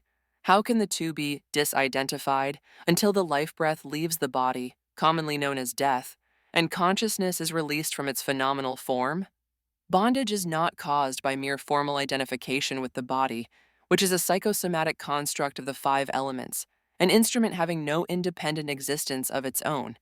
What causes bondage is the identification resulting in the imagined concept of an independent, autonomous entity which assumes the doership and thus takes delivery of the actions and the responsibility for the consequences. I repeat that it is not just the fact of identification with the body that is responsible for the concept of bondage. The body must continue to be used as an instrument. Bondage can arise only when there is apparent volition, i.e., when an action is imagined to be of one's choice as a doer, thereby bringing into motion the process of causality, of karma and bondage. It is necessary to understand how the apparent entity comes to be superimposed on the general process of manifestation. Once you see the false as false, it is not necessary any further to seek the truth, which anyway cannot be conceived as an object. At what stage does the question of identification arise? Phenomenality being integrally latent in noumenality, noumenality being immanent in phenomena, the question of identification should not really arise at all. There is no need of any specific identification between noumenality, avyakta, and phenomenality, vyakta, as such. Such need arises only when there is manifestation of the noumenal absolute in separate phenomenal objects, a process of objectivization which necessarily requires dualism, a dichotomy into two elements, a subject, vyakti, which perceives and cognizes, and an object which is perceived and cognized. The important point is that both these cognizer subject and the cognized object are interdependent objects and can only exist in the consciousness in which the manifestation process occurs, and which consciousness indeed is what we are. Do understand this basic point. We can only exist as one another's objects, and that too only in the consciousness of that cognizer subject which cognizes us, each object taking the position of the subject cognizer vyakti vis-a-vis the others who become the objects. And here arises the entity vyakti. The cognizer subject, in considering his subjective function, assumes himself as an entity, an independent, autonomous self with volition and choice. This phantom entity then further pursues the principle of dualism, which is the very basis of manifestation, in order to compare, discriminate, make a judgment, and choose between his objects from the standpoint of the interrelated opposites like right and wrong, good and bad, acceptable and not acceptable, etc. It is this illusory entitification, and not merely the identification with the body, which is the root of bondage. Once again, what we are, the nominal absolute of yakta, manifested as the totality of phenomena, vyakta, is devoid of any individual objective existence. Therefore, what we are cannot suffer any birth or death, neither bondage nor liberation. Both bondage and the resulting suffering are purely conceptual, based on the identification with the wholly imaginary subject cognizer entity, vyakti. An example of what Maharaj had said is provided by the manner in which he appreciates a good dialogue on a subject which has developed itself interestingly. When, during discussions on abstruse subjects, anyone from the audience shows a penetrating insight into what Maharaj has said, he feels delighted like a child who has received the desired toy. How well the topic has developed this morning, he might say. Sometimes utterly oblivious of any implications to an ordinary divided mind, he might say that such a high-level discussion on Advaita would not be available anywhere else. But what may appear to be self-praise on such occasions is actually the sheer joy of self-effacement. He is then the vyakta, and not the vyakti. It was said of Ramana Maharshi that when people chanted hymns in praise of Ramana, he himself would join them in the singing and keep time by clapping his hands like all the others. He had utterly disidentified himself with any entity and was, therefore, totally oblivious to any implications of his actions. The hymns referred to Ramana, not to an individual. The Janani really has no individual entity to be embarrassed about, and his psychosomatic apparatus, the body, carries out its normal functions in the normal way without his being aware of them. 44. Dabbling in meditation, one day a new visitor presented an egregious problem. Sometime earlier, a 10-day course of intensive meditation was organized by a certain Swami. This visitor had no particular interest in meditation, nor any specific object in enrolling for this course, but he had got himself enrolled because some of his friends who were keen to do so wanted him to join them, and he could afford to take that much time off from his business. It is, he said, part of his character and temperament to devote his concentrated attention, with firm determination, on anything that he takes up. So, once the course of meditation started, he devoted full attention to it and conscientiously did whatever was asked of him. The result was that at a certain moment of time, towards the end of the course, he had a definite feeling of being separated from his body, and the whole world appeared to be of the nature of a dream. And that feeling had persisted ever since. It was, he said, not at all an unpleasant feeling. On the contrary, it gave him a peculiar sense of freedom. But, he added, there was a real difficulty. How was he to live in this dream world and at the same time carry on his business and earn a living? This was in the usual course translated into Marathi for Maharaj, but even before the translation could be completed, it was clear that he had grasped the problem and there was an expression of unusual gravity on his face. He sat still for a few moments and then started speaking. Meditation, he said, is not something one can dabble in as an experiment or entertainment, just to see what happens. A certain preliminary preparation for it is necessary. Consciousness is the basis for all manifestation of the phenomenal world. There is no greater power on earth than consciousness. If one fools around with it, it would be impossible to foresee the consequences that may follow. And if the psyche is not prepared to face the consequences, there could be serious trouble at the body-mind level for the simple reason that there had been no earlier preparation in disidentifying oneself from the body. What would happen if a bolt of high-power electricity is shot into a receiver that is not strong enough to receive it? Maharaj then addressed this visitor directly and suggested that he should attend his talks at least for 15 days. Unfortunately, however, the visitor had to go back to his town almost immediately. Maharaj obviously felt sorry for him and said that in that event, he could only suggest that he should read I Am That attentively and that he should recall to his mind this visit as often as he could and think of this meeting he had with him. Remember, a remembrance of what I am is the knowledge of what you are. Maharaj added, you might see the whole universe as a dream, but so long as there is a you, seeing this dream as a separate entity, you will be in trouble. Let us hope, gradually you will come to realize that you are also a dreamed figure in this living dream, an integral part of the dream, and not someone apart and separate from it. Then you will be all right. 45. There is nothing but I, Maharaj, repeatedly asserts that he would not care to discuss ethics, the code's morality, the modes of conduct prevailing in society. There are many other people who have the special training, the inclination as well as the time to discuss such matters in depth and at length. He himself would keep away from the subject altogether, except, of course, to the extent that one must implicitly obey the law of the land and avoid deliberately hurting anyone by one's actions.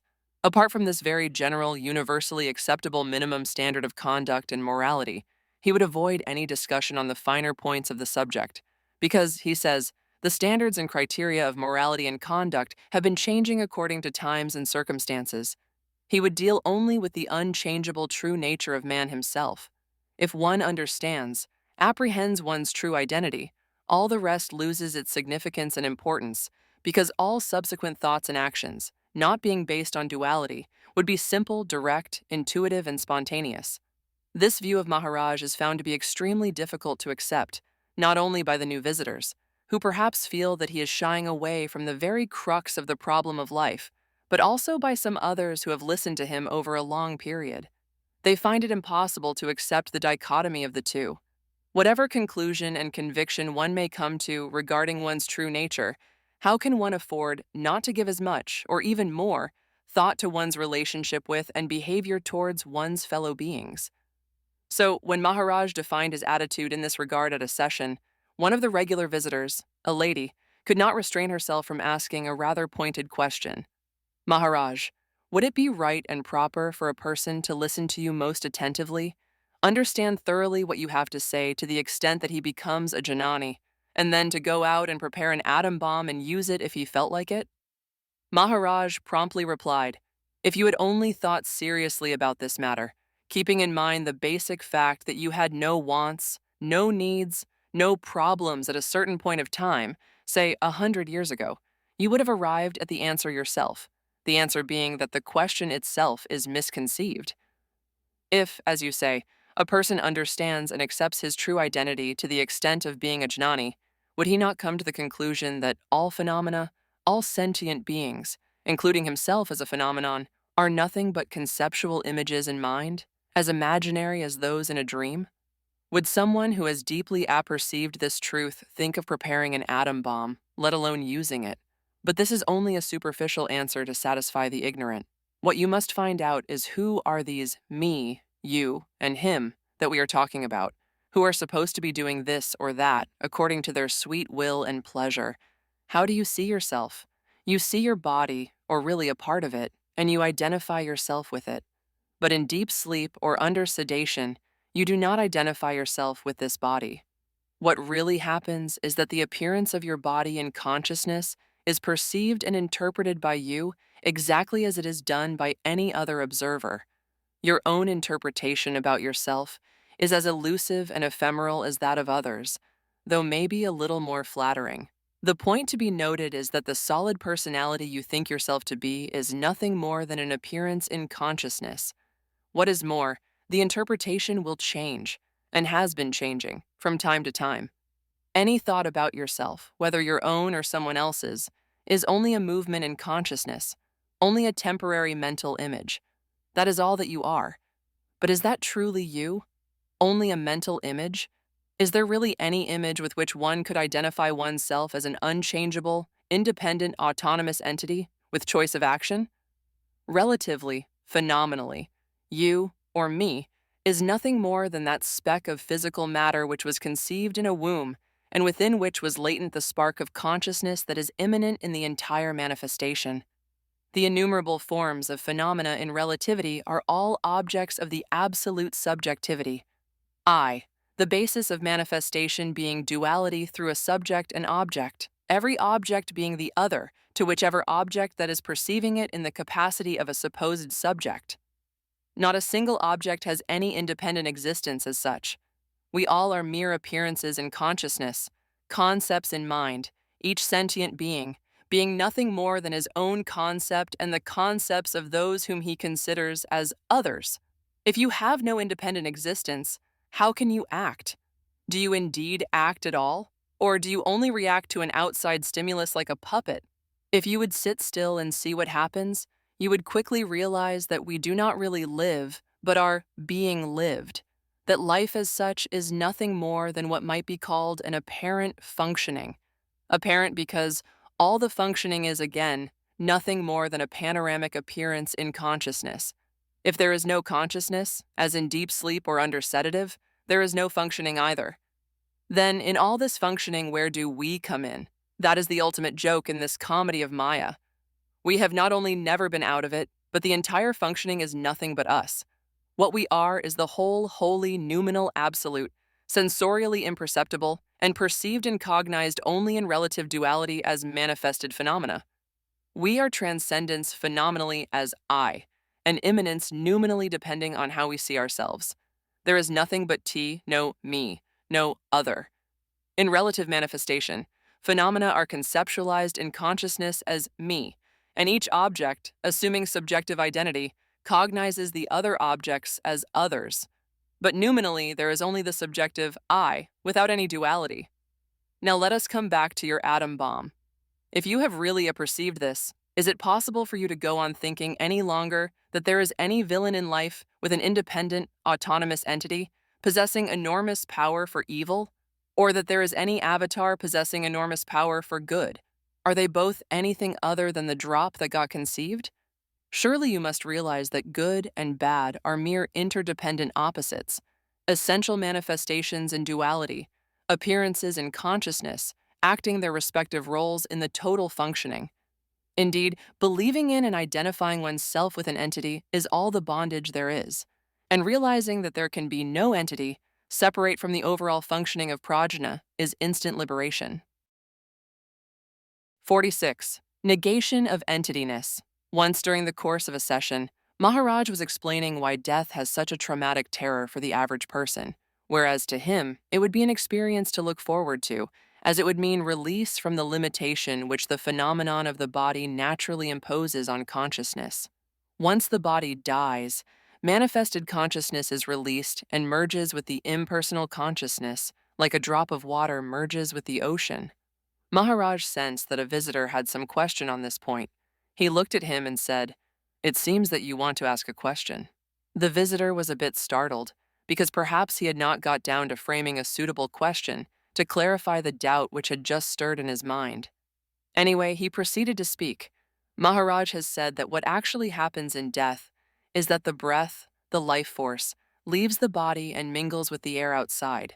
Consciousness also leaves the body and merges with the impersonal consciousness, and the dead body is destroyed one way or another. Nothing remains of that particular physical form which was created and in due course destroyed. If this process applies both to the ignorant and to the jnani, where is the need to become a jnani? Maharaj answered, "When you talk about an ignorant person and a jnani, and the need for an ignorant person to become a jnani, do you not assume that there is an independent and autonomous individual, capable of exercising personal volition according to his choice and decision? In the process whereby the phenomenal universe comes into manifestation, is there a provision for such independent entities?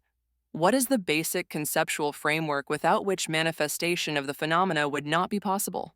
If there were not the concept of space constituting volume, could an object have been apparent with the three dimensions? And without another concept, time, could the appearance of an object have been perceived, i.e., without the duration in which the object could be cognized? So then, if the framework which we call space-time is itself conceptual, could the objects apparent in that conceptual framework of space-time, which all human beings are, be anything other than conceptual imaginary phantoms? Therefore, understand firmly and once and for all that no conceptual object, although mistaken as a separate entity, could possibly have any kind of independent existence or personal volition. No one is born, no one dies. What is born is only a concept. There is no entity to be freed. Not understanding this fact constitutes the bondage of ignorance. A perception of it is the freedom of truth. Remember, truth is absolute correspondence with reality. It is the unshakable knowledge of man's true nature. It is the total negation of entityness. 47. The seeker is the sought. A European couple came to visit Maharaj for about a week. Both husband and wife had been interested in Vedantic metaphysics for many years and had studied the subject deeply. There was, however, a touch of tiredness, almost a frustration in their outlook and general behavior, which clearly showed what was subsequently confirmed. They had no clear apprehension of truth in spite of their assiduous search over a long period of time, during which they had traveled extensively and had sought guidance from numerous gums, but without success. Now they were perhaps wondering if this was going to be another exercise in futility and more frustration. After having given information about their background in response to the usual question by Maharaj, they sat listlessly. Maharaj looked at them for a few moments and said, "Please understand that I have nothing at all to give you. All that I shall do is to put before you a spiritual mirror to show you your true nature. If the meaning of what I say is understood clearly, intuitively, not merely verbally, and accepted with the deepest conviction and the most urgent immediacy, no further knowledge will be necessary. This understanding is not a matter of time. Indeed, it is prior to the concept to time, and when it takes place, it happens suddenly, almost as a shock of timeless apprehension. In effect, it means a sudden cessation of the process of duration, a split second when functioning of the time process itself is suspended, as integration takes place with what is prior to relativity, and absolute apprehension occurs. Once this seed of apprehension has taken root, the process of the relative deliverance from the imagined bondage may take its own course, but the apprehension itself is always instantaneous. The key word in the process of understanding what I say is spontaneity. The manifestation of the entire universe is like a dream, the cosmic dream, exactly like the microcosmic dream of an individual. All objects are dreamed objects. All are appearances in consciousness, whether it is the dream arising spontaneously as a personal individual dream during sleep, or it is the living dream of life in which we are all dreamed and lived. All objects, all appearances are dreamed by sentient beings in consciousness. Sentient beings are, therefore, both dreamed figures as well as dreamers. There is no single dreamer as such. Each current dreaming of the universe is in the consciousness which is within a particular psychosomatic apparatus, the medium through which the perceiving and the interpreting occurs, and which is mistaken as an individual entity. In deep sleep, there is no dream, and therefore no universe. It is only when you use the divided mind that you exist apart from the others and the world. You have no control over the objects in your personal dream, including the object that you are in your dream. Everything is spontaneous, and yet every object in your personal dream is nothing other than you. In the life dream, too, all objects, all individuals, even if they are opposed to one another in the dream, can only be what you are.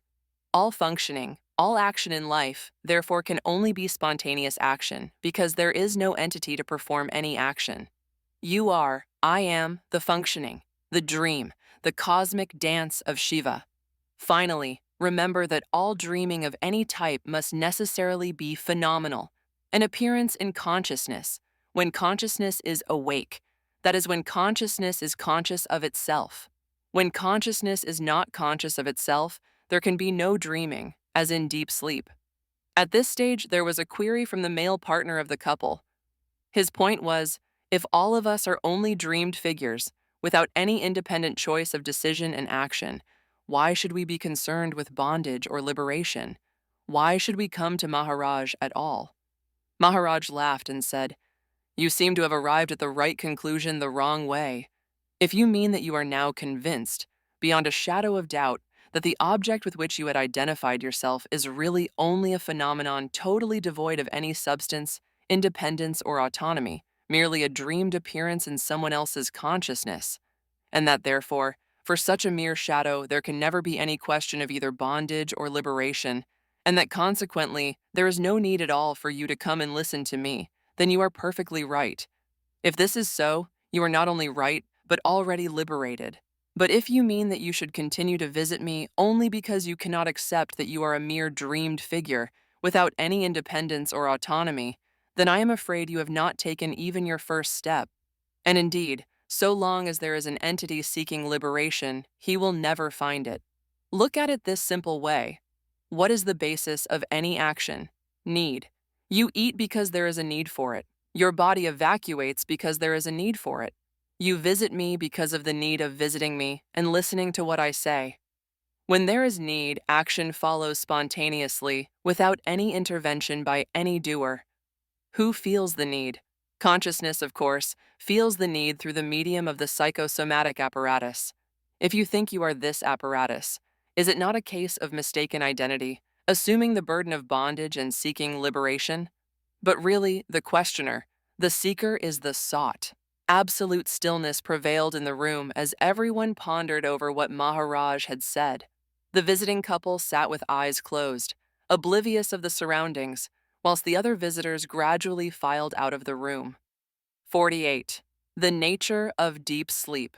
Among the many visitors who come to Maharaj, there are some who, perhaps because of an earlier common line of guidance or study, find themselves bogged down at a particular point of comprehension. They invariably seek clarification about it. For one such group of people, the problem centered around the nature of the state of deep sleep. They had understood, or more likely they had misunderstood what they had been told, that the state of deep sleep was indeed the ultimate state, or our original state, and they were quite upset to be told by Maharaj that nothing could be farther from the truth. How can the state of deep sleep, Maharaj asked them, which alternated with the waking state in consciousness, be our true state? Consciousness itself is time-bound, and it depends upon the food body for its manifestation and sustenance. The state of deep sleep is, therefore, very much a physical condition with a duration alternating with the waking state. The reason why it is mistaken for the non-objective awareness, where awareness is not aware of itself, is that during deep sleep, consciousness temporarily retires into rest. The important difference to note is that the state of deep sleep is similar to awareness only to the extent that consciousness is then not conscious of itself. However, this state is at once in movement insofar as it has a duration, after which the waking state again takes over. All that one can say is, added Maharaj, that the sense of presence, which is present during the waking state, is absent in the deep sleep state. The state of awareness, what we truly are, on the other hand, is the total absence of both the presence and the absence of the sense of presence. This is the all-important distinction. It is a measure of the strength of conceptual conditioning that people who were supposed to have reached a high spiritual level, whatever it might mean, could not easily apperceive this basic distinction which Maharaj makes between deep sleep and awareness. It was pitiable to see Maharaj demolishing their concepts one after another, concepts which they had held so long and so lovingly, and which they were obviously so reluctant to let go. But it was clearly necessary. With his irrepressible sense of humor, Maharaj likened the state of mind of the questioners with that of a millionaire who is informed that all his millions have suddenly turned out to be totally worthless. Maharaj threw further light on the subject by explaining that both the waking state and the deep sleep state are alternating periods in consciousness and manifestation. If this is clearly understood, he said, there would be no confusion. 100 years ago, Maharaj asked the leading member of the group, "Were you concerned with deep sleep? Did you need sleep? Now, when consciousness has manifested itself in a physical apparatus, could you carry on without deep sleep for any length of time? Consciousness, deep sleep, waking state, duration in time all constitute the same concept associated with manifestation. How could it possibly be equated with the unmanifest awareness, which is intemporality, pure subjectivity without the slightest touch of objectivity?" 49. Annihilation of the you. Addressing the visitors one morning, Maharaj said, "Some of you have been coming here for many weeks. I am particularly concerned about the overseas visitors who come here only to meet me and not for sightseeing. They have to spend a lot of money on traveling in their stay in Bombay, and I sometimes wonder if they really understand what I'm trying to convey. Now tell me, you know what Paramartha is, the sublime truth, the ultimate meaning of life. What is this ultimate meaning for each of you? Think over what I have been talking about before you answer." One bold answer from a foreign visitor was, "Liberation. I want to be liberated from the bondage of this life." Having heard you, I would now call it the bondage of consciousness. Soon there were confirmatory murmurs from several others. Maharaj laughed and said, "Look how strong the conditioning can be. Whether the conditioning is from the parents or from the spiritual guides is not relevant. This problem of bondage and liberation is part of the traditional teaching that is given to those whose intellectual and intuitive level is not high enough to grasp the true essence of that which is. But you are not kindergarten students of spirituality. I keep telling you that you must cease to think and speak as if you were phenomenal objects. I have been telling you that you are not phenomenal objects, but consciousness itself, the animating consciousness which provides sentience to the sentient being. Further, that you are consciousness only in manifestation, but truly you are that which is prior to consciousness itself, i.e., you are pure awareness. Is it not simple enough to understand, Maharaj asked, that a mere object, an appearance, which is all that a physical body is, cannot possibly perform any action whatsoever as an independent entity? It is only when the impersonal consciousness, in its total functioning, manifests by objectifying itself and becomes identified with each object that the concept of the personal I comes into being. This concept is the source of bondage, the objectivizing of I, the pure subjectivity, into an objective me. It is this me, the I concept or the ego, which is the imaginary bondage from which liberation is sought. A clear perception of what constitutes the sentient being that is seeking liberation will show how ludicrous the whole idea is. The body itself is nothing but the growth of the male sperm, which gets fertilized in the female womb. The fetus is the essence of the food consumed by the parents, and in it consciousness is latent.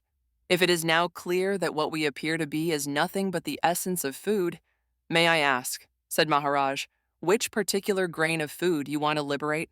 Which particular grain of food, or which of the 5 elements, food being the essence of the combination of the 5 elements, are you identifying yourself with? Awakening or enlightenment or liberation is nothing, absolutely nothing other than a perceiving profoundly, deeply, intuitively that what we are, that which is here now, is the absolute absence of whatever is imaginable or cognizable. which is the same as the absolute presence of the unknowable potentiality. Just think for a moment, said Maharaj. Can any question arise which does not have at its center a you or a me as an individual, seeing or not seeing, understanding or not understanding, doing or not doing? It is always a me that is concerned. Hardly ever is it the thing seen, or the matter understood, or the act that happens. Whenever there is paravritti, a complete and total changeover, a metanoesis has happened. The changeover has not been done or achieved by any entity of its own volition. It is this fact that is not realized. What is not realized is that there can be no entity which has directly, volitionally caused the changeover. Indeed, it is the apperception as such, not by any individual, of this very fact that brings about the essential annihilation of the you, the seeker, and achieves the sort of vacuum, of fasting of the mind, which invites the presence that is the real you, I, not me. This is how the transformatory adjustment happens or comes about. It cannot be achieved. Do understand, concluded Maharaj, that objects and their gunas, attributes, are not subject and object, as perceived by the senses and interpreted by the mind, but that all are objects, including human beings, mere appearances in consciousness, and finally, therefore, objects cannot and need not be liberated. 50. An irreverent revelation. Maharaj's daily routine includes bhajans and prayers 4 times a day, the first one being as early as 5:30 in the morning. During these bhajans, one sees him deeply absorbed in the verses that are chanted. Until recently, he even used to sing and dance with great abandon. Now, of course, he is not strong enough to do so. At one of the sessions, a visitor said to him, "Maharaj, you may be a perfect Janani, but when I see you singing bhajans with such emotion, I feel extremely happy that devotion still clings to you very firmly." Maharaj answered promptly, "Everything has its place in the world as well as in our daily routine. The important thing is to understand the position as it really is, to have the right perspective. Devotion and reverence are all right, so long as one recognizes them for what they are, i.e., effectivity, and to that extent, a bondage. And when one sees something for what it is, it loses its force. But if one gets involved in it, the bondage gets stronger and stronger. All feelings and emotions, love, devotion, etc., are based on duality, and so long as these feelings continue to dominate one's outlook, duality will continue to have a firm hold, and the real holiness, wholeness, unicity will be out of reach. The whole position is so obvious and simple that one cannot but laugh, and even be apparently irreverent when one looks at the fantastic superstructure of superstition and mystery that has been built on and around the basic simplicity that truth is. Do understand how simple and direct this is. T, in temporality, am total awareness without being aware of this awareness. Total subjectivity without the slightest touch of objectivity. I manifest through consciousness, through duality, by means of subject and object, through the concepts of space-time and the range of interdependent opposites, without which manifestation and objectivization would not be possible. All manifestation is my expression, my mirrorization in which I manifest as each sentient being. This object, this sentient being, appears to function and considers itself erroneously as the subject. But T am the only subjectivity, and all functioning in the manifested world is my objectivization in consciousness, which indeed I am. All phenomenal objects, aspects of what I am, become sensorially perceptible only when they are extended into what I manifest as space, and measured into what I manifest as time. Again, therefore, the simple and obvious truth. This here now, all manifestation sensorially perceived, is not different from what I am in my unicity. And of course, every sentient object can say this. Once this simple position is clearly understood, you may do what you like while going through the span of life that has been allotted to you. Indulge yourself, if you like, in devotion and reverence. Sing bhajans, but understand the false as false. Understand that there is nothing religious or reverential about the process of manifestation, which occurs spontaneously, in which you as an individual entity are in no way concerned. 51. Who suffers? When the number of visitors is small, Maharaj is inclined to talk in a more informal and intimate manner. But when his little loft room is fairly well filled, he first asks if anyone has any questions, but generally adds a restrictive or rather a constructive condition that the question should not relate to what one should do or not do in this world. In other words, questions should be asked without identifying oneself with the body. This restriction, it may be presumed, is intended to keep out superficial and flippant questions, which would only mean a waste of time. It is also understood that people will not ask him how they should grapple with the complexities of their personal problems. Maharaj makes it abundantly clear that he is neither a soothsayer nor a miracle man. One morning, someone asked why one has to suffer, why unhappiness exists. Maharaj sat still for a few moments and then began to talk softly. Whatever emotion or feeling one experiences is a movement in consciousness. When one feels sorrow or unhappiness, it means that an event has not satisfied the need or want that is felt at that moment. However, the event that may cause sorrow to one individual may give happiness to another. And yet again, an event that has caused unhappiness to a particular person at one time might give happiness to the same person at another time, depending on what he thinks he wants at that time. What are the factors involved in what one thinks of as the experiencing of happiness or unhappiness, pleasure or pain? 1. There must be consciousness. 2. There must be the concept of an entity, person with its wants. 3. There must be an event in space, time. An event may happen, and even the person with his wants may be there. But if there is no consciousness, he will not be concerned either with the event or its effect. It is consciousness which is the principal factor and the actor. Indeed, what I am was not even aware of its existence until the knowledge I am arrived.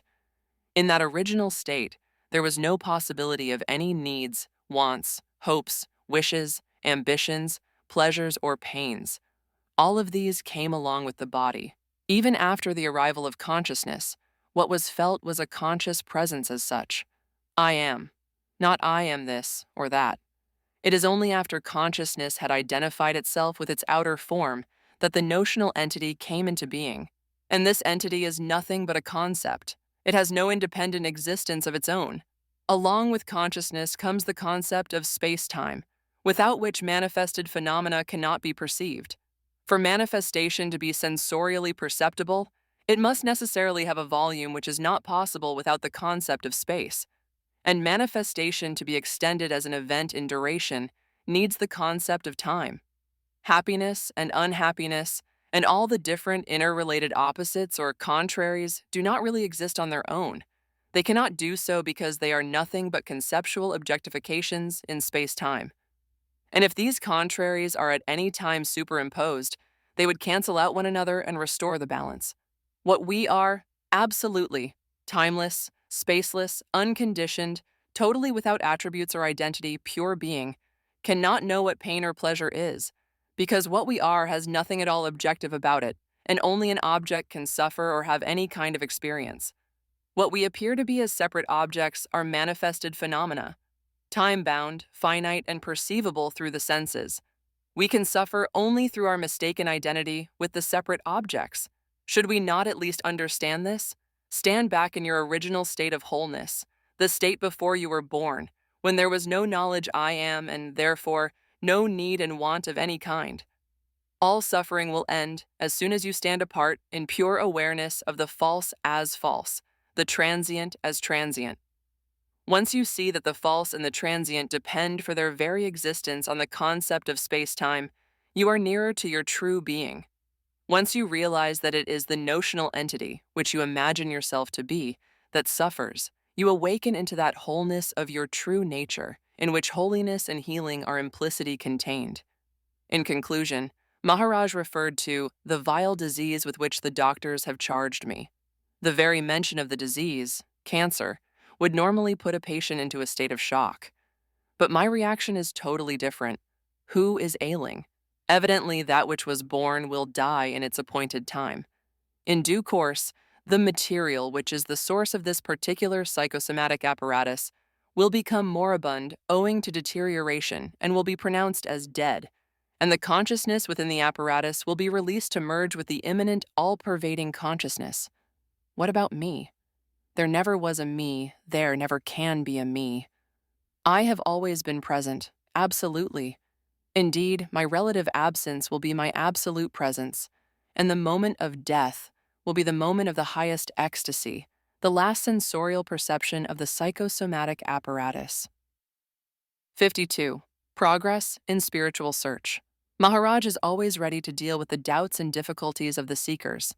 He wants them to ask questions. He keeps telling especially the overseas visitors that since they have spent considerable amount of money and taken a lot of trouble in coming to India to meet him, they should not waste their time sitting silently, but should ask him relevant questions.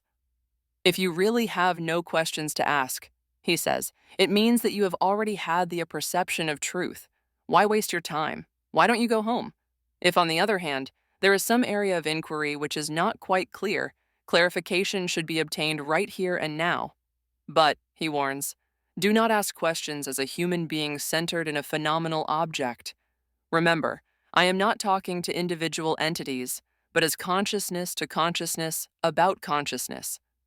One of the foreign visitors, who had been coming to Maharaj for quite some time, began quietly. Perhaps I am speaking from a body-mind identity, but there is a question, a problem, which has been troubling me for so long that I cannot keep it bottled up any longer.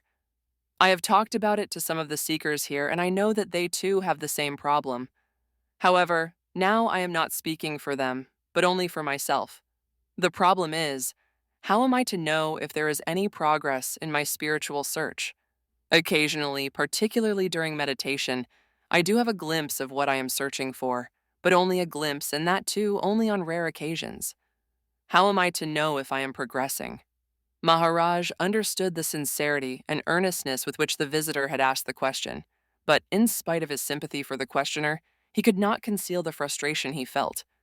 He sat still for some time, perhaps to get over the combined enervating effect of his illness and the mental anguish at being asked the question. Then he began speaking softly, more in sorrow than in anger. I think I should stop talking altogether and put up a notice to that effect.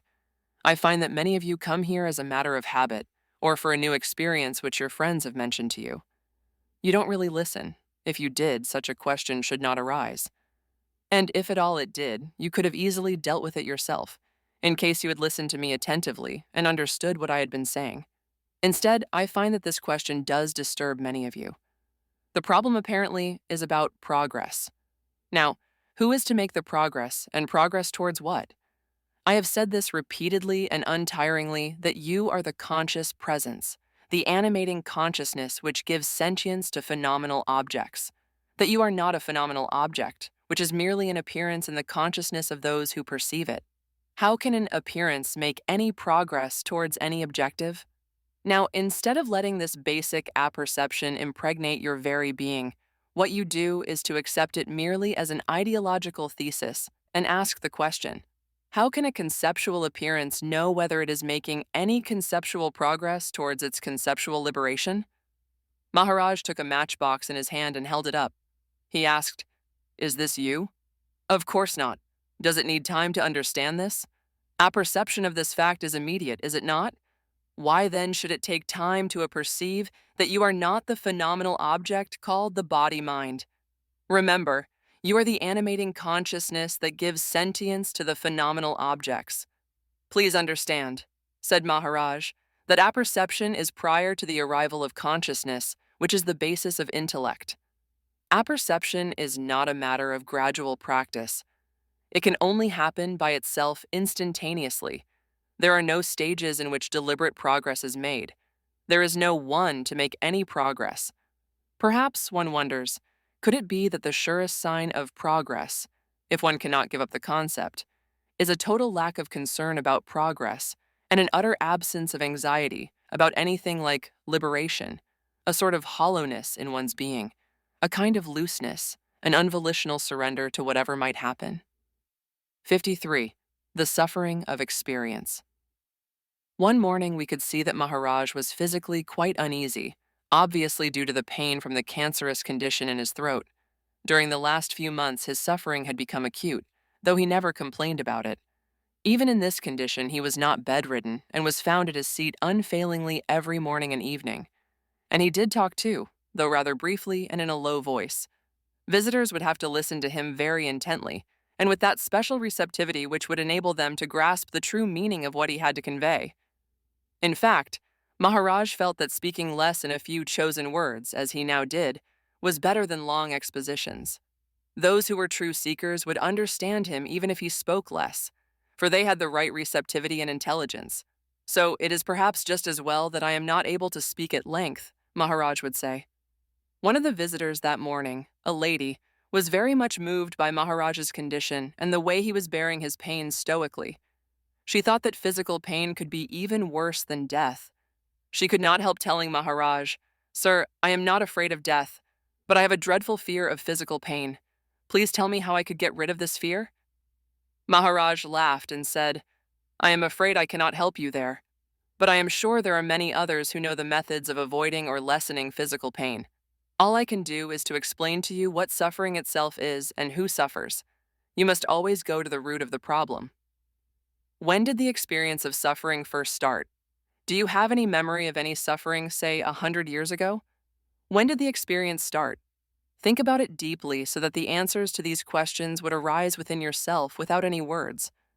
Is life, living itself, other than experiencing in duration, moment to moment stretched horizontally? And what is experiencing? Is it not reacting to an outside stimulus which is interpreted through the senses as an experience, pleasant and acceptable, or unpleasant and not acceptable? One does not experience suffering. One suffers an experience, pleasant or unpleasant. Now, the basic question you should be concerned with is, who, or more appropriately what, is it that suffers an experience? Let me tell you straight away, cannot suffer any experience, pleasant or unpleasant. It is only a you or a me who suffers an experience. This is a very important pronouncement, and you should ponder over it deeply. I should really let you solve this problem for yourself, or rather, let the problem work itself out. But let us proceed.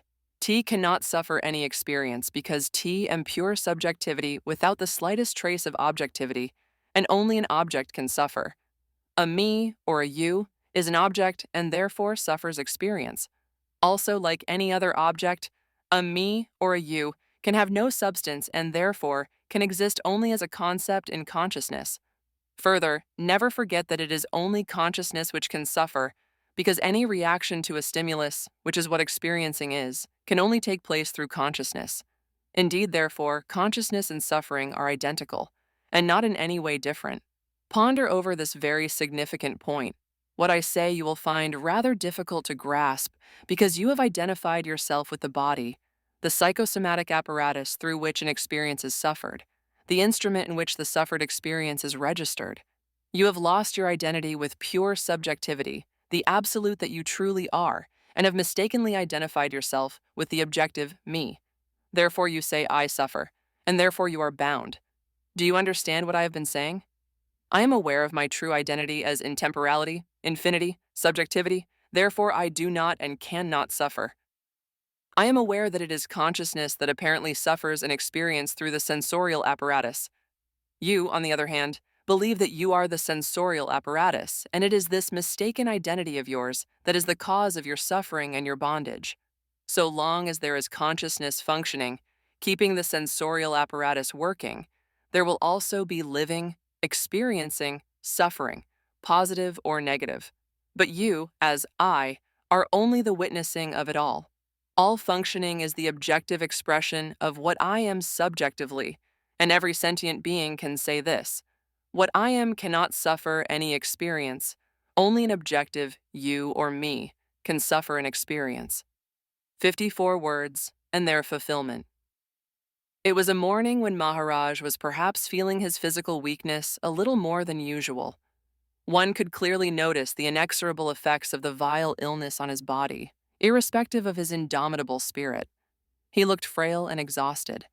He sat in his usual place, quite still, almost immobile, totally oblivious of the pain which must certainly have been intense. Then he started talking quietly, very softly. One had to concentrate a great deal to catch his words. What you see, said Maharaj, as my presence as a phenomenon means my absence as the noumenon. Nominally, I can have neither presence nor absence because both are concepts. The sense of presence is the concept which turns the unicity of the absolute into the duality of the relative. Unmanifested, I am the potential which in manifestation becomes the actual. I wonder, Maharaj continued, if these words really convey anything to you. Are they mere words?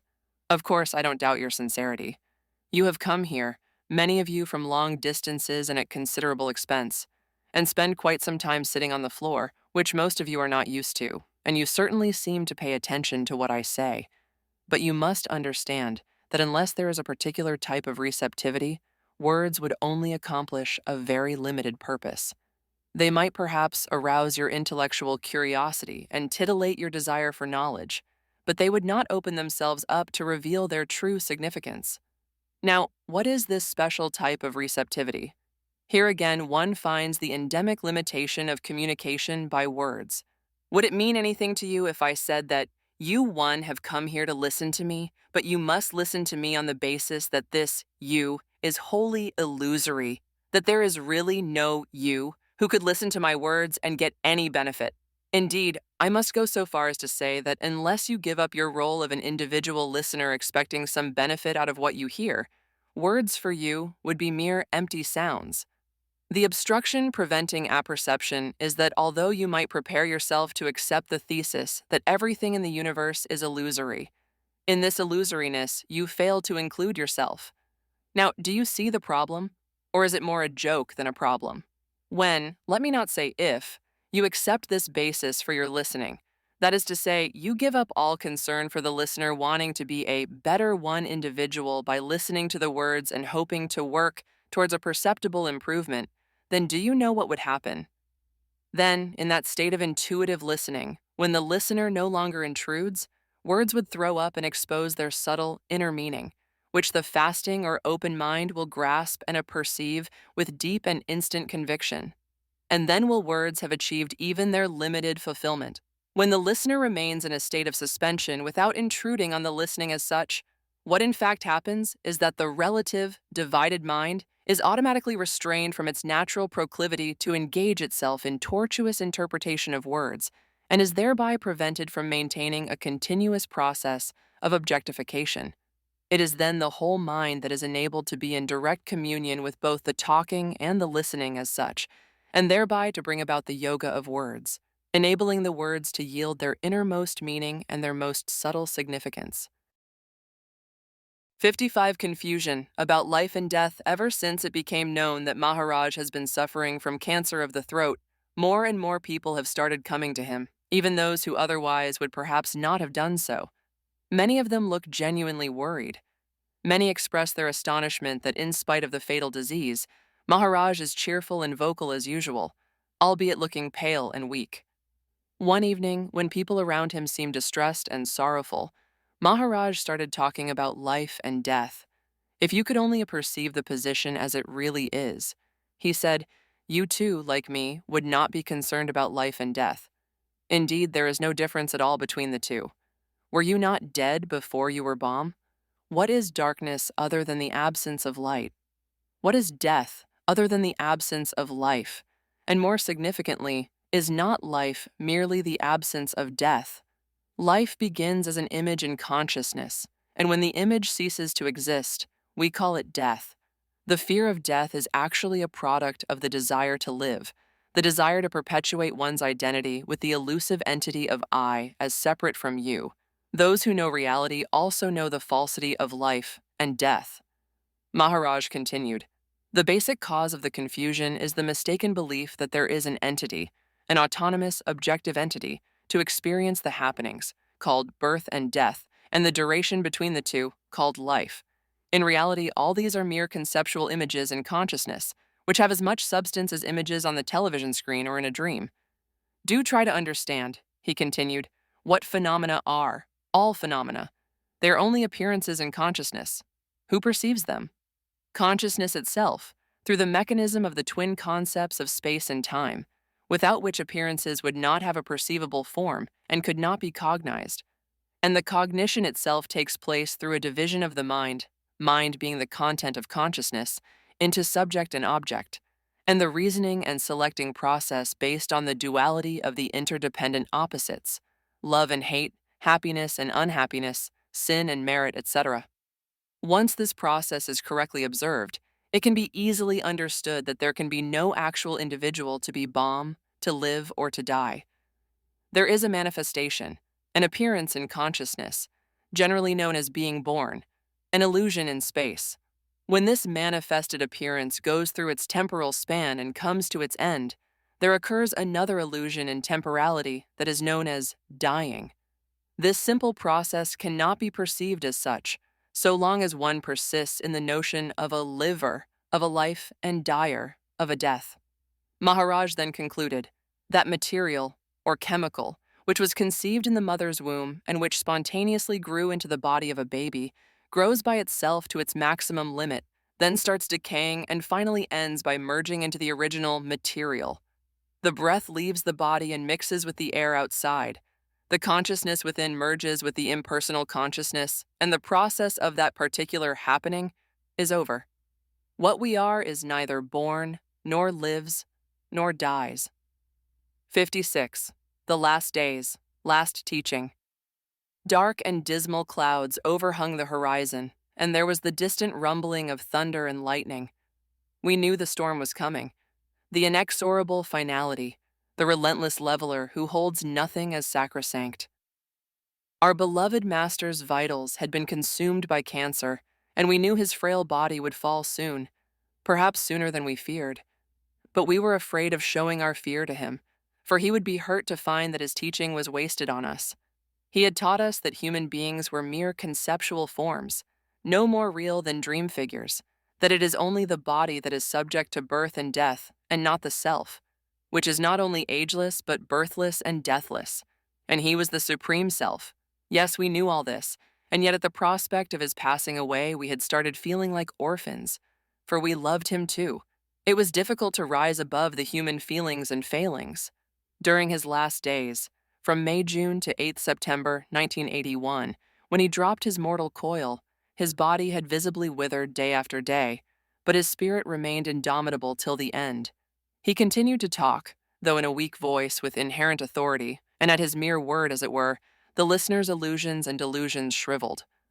I give below verbal cameos from some of his talks during these last days. He could not speak for long. He had to be brief, but whatever he said was seminal in nature and a sort of catalyst for the listeners. It was the great beyond speaking, not a frail old man in the clutches of death. For over a fortnight now, June 1981, Maharaj has not been able to talk to visitors with his old zest. At the insistent request from many of us, he has agreed to limit the discourses to a half hour, and it is just as well that he has done so, because even 30 minutes of talking has been exhausting him physically so much that he is unable to sit up thereafter. Maharaj's words, though fewer, are more pregnant now. He has been saying that his physical weakness prevents him from elaborating what he wants to convey. He adds that this is a sort of blessing in disguise, because the listeners would now have to pay greater attention to what he says, without letting their mind wander about much. Also, they would do a certain amount of thinking for themselves. Many of the visitors, in view of the extremely weak physical condition of the master, now restrict their questioning to a minimum, even though Maharaj presses them to get their difficulties cleared up. There's so little time now, he says. One morning, one of the regular visitors, perhaps with a view to keep Maharaj's mind away from his physical suffering, started talking on various matters and asking rather superficial questions. Maharaj, of course, was quick to see through the device and sat erect in his easy chair. "I know what you are trying to do," he said, "but you forget that I am not what you think I am. I do not suffer. I cannot suffer because I am not an object. Of course there is suffering, but do you realize what this suffering is? I am the suffering. Whatever is manifested, I am the functioning. Whatever is perceptible, I am the perceiving of it. Whatever is done, I am the doing of it. I am the doer of it. And understand this, I am also that which is done. In fact, I am the total functioning. If you have perceived this, you need to know no more. This is the truth. But the meaningful word is apperceived. What I have said for myself. But if you have apperceived this, you too can say the same thing. You and I are not two, but the same absolute unicity.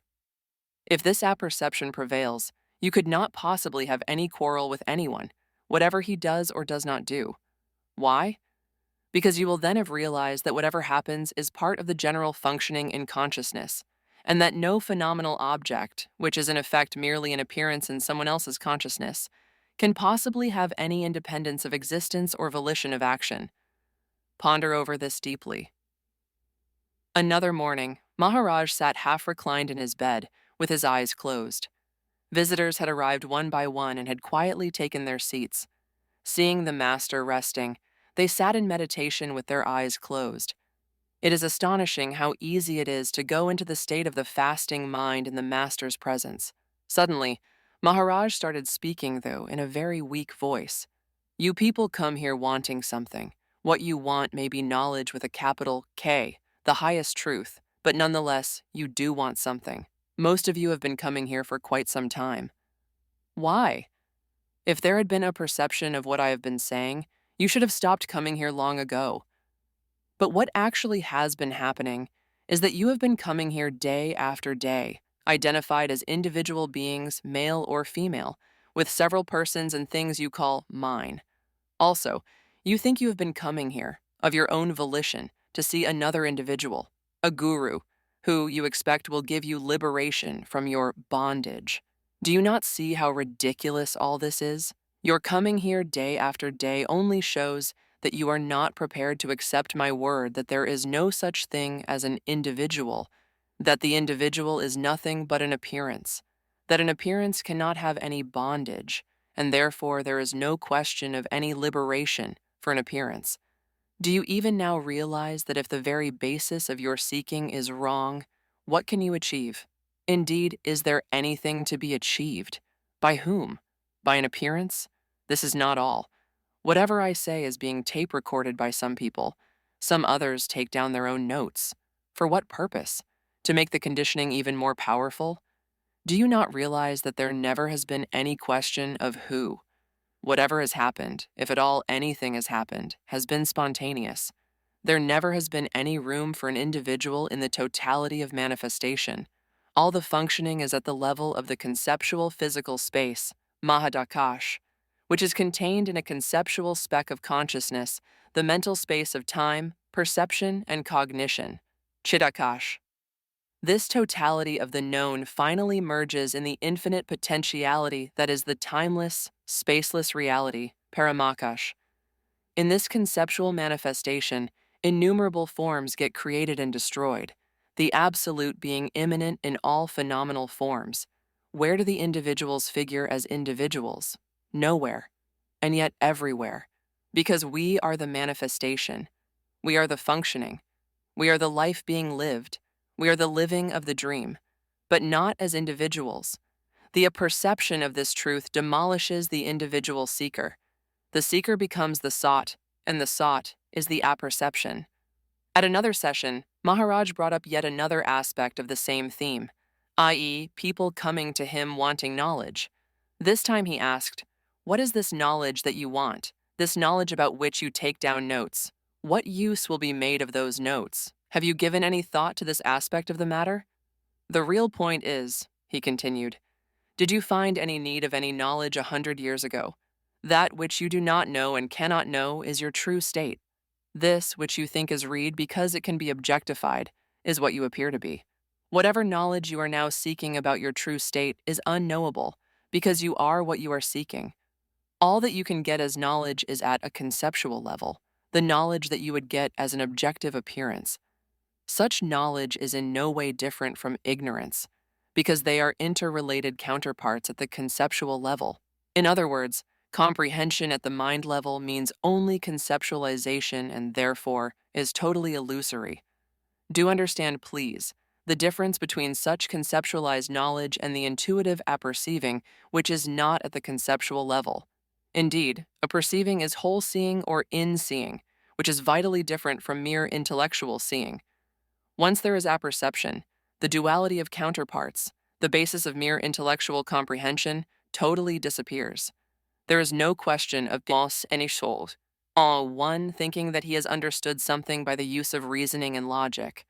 True understanding is spontaneous apperception. intuitive and choiceless, and totally non-dualistic. Meditate on what I have said. One day, when a visitor brought up the question of ethics and moral behavior, matters which have always been considered outside the scope of discussion here, Maharaj was so amused that, in spite of extreme physical weakness, he sat up and said that he never ceased being astonished at the confusion and thinking that was displayed even by people who were supposed to be intellectuals. He literally laughed himself into a paroxysm of coughing. Once having understood that there is a separate place, the toilet, for specific purposes, would you, he asked, use the living room or the bedroom for those purposes? Once there is an unequivocal apperception of your true nature, once you clearly see the false as false, is there any question of having to decide the propriety or otherwise of any action? Who will make the decision? Does one have the independence of volition to make the decision? Is there really any choice? Once it is perceived that there is no entity with any independence of action, would living thereafter not be totally non-volitional living? Would not, in other words, the apperceiving itself lead to an abandonment, or more accurately, a spontaneous cessation of the very concept of volitional activity? One may think that one lives. Actually, one is only being lived. Exhausted by this brief but animated exposition, Maharaj lay back again in his bed and said that he would have liked to expand this point further, but he just did not have the physical strength. He added, with a wry touch of humor, that it was perhaps just as well that he could now only give out capsules of knowledge. This particular morning, Maharaj was too weak even to sit up, but was in a mood to talk. He started speaking softly and slowly. What a fantastic subject this is. The subject is elusive. The person who thinks he is listening is illusory, and yet nobody believes that he does not exist. When you come here, I welcome you and extend to you my humble hospitality. But in doing so, I am fully aware of the exact position, i.e., there is neither a speaker nor a listener. Why is it that nobody can honestly say that he does not exist? Because he knows that he is present. Or rather, there is that intuitive sense of presence, and this is important, there is no entity who can say that it does not exist. If an entity did assert that it did not exist, such an assertion itself would prove its existence. However, the more important point, which is not so easy to grasp, is that the source of this phenomenal presence, which is the manifestation of the unmanifested, is noumenal absence. Further, I wonder how many of you would apprehend this. It means that whenever the mind is fasting, totally without any conceptualization, there is phenomenal absence, and this presence of phenomenal absence is noumenal. It was a Sunday, and Maharaj's small room was packed to capacity. Most of the visitors were regular ones, but a small group had arrived from a distant part of the country. The leader of the group discerned Maharaj's effete physical condition and reconciled himself to the fact that they would have to be satisfied with darshan only. Maharaj, however, sat up in his bed, looked directly at the new group, and smilingly asked if there were any questions. He added that he was not at all well physically and hoped that the questions would be at an appropriate level. There was a brief, murmured consultation among the group, and the leader very respectfully said that he had only one question to ask. Is there really such a thing as enlightenment? He added that this question was being asked not frivolously, but against the background of a long spiritual quest. Maharaj smiled and started talking in spite of the exhaustion, which was clearly visible on his face. He sat up quite erect, and his voice gained an unexpected vigor.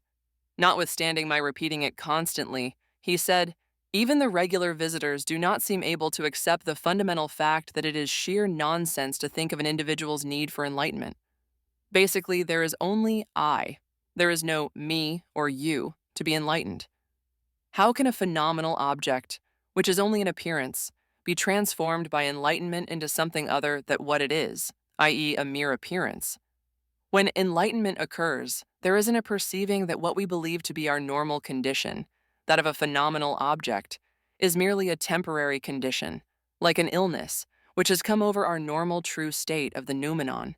It is suddenly realized that what was being considered normal was not really normal. The result of such a perceiving is a sort of instantaneous adjustment from an individual existence to just existence as such. Volition disappears, and whatever happens seems right and proper. One takes one's stand as the witness of all that happens, or rather only witnessing remains.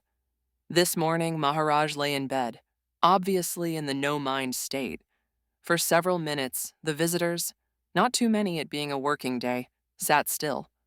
Suddenly the master opened his eyes and said very softly that there would not be any talk, because he was too weak to speak.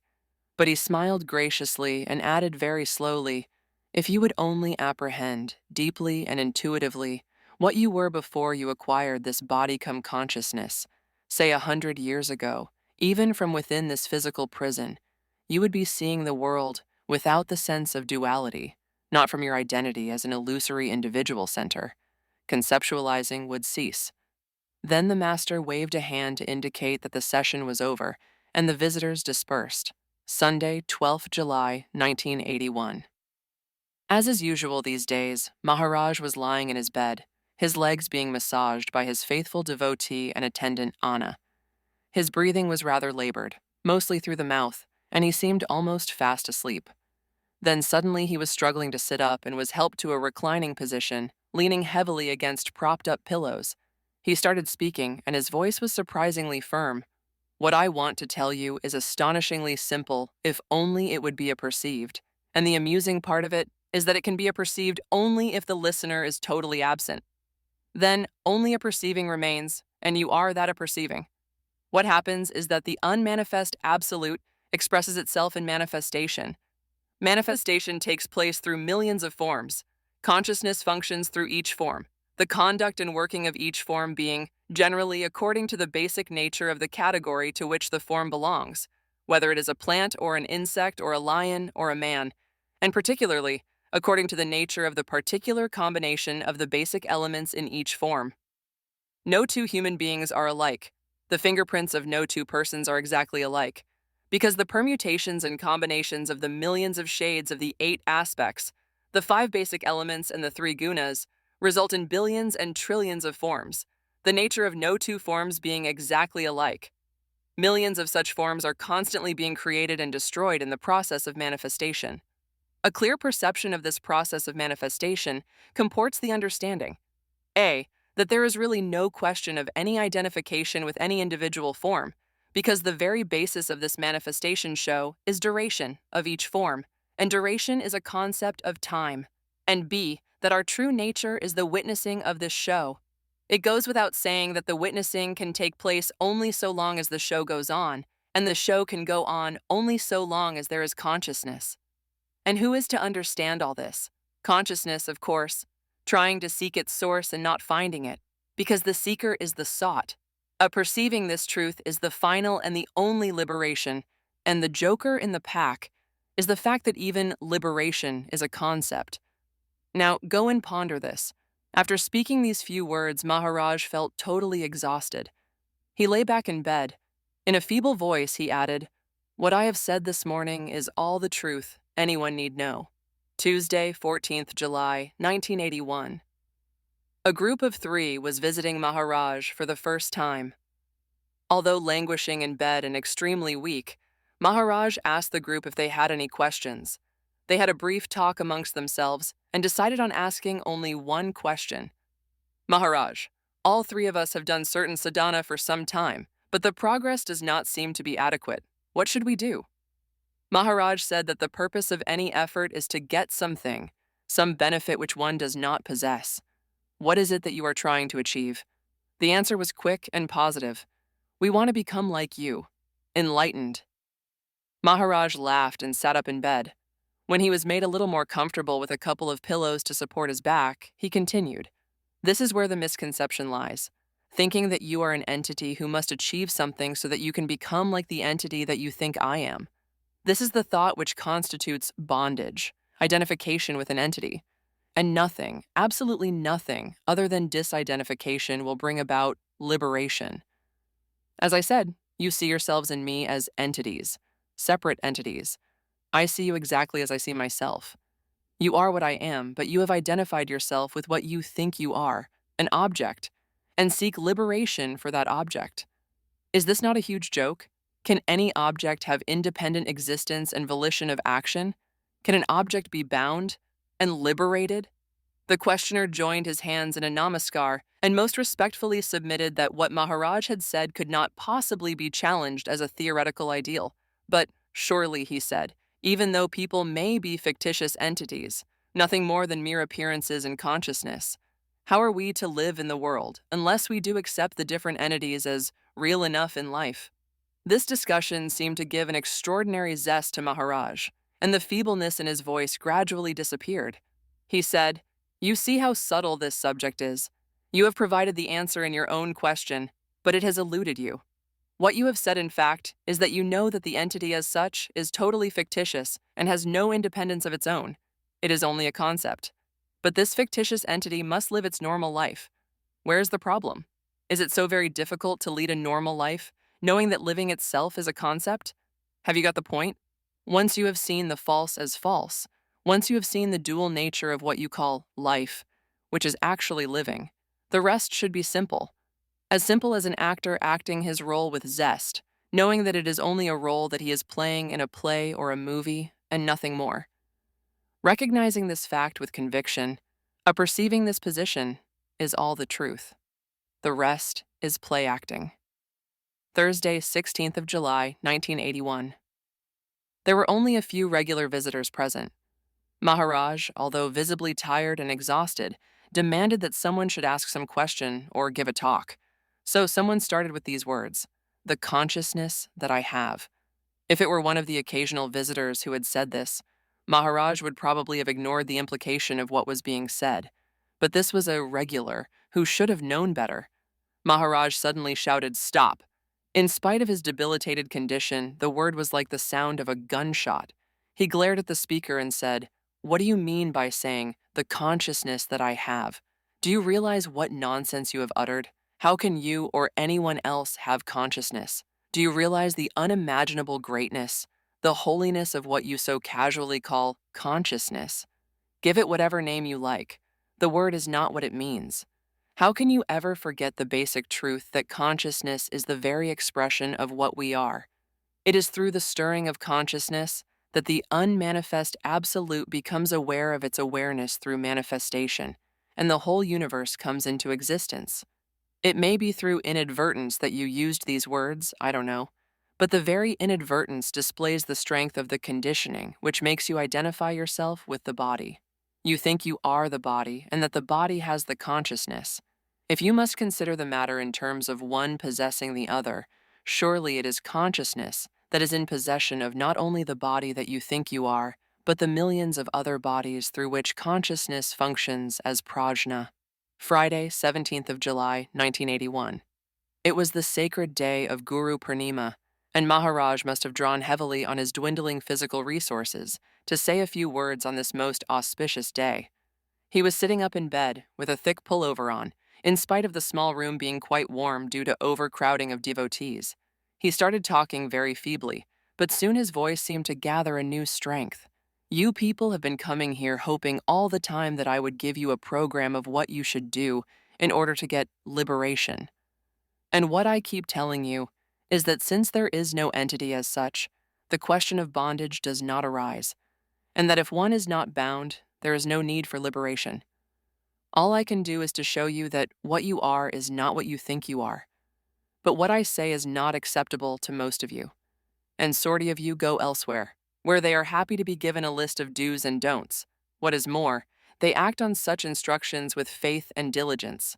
But what they do not realize is that whatever they practice as an entity only strengthens their identification with the illusory entity, and therefore understanding of the truth remains as far away as ever. People imagine that they must somehow change themselves from imperfect human beings into perfect human beings known as sages. If only they would see the absurdity in this thinking. The one who is thinking along these lines is himself only a concept, an appearance, a character in a dream. How can a mere phenomenal phantom awaken from a dream by perfecting itself? The only awakening is a perceiving of that which is. Indeed, there is no question of a who in this aperceiving, because the aperceiving itself is one's true nature, and the prerequisite of such a perceiving is the disappearance of the phenomenon. What is apperceived is manifestation as a whole, not by a who keeping himself as a separate observer. The apperceiving is the total functioning of the absolute. Apperceiving is what you are. The universe appearing in consciousness is a mirror which reflects every sentient being, i.e., consciousness is the very source of the apparent universe. Consciousness is not different from its manifested content, and such a perceiving has nothing whatever to do with a who, with a phenomenon, an appearance in consciousness which is only an infinitesimal part of the total functioning. The profound intuitive understanding of this fact is the only awakening, or enlightenment, the only illusory liberation from an illusory bondage, the awakening from the living dream. What does the guru do? A self-realized guru would do the only thing that could be done: point a finger towards the Sadguru that is within. The Sadguru is always there whether you remember him or not, but a constant association with him, irrespective of whatever you may be doing, is all that is necessary. Anything else by way of effort will not only not help, but would be a hindrance and a hazard. Sunday, 26 July 1981. There was the usual Sunday morning crowd. The room was filled to capacity. Maharaj smiled and said that in spite of knowing that he was not in a position to speak, people continued to visit him. What did they expect to get? With considerable effort and support from his attendant devotee, he sat up. He looked around and said that he was not able to recognize people, but if there were any questions, let them not be kept bottled up.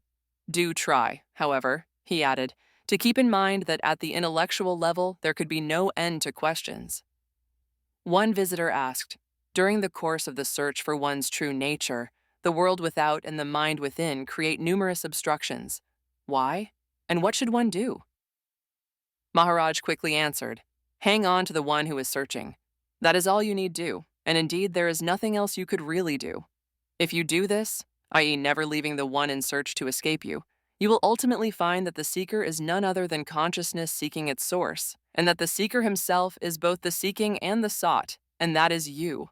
There were several other questions which Maharaj disposed of more or less summarily, as they related to one's behavior in the world, his main point being that it is nature, or consciousness in action, which was responsible for the spontaneous growth of the body from the moment of conception to the birth of the body and further on from infancy and childhood through youth to full development and finally to decay. Why do you suddenly accept responsibility for the actions of the body and thereby the bondage of retribution for such actions? He asked. Finally, towards the end, came the question, is there any difference between a person who is an Avadhuta and another who is a Janani? I am asking the question because I want to know how a self-realized person acts in this world. Maharaj laughed and said, all your words as question and all my words as answers seem to go the same way into nothingness. Had even a single answer of mine found its mark, there would not be any more questions. So in a way, what happens is best. Your continued questions and my answers both contribute towards some entertainment to pass the time. Indeed, there is nothing else to be done since there is no purpose to this that is seen as the universe. It is all Lila and we join in it. But we must understand this. However, let us deal with your question. Avadhuta, Janani, self-realized are all names of a state, the very basic assumption of which is the total negation of the separateness of an individual entity. And yet the question is based on an understanding that a Janani is a person, and you want to know how such a person acts in this world. Do you see the contradiction in terms? As soon as there is self-realization, the difference between a self and the others disappears, and of course, along with it, the doership of the pseudo-personality. Therefore, once self-realization happens, do understand that one does not acquire self-realization. The sense of volition or desire or choice of action cannot remain. Do try to understand the significance of what I have just said. If you have understood it, you will also have understood that there can be no self-realized person, and therefore there is no question of how a self-realized person acts in the world. What happens to the body? The response to external situations is spontaneous, intuitional, without the interference of the individual divided mind, and thus excludes any question of volitional activity. Saturday, 8 August 1981. A young lady asked Maharaj about the significance and usefulness of repeating a japa. Maharaj said that he would interpret the word japa in its meaning as the purposive noun, which would be protecting. He continued, by continuously repeating a japa or a mantra, either as one word or a combination of words, you intend to protect something. What does one want to protect? Something that one loves most. What does one love most? Something which one needs most. And what is it that one needs most?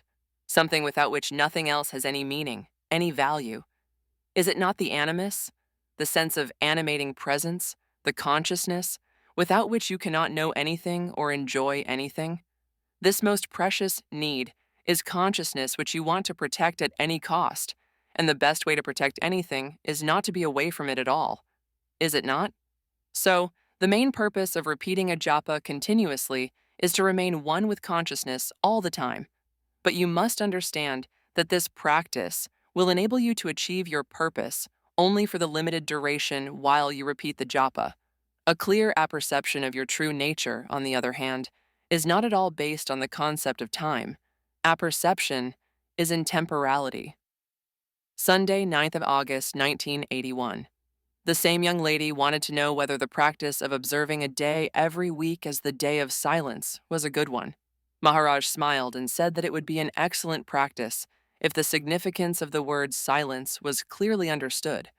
Maharaj explained, I have heard of certain Mahatmas and gurus, greatly interested in politics, observing days of silence, when they do not speak but communicate with the aid of pen and paper. I am sure their throats get a lot of much-needed rest, but other than that, I doubt if there could be any other benefit. What I would understand by silence is total absence of word and thought. Have you ever considered from where the word comes?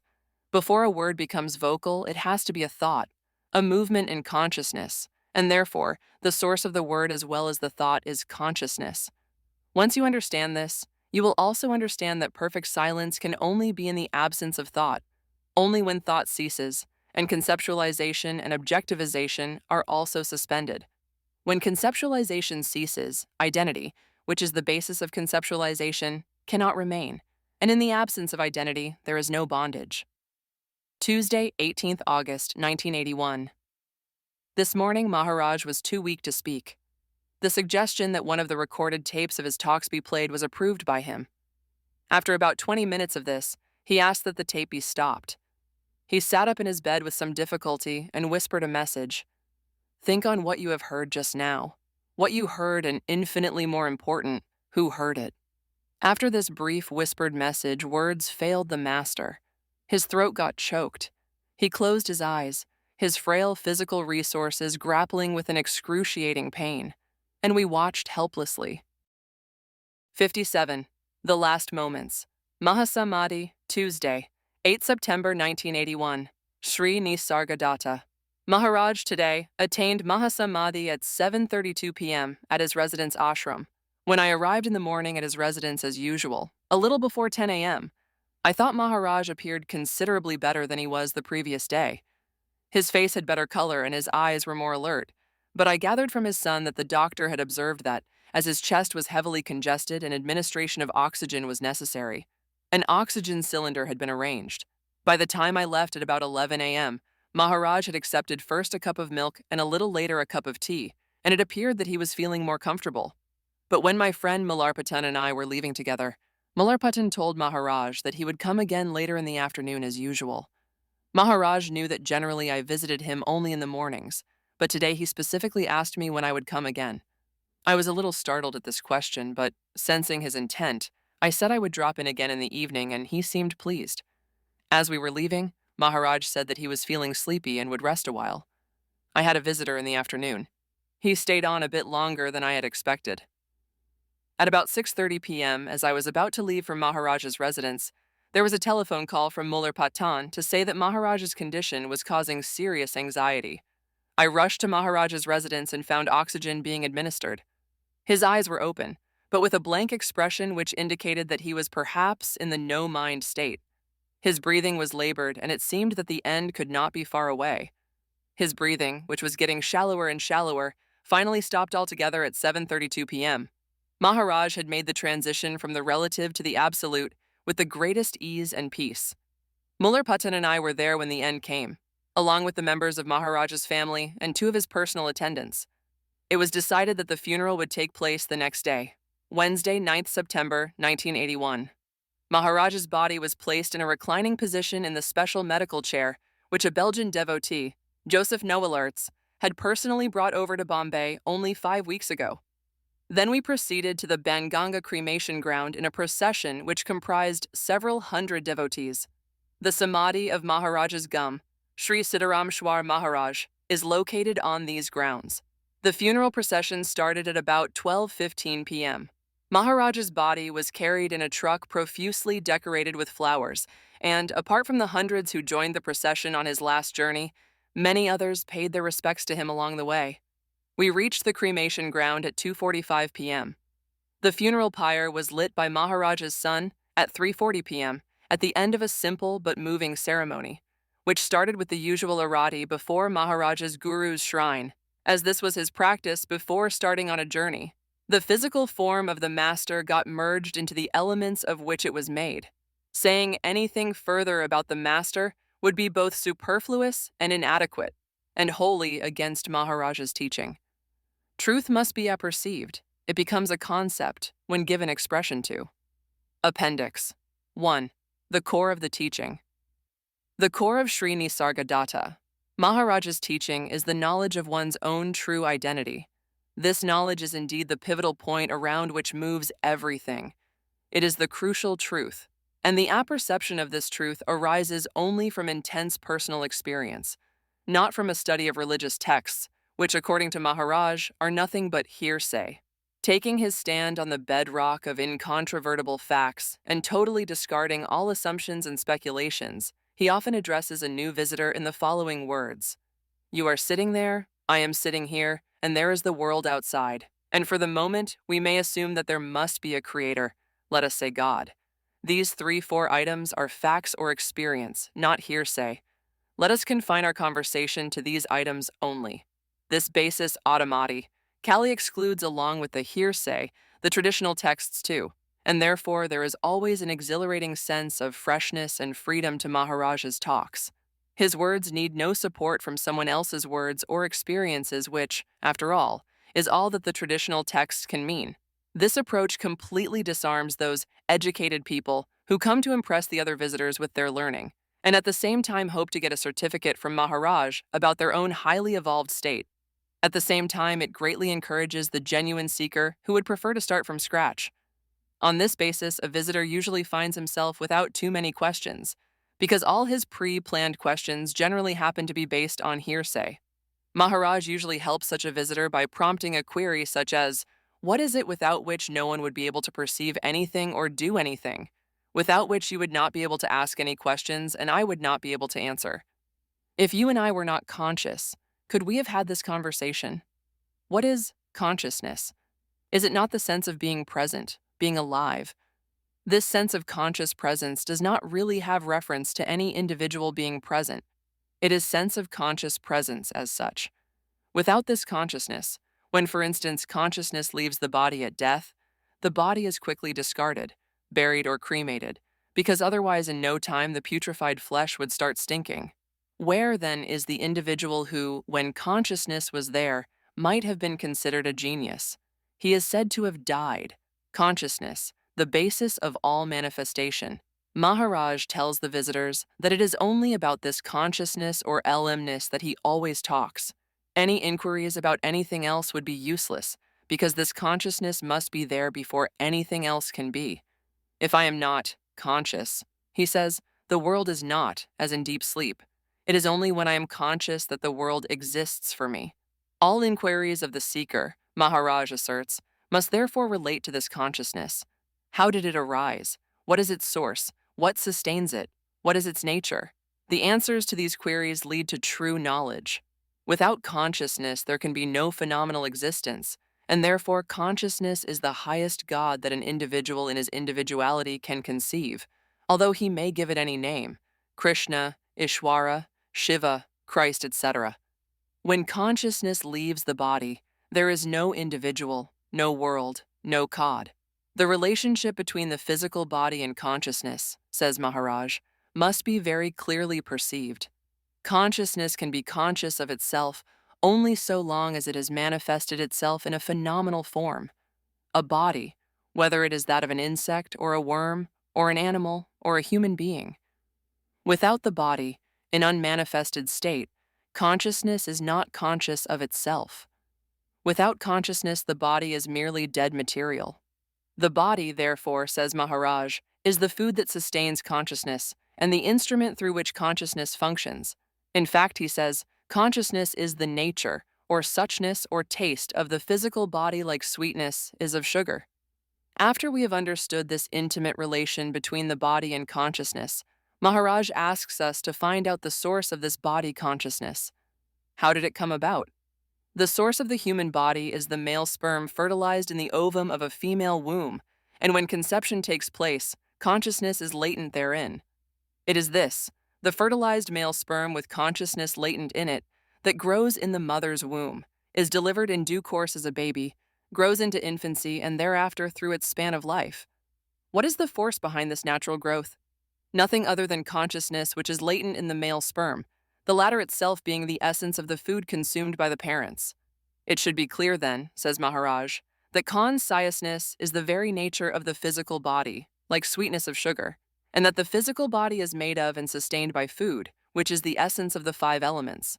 In this spontaneous, natural process, the individual, as such, does not have any significance. The individual body is made of food, and consciousness is universal, all-pervading. How can the individual claim either separate existence or bondage and liberation for himself? Has any individual been consulted about his birth as the issue of particular parents? The me and mine have come about only after the birth, which is clearly the result of a natural process in which neither the parents nor the baby has any choice. In other words, Maharaj points out, the body-come consciousness is a phenomenal unit which has spontaneously been created out of the five elements, space, air, fire, water, and earth, and the three attributes, sattva, rajas, and tamas. This unit grows during its lifespan and then dies, that is, goes back to the five elements, and consciousness that was limited by the body is released into impersonal consciousness. Now, asks Maharaj, in this natural process of the creation and destruction of a phenomenal unit, where is the question of a you? You have never been a party to the creation of the phenomenal unit that you are supposed to be. You have been told by your parents that you were born and that a particular body is you. You really have no actual experience of being Bomb. What is born is a phenomenal unit, a psychosomatic apparatus that is activated by consciousness. If consciousness is not there, the body apparatus is not only useless, but has to be disposed of as quickly as possible. Who then are you? You are, says Maharaj, what you were before the body-come consciousness came into being, what you were 100 years ago. The question that naturally arises at this stage is, who then acts in the world as the body? The answer, according to Maharaj, is that in manifestation, consciousness is everything. It is consciousness that acts through the millions of bodies according to the innate character of the composition of each body. There are millions of psychosomatic forms, but no two forms are exactly alike in all respects, because each form has a distinctive combination of the five elements plus the three attributes. Each element has its own characteristics, and so has each attribute. Imagine the millions of gradations that each of these 8 aspects can have, and the resulting billions and trillions of permutations and combinations that can be affected. Consciousness acts through the physical bodies, each of which has its own temperament and character, based partly on its physical composition and partly on the conditioning it has received. If this is clearly perceived, it should be also crystal clear that no individual has the autonomy to act independently. But the individual, in his ignorance, believes that it is he who acts. He takes delivery, says Maharaj, of the actions that take place, binds himself in illusory bondage, and suffers pain and pleasure. This is how bondage arises. Maharaj wants us to be clear on one point. Man considers himself a special being, apart from all other creation. But so far as the ingredients of the physical construct are concerned, there is no difference between the various kinds of sentient creatures. Only the process of creation differs. The essential purpose of Paramartha. Maharaj constantly urges us not to miss, forget, overlook, or ignore the essential purpose of all Paramartha, i.e., the ultimate understanding, and to know our Svarupa, i.e., our true identity. What is our true identity? Maharaj would say, Unmanifested in stillness, our identity is the absolute unicity, pure awareness not aware of itself. Manifested, functioning in duality, our identity is consciousness seeking itself as the other because it cannot tolerate its own presence. In other words, says Maharaj, on our original state of the timeless, changeless, absolute noumenality, the body-come consciousness has appeared like a temporary illness, without cause or reason, as part of the total functioning of the impersonal consciousness in its role as prajna. Each phenomenal form works out its allotted duration, and at the end of its lifespan, disappears as spontaneously as it appeared, and consciousness, relieved of its physical limitation, no longer conscious of itself, merges in awareness. One is neither born nor does one die.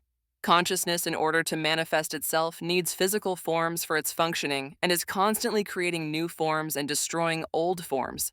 If this is the natural process of the total functioning of consciousness, the question arises, how does the individual entity see and its bondage come into existence?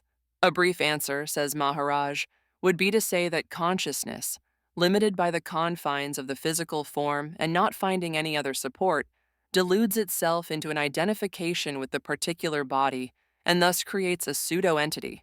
And this pseudo-entity, mistaking itself as the doer of the actions, which actually form part of the total spontaneous functioning of prajna, must accept the consequences and thereby subject itself to the bondage of the cause and effect of the karma idea.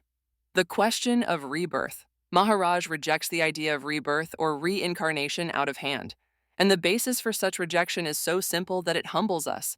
The entity which is supposed to be reborn does not exist, except as a mere concept. How can a concept be reborn? Maharaj, in all innocence, asks the protagonist of rebirth, "Please, I want to know, who is it that would be reborn?" The body dies and, after death, is demolished, buried, or cremated as quickly as possible. The body, in other words, has been irreparably, irretrievably, irrevocably destroyed. That body, therefore, which was an objective thing, cannot be reborn. How then can anything non-objective like the life force, the breath, which on the death of the body merged with the air outside, or the consciousness which merged with the impersonal consciousness, be reborn either? Perhaps, says Maharaj, you will say that the entity concerned will be reborn, but that would be utterly ridiculous. You do know that the entity is nothing but a concept, a hallucination which arises when consciousness mistakenly identifies itself with the particular form. How did the idea of rebirth arise at all? It was perhaps conceived as some sort of an acceptable working theory to satisfy the simpler people who were not intelligent enough to think beyond the parameters of the manifested world. The pseudo-entity. However, in order to see clearly how the pseudo-entity, or the ego, who is supposed to be the cause and the object of supposed bondage, arises, it is necessary to understand the conceptual process for manifestation.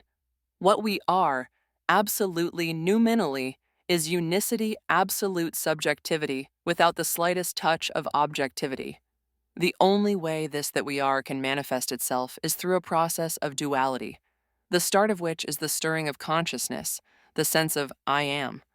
This process of manifestation, objectivization, which was so far totally absent, entails a dichotomy into a subject that perceives and an object that is perceived, cognizer and the cognized. The noumenon, pure subjectivity, must always remain the only subject. Therefore, the supposed cognizer and the supposed cognized are both objects in consciousness. This is the essential factor to be borne in mind. It is only in consciousness that this process can occur. Every imaginable thing, every kind of phenomenon that our senses perceive and our mind interprets is an appearance in our consciousness. Each of us exists only as an object, an appearance in someone else's consciousness.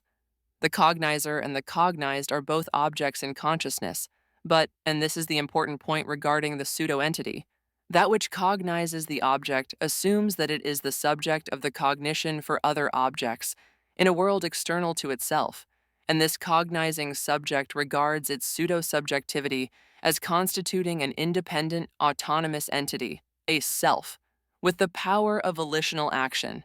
The principle of duality, which starts with the sense I am, and on which is based the entire phenomenal manifestation, is carried a step further when the pseudo-entity, in its role as the pseudo-subject, begins the process of reasoning by comparing interdependent and opposing counterparts, such as good and bad, pure and impure, merit and sin, presence and absence, great and small, etc., and after the comparison, discriminating between them. This constitutes the process of conceptualization. Apart from this dichotomy of subject and object, the process of phenomenal manifestation depends on the basic concept of space and time. In the absence of the concept of space, no object could become apparent with its three-dimensional volume. Similarly, in the absence of the related concept of time, the three-dimensional object could not be perceived, nor any movement measured, without the duration necessary to make the object perceivable. The process of phenomenal manifestation, therefore, takes place in conceptual space-time, in which the objects become appearances in consciousness, perceived and cognized by consciousness, through a process of conceptualization, the basis of which is a splitting into the perceiving pseudo-subject and the perceived object.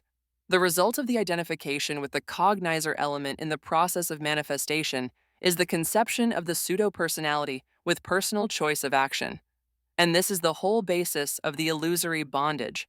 Understand the whole process of phenomenal manifestation, says Maharaj, not in bits and pieces, but in one flash of apperception. The absolute, the noumenon, is the unmanifested aspect, and the phenomenon, the manifested aspect of what we are. They are not different. A crude simile would be the substance and its shadow, except that the manifested would be the shadow of the formless unmanifested. The absolute noumenon is intemporal, spaceless, not perceptible to the senses. The phenomena are time-bound, with a limited form and perceptible to the senses. Noumenon is what we are. Phenomena are what we appear to be as separate objects in consciousness. Identification of the unicity, or the subject, that we are, with the separateness in duality, or the object, that we appear to be, constitutes bondage, and disidentification from this identification constitutes liberation. But both bondage and liberation are illusory because there is no such entity who is in bondage, wanting liberation. The entity is only a concept arising out of the identification of consciousness with an apparent object that is merely an appearance in conscious. Ness life a living dream. Once this is clearly apperceived, it cannot but be understood that our idea of living our lives is a joke, because the idea of living our lives is based on the wrong belief that what we do are all acts of our volition. Who can exercise this volition when we have just perceived that there is no entity to exercise it? Living as such is really nothing other than the functioning of consciousness through the millions of physical forms, but mistaken for an individual life. Maharaj also explains that this basic apperception comports the understanding that life is only a living dream. At this stage, it should be clear that whatever one sees, hears, tastes, smells, or touches is sensorially perceived, and that this perception is in fact merely a cognition in consciousness. Indeed, that the entity whose senses perceived it is itself merely an appearance in the consciousness of the other, one who perceives this entity as an object. Thus, the objects perceived mistakenly as entities in the consciousness of one another, not being autonomous entities, what really happens is that there is no perceiver as such, but only the perceiving of conceptual objects moving in conceptual space, in conceptual duration. Are all these not clearly the aspects of the dream which we experience while asleep? When the dreamer wakes up, the dreaming ends, and the one who is awake is no longer concerned about the other entities in the dream. Similarly, in the living dream, the one who is awake, the one who realizes that nothing perceivable by the senses, including the entity one thinks one is, can be anything other than a mere appearance in consciousness, is no longer concerned about the other dream figures in the living dream. The awakened one realizes that he is the unconditioned absolute subjectivity on which the stirring of consciousness started this living dream spontaneously, without cause or reason, and just lives out the dream till, at the end of the allotted span, consciousness once again spontaneously merges in the absolute subjectivity. Spiritual practices, volition having followed Maharaj thus far, the reaction from most visitors is astonishingly similar. The question is asked, "What you have said is very profound, and I think I understand it intellectually, but what is it exactly that one should do in order to actually experience it?" Maharaj sometimes hides his utter frustration, and at other times he flares up at this question. But his usual answer to the question is a counter-question. Who is this one who thinks he must do something, and to achieve what? Once it is understood that an entity is merely an erroneous concept, that a body like any other phenomenon is merely an experience in consciousness, and that there is no one to exercise any volition, where is the question of anyone doing anything? Understanding, apperception, is all. To be thoroughly and totally impregnated by this apperception is all the doing that is necessary for liberation, and no amount of doing will achieve it without the total annihilation of the erroneous concept of an independent entity with autonomy of action. The I cannot emerge without the annihilation of the me. When the me disappears, you are I. If the arrow has hit the target, as Maharaj says, there could not possibly be any more questions. But direct and intuitive apperception of the facts, the flight of the arrow, is made difficult by the interference of conceptualization by the intellect. Intellectual understanding is based on cause and effect, one of the aspects of the temporal dualism on which conceptualization is based. Intuitional understanding. Direct understanding, just on the other hand, is intemporal where cause and effect are one. It is intellectual understanding that leads to the question, if there is no autonomous entity to exercise any volition, how is non-volitional living accomplished? Or how is one supposed to live and act in the world? When such a question is asked, Maharaj's usual answer would be, it doesn't matter what you do so long as you have truly understood what I am talking about.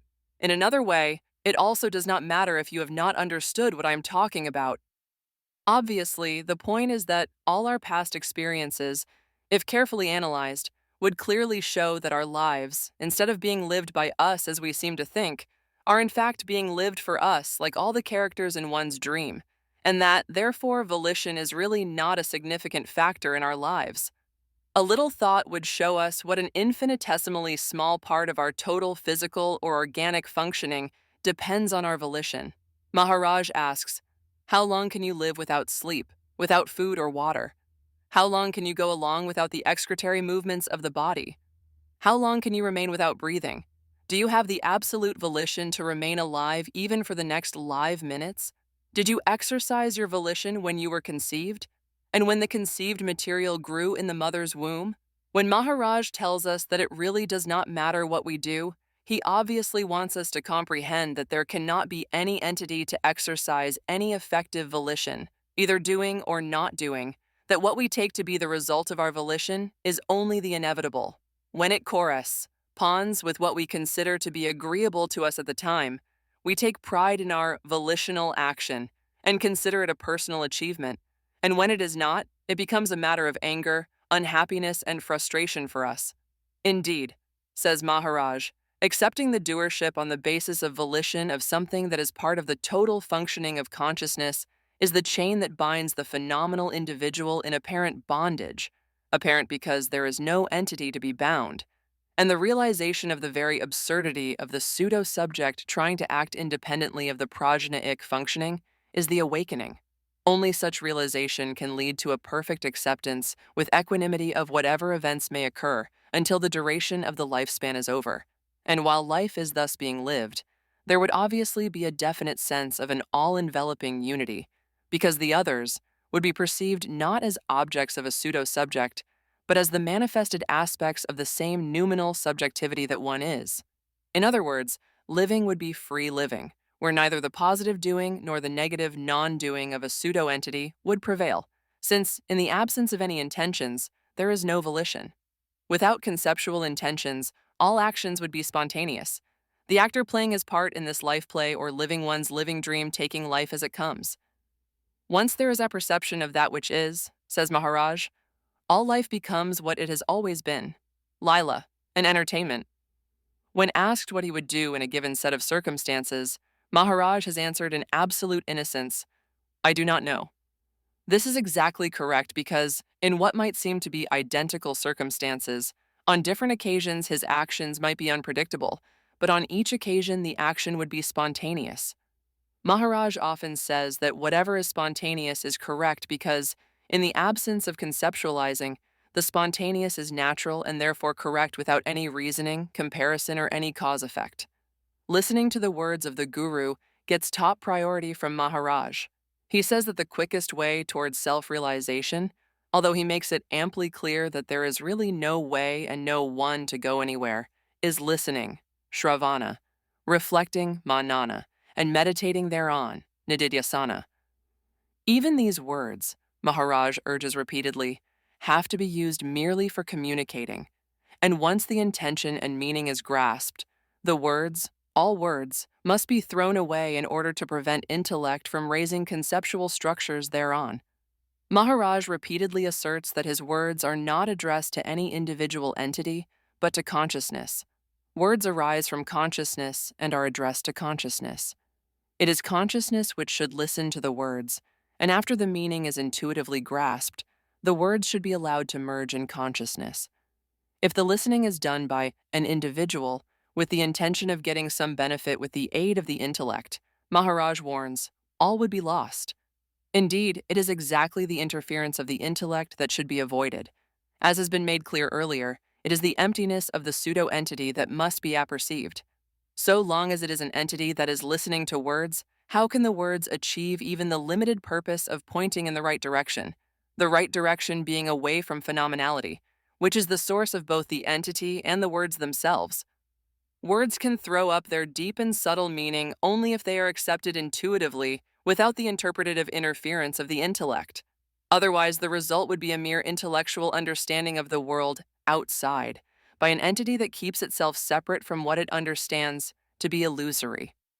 You cannot, says Maharaj, take out a tiny bit of the total phenomenal manifestation as your separate self, and at the same time, understand that which is.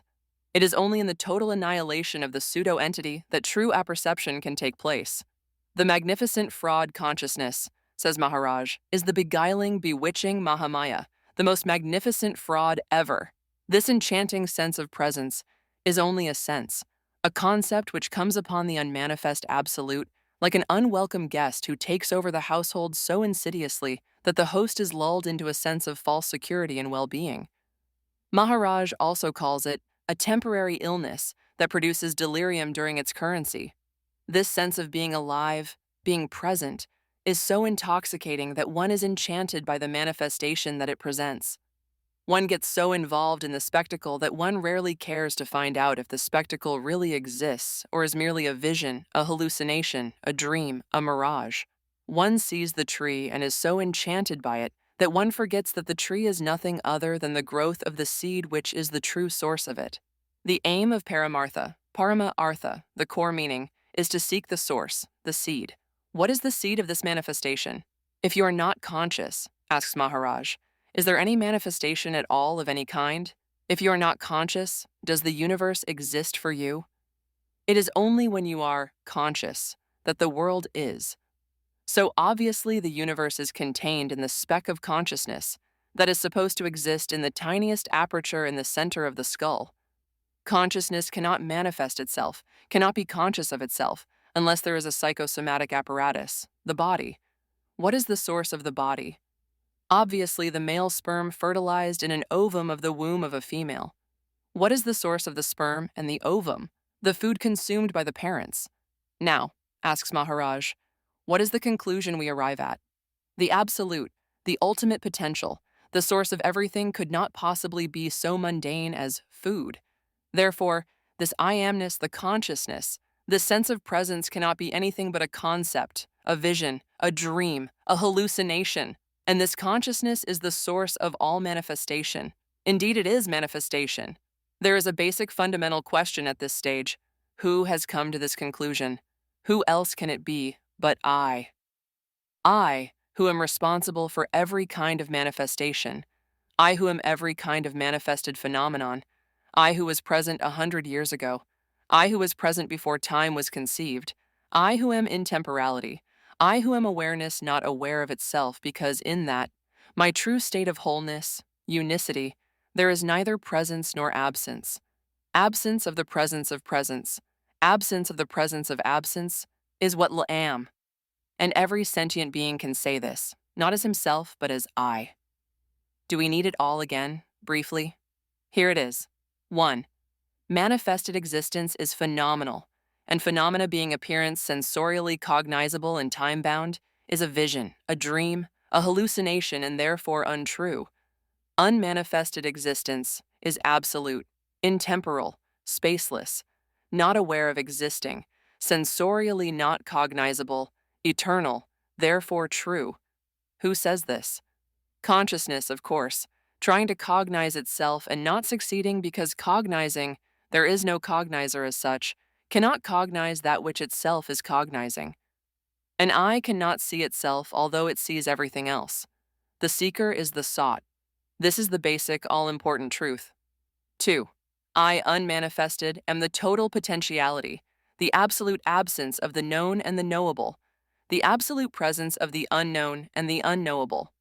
I, manifest, am the totality of all phenomena, totality of the known in the inconceivability of the unmanifested unknown.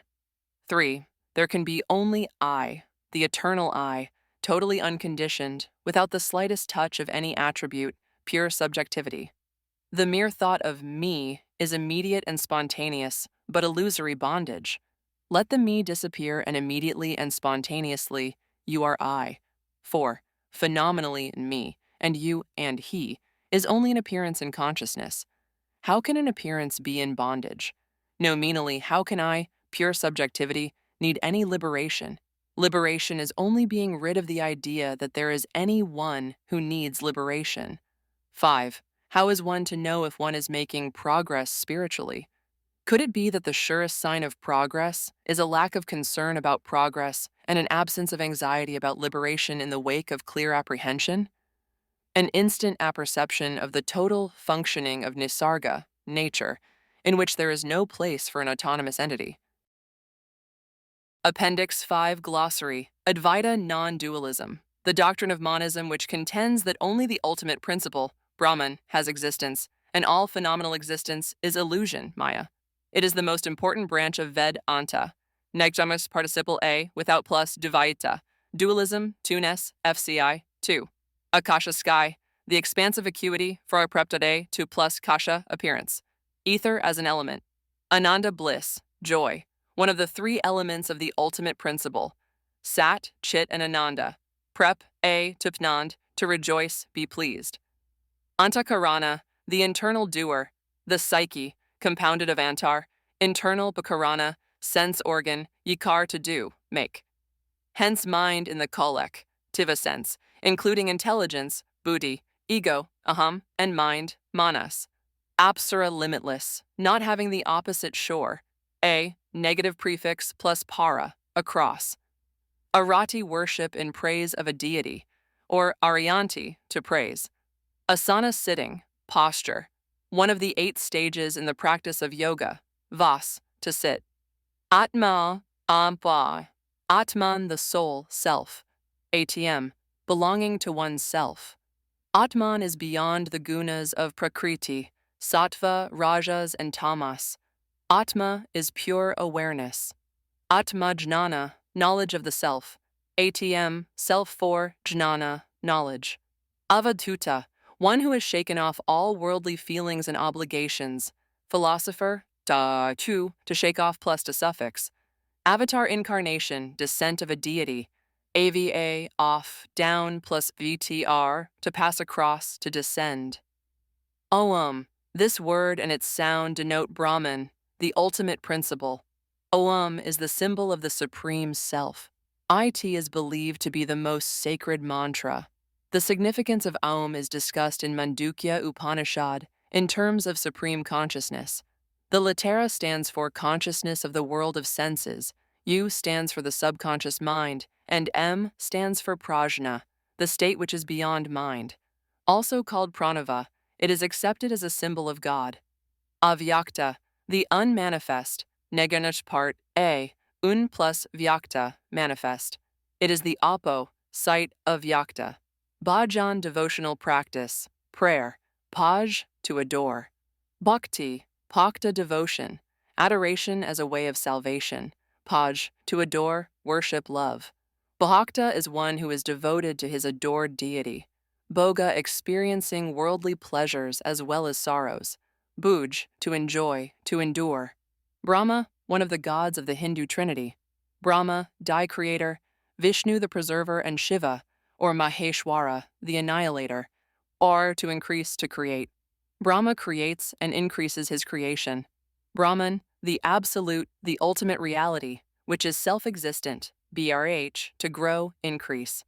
Its three attributes are being, SAT, consciousness, Chit, and bliss, Ananda. Brahman is not an object of worship, but of meditation and knowledge.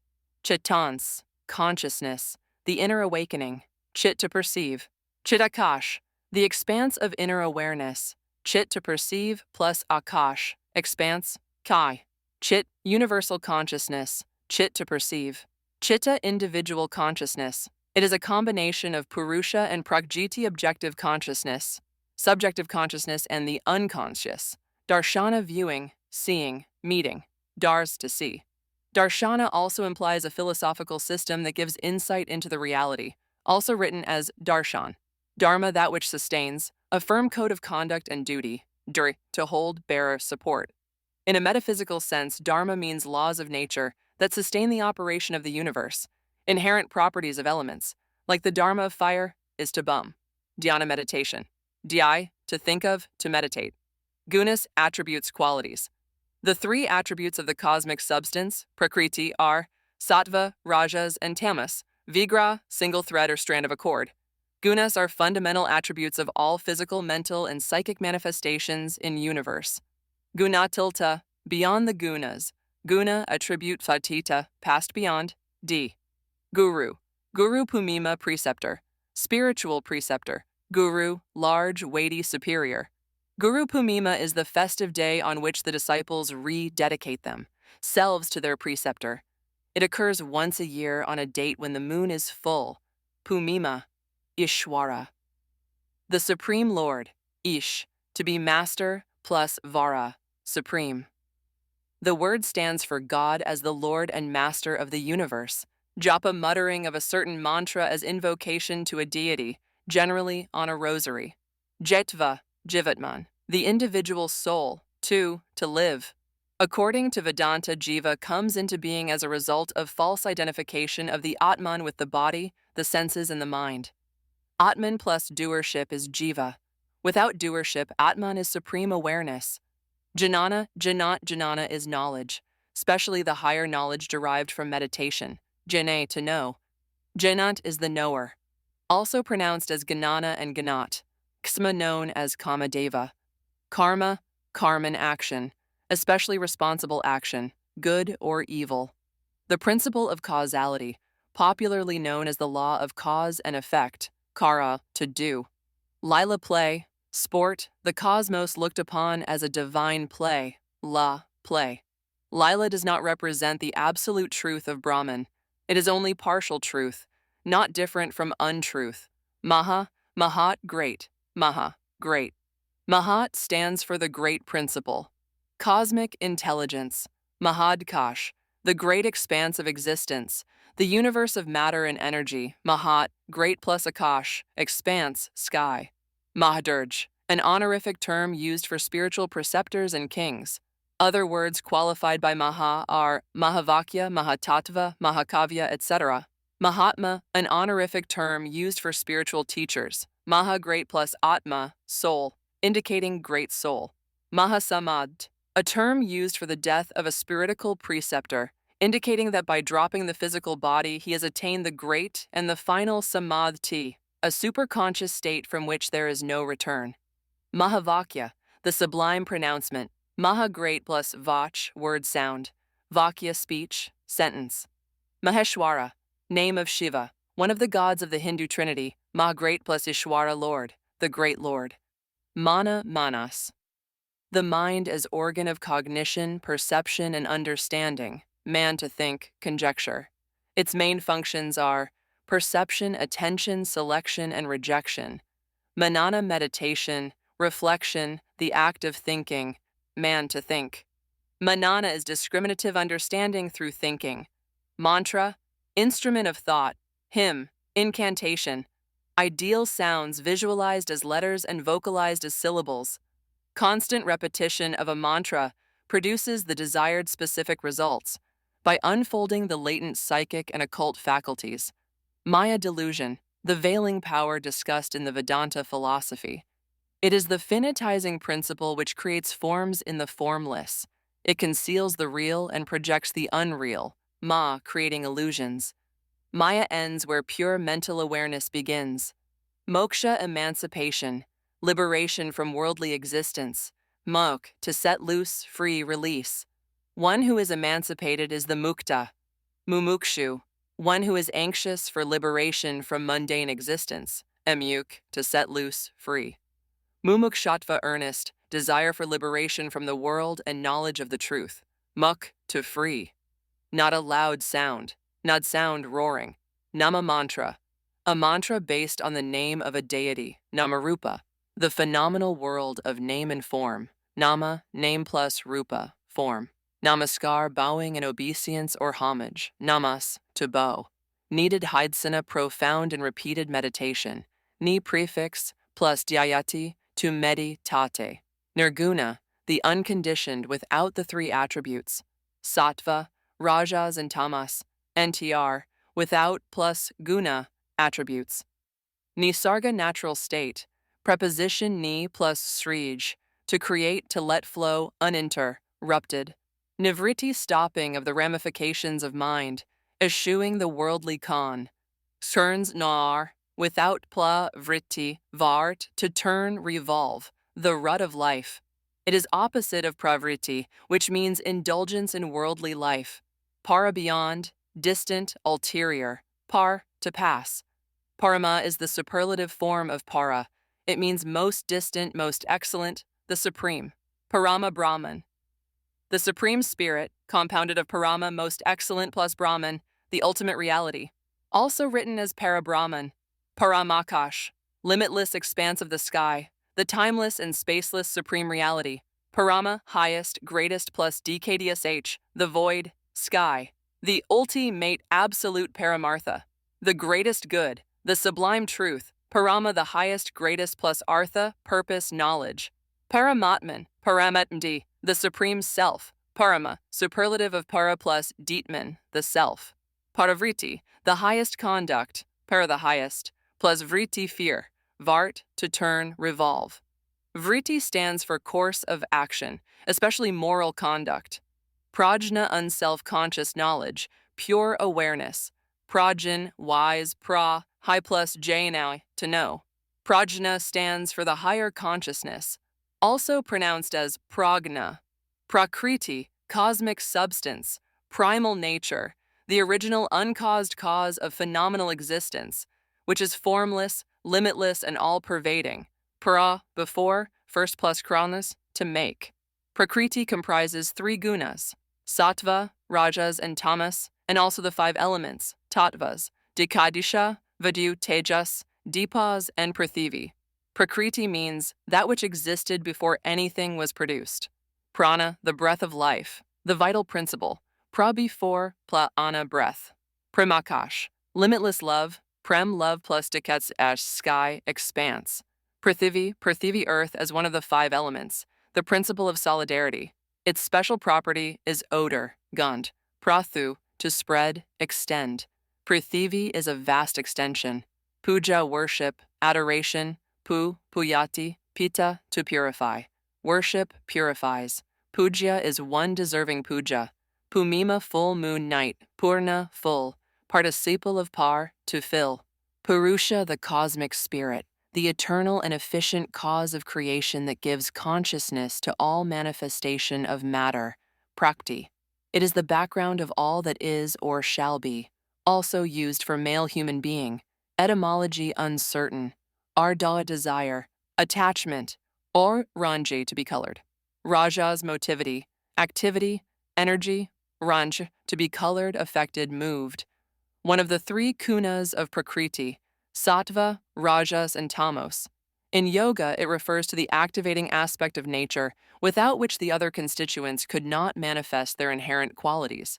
Raja Yoga abstract meditation, propounded by Patanjali in his Yoga Sutra, V, Ray, and J, colored radiant. Raja Yoga emphasizes control of mind and suppressing its modifications for awakening pure consciousness. Satchit truth and perception, Sat true being plus Chit perception. Also, write 10 as Saksid. Sakshidananda, Sat plus Chit plus Ananda, refers to the three attributes of Brahman, being, consciousness, and bliss. Sadguru, the true spiritual teacher. Sat, true plus Guru, teacher. Sadhaka, Sadhand. The practice that leads to the goal is Sadhand. Sid, Sadhati, Dai, to attain, to succeed, accomplish. Sadhaka is one who practices a sadhan s. Siddha is one who has accomplished, reached the goal. Siddhi is the accomplishment. Sadhu, an ascetic, holy man. Sad, to go straight, also earnest wish. Saguna with Dai attributes. Manifested condition with Tina gunas. Sa, with plus guna, attribute. The Bhakti cult conceives the Supreme Absolute as having qualities like love, mercy, etc. God to them is Saguna. The Vedantic concept of the Supreme Absolute is Nirguna, without or beyond attributes, Gunatita. Samadhi, superconscious state. Profound meditation. Sam, together, plus A, to plus De, placing, putting together. Samadhi is a yogic practice in which the seeker, sadhaka, becomes one with his object of meditation, thus attaining unqualified bliss. Samadhi is also used for the memorial of a saint. It could be a brick or stone construction or a pillar. Mas Samadhi stands for the death of a saint, who is believed to have attained a permanent superconscious state on the dissolution of his physical body. Samara. The round of existence. Sam, together plus Sara, flowing. Sar, to flow. Sansara is the passage of soul in the cycle of births and deaths, also pronounced as samsara.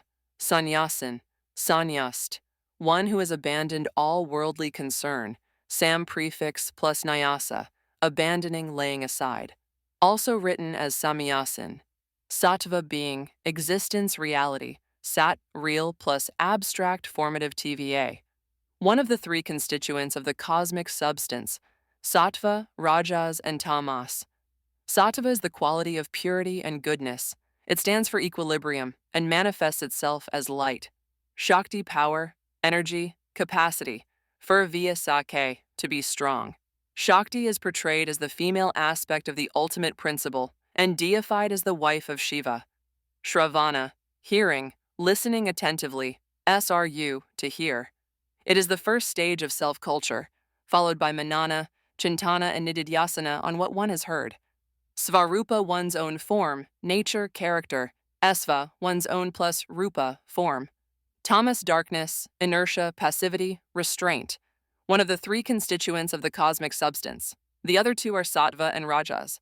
Tattva, the true essence, truth, reality. Pronoun tad, that plus abstract suffix tva. Thatness. Vairagya, right. Dispassion, indifference to worldly concerns. V, apart, away, without plus or rage, desire, attachment. Vairagya is the opposite of raga. It is renunciation of all desires. Veda, revealed knowledge, a generic name for the most ancient sacred literature of the Hindus. Vid, to know. Vidya is knowledge. Vidvan is a learned man. There are 4 collections of the Vedic hymns. 1. Rigveda, hymns to gods. 2. Samaveda, priest's chants. 3. Yajur Veda, sacrificial formulae. And 4. Atharva Veda, mainly magical chants. Vedanta, literally the end of Vedas. Veda plus Anta, end. Vedanta is one of the 6 schools of Hindu philosophy. Advaita Vedanta is the most well-known branch of Vedanta. Vishnu, one of the gods of the Hindu trinity, Brahma, Vishnu, and Shiva. Vishnu is the preserver. Vishvarupa, the muli-formed universe, vis, to pervade plus rupa, form. Vishvarupa is many-colored, variegated universe. Vritti, mode of life and conduct, mental modifications. Vart, to turn around, revolve. Vyakta, Vyakti, manifested matter, the evolved nature. Via part, away, plus akta, passive participle of anji, to anoint. Hence the anointed, evolved, manifested produet is Vyakti. Yoga, yogi, yoga means joining together. Yuji, to yoke, to join. Yoga is a method by which consciousness is disconnected from the entanglement with mind and the manifested world. It is a unique psychiatric psychological system leading to enlightenment and liberation. An adept in yoga is called yogi. I love you. Know thyself and be free.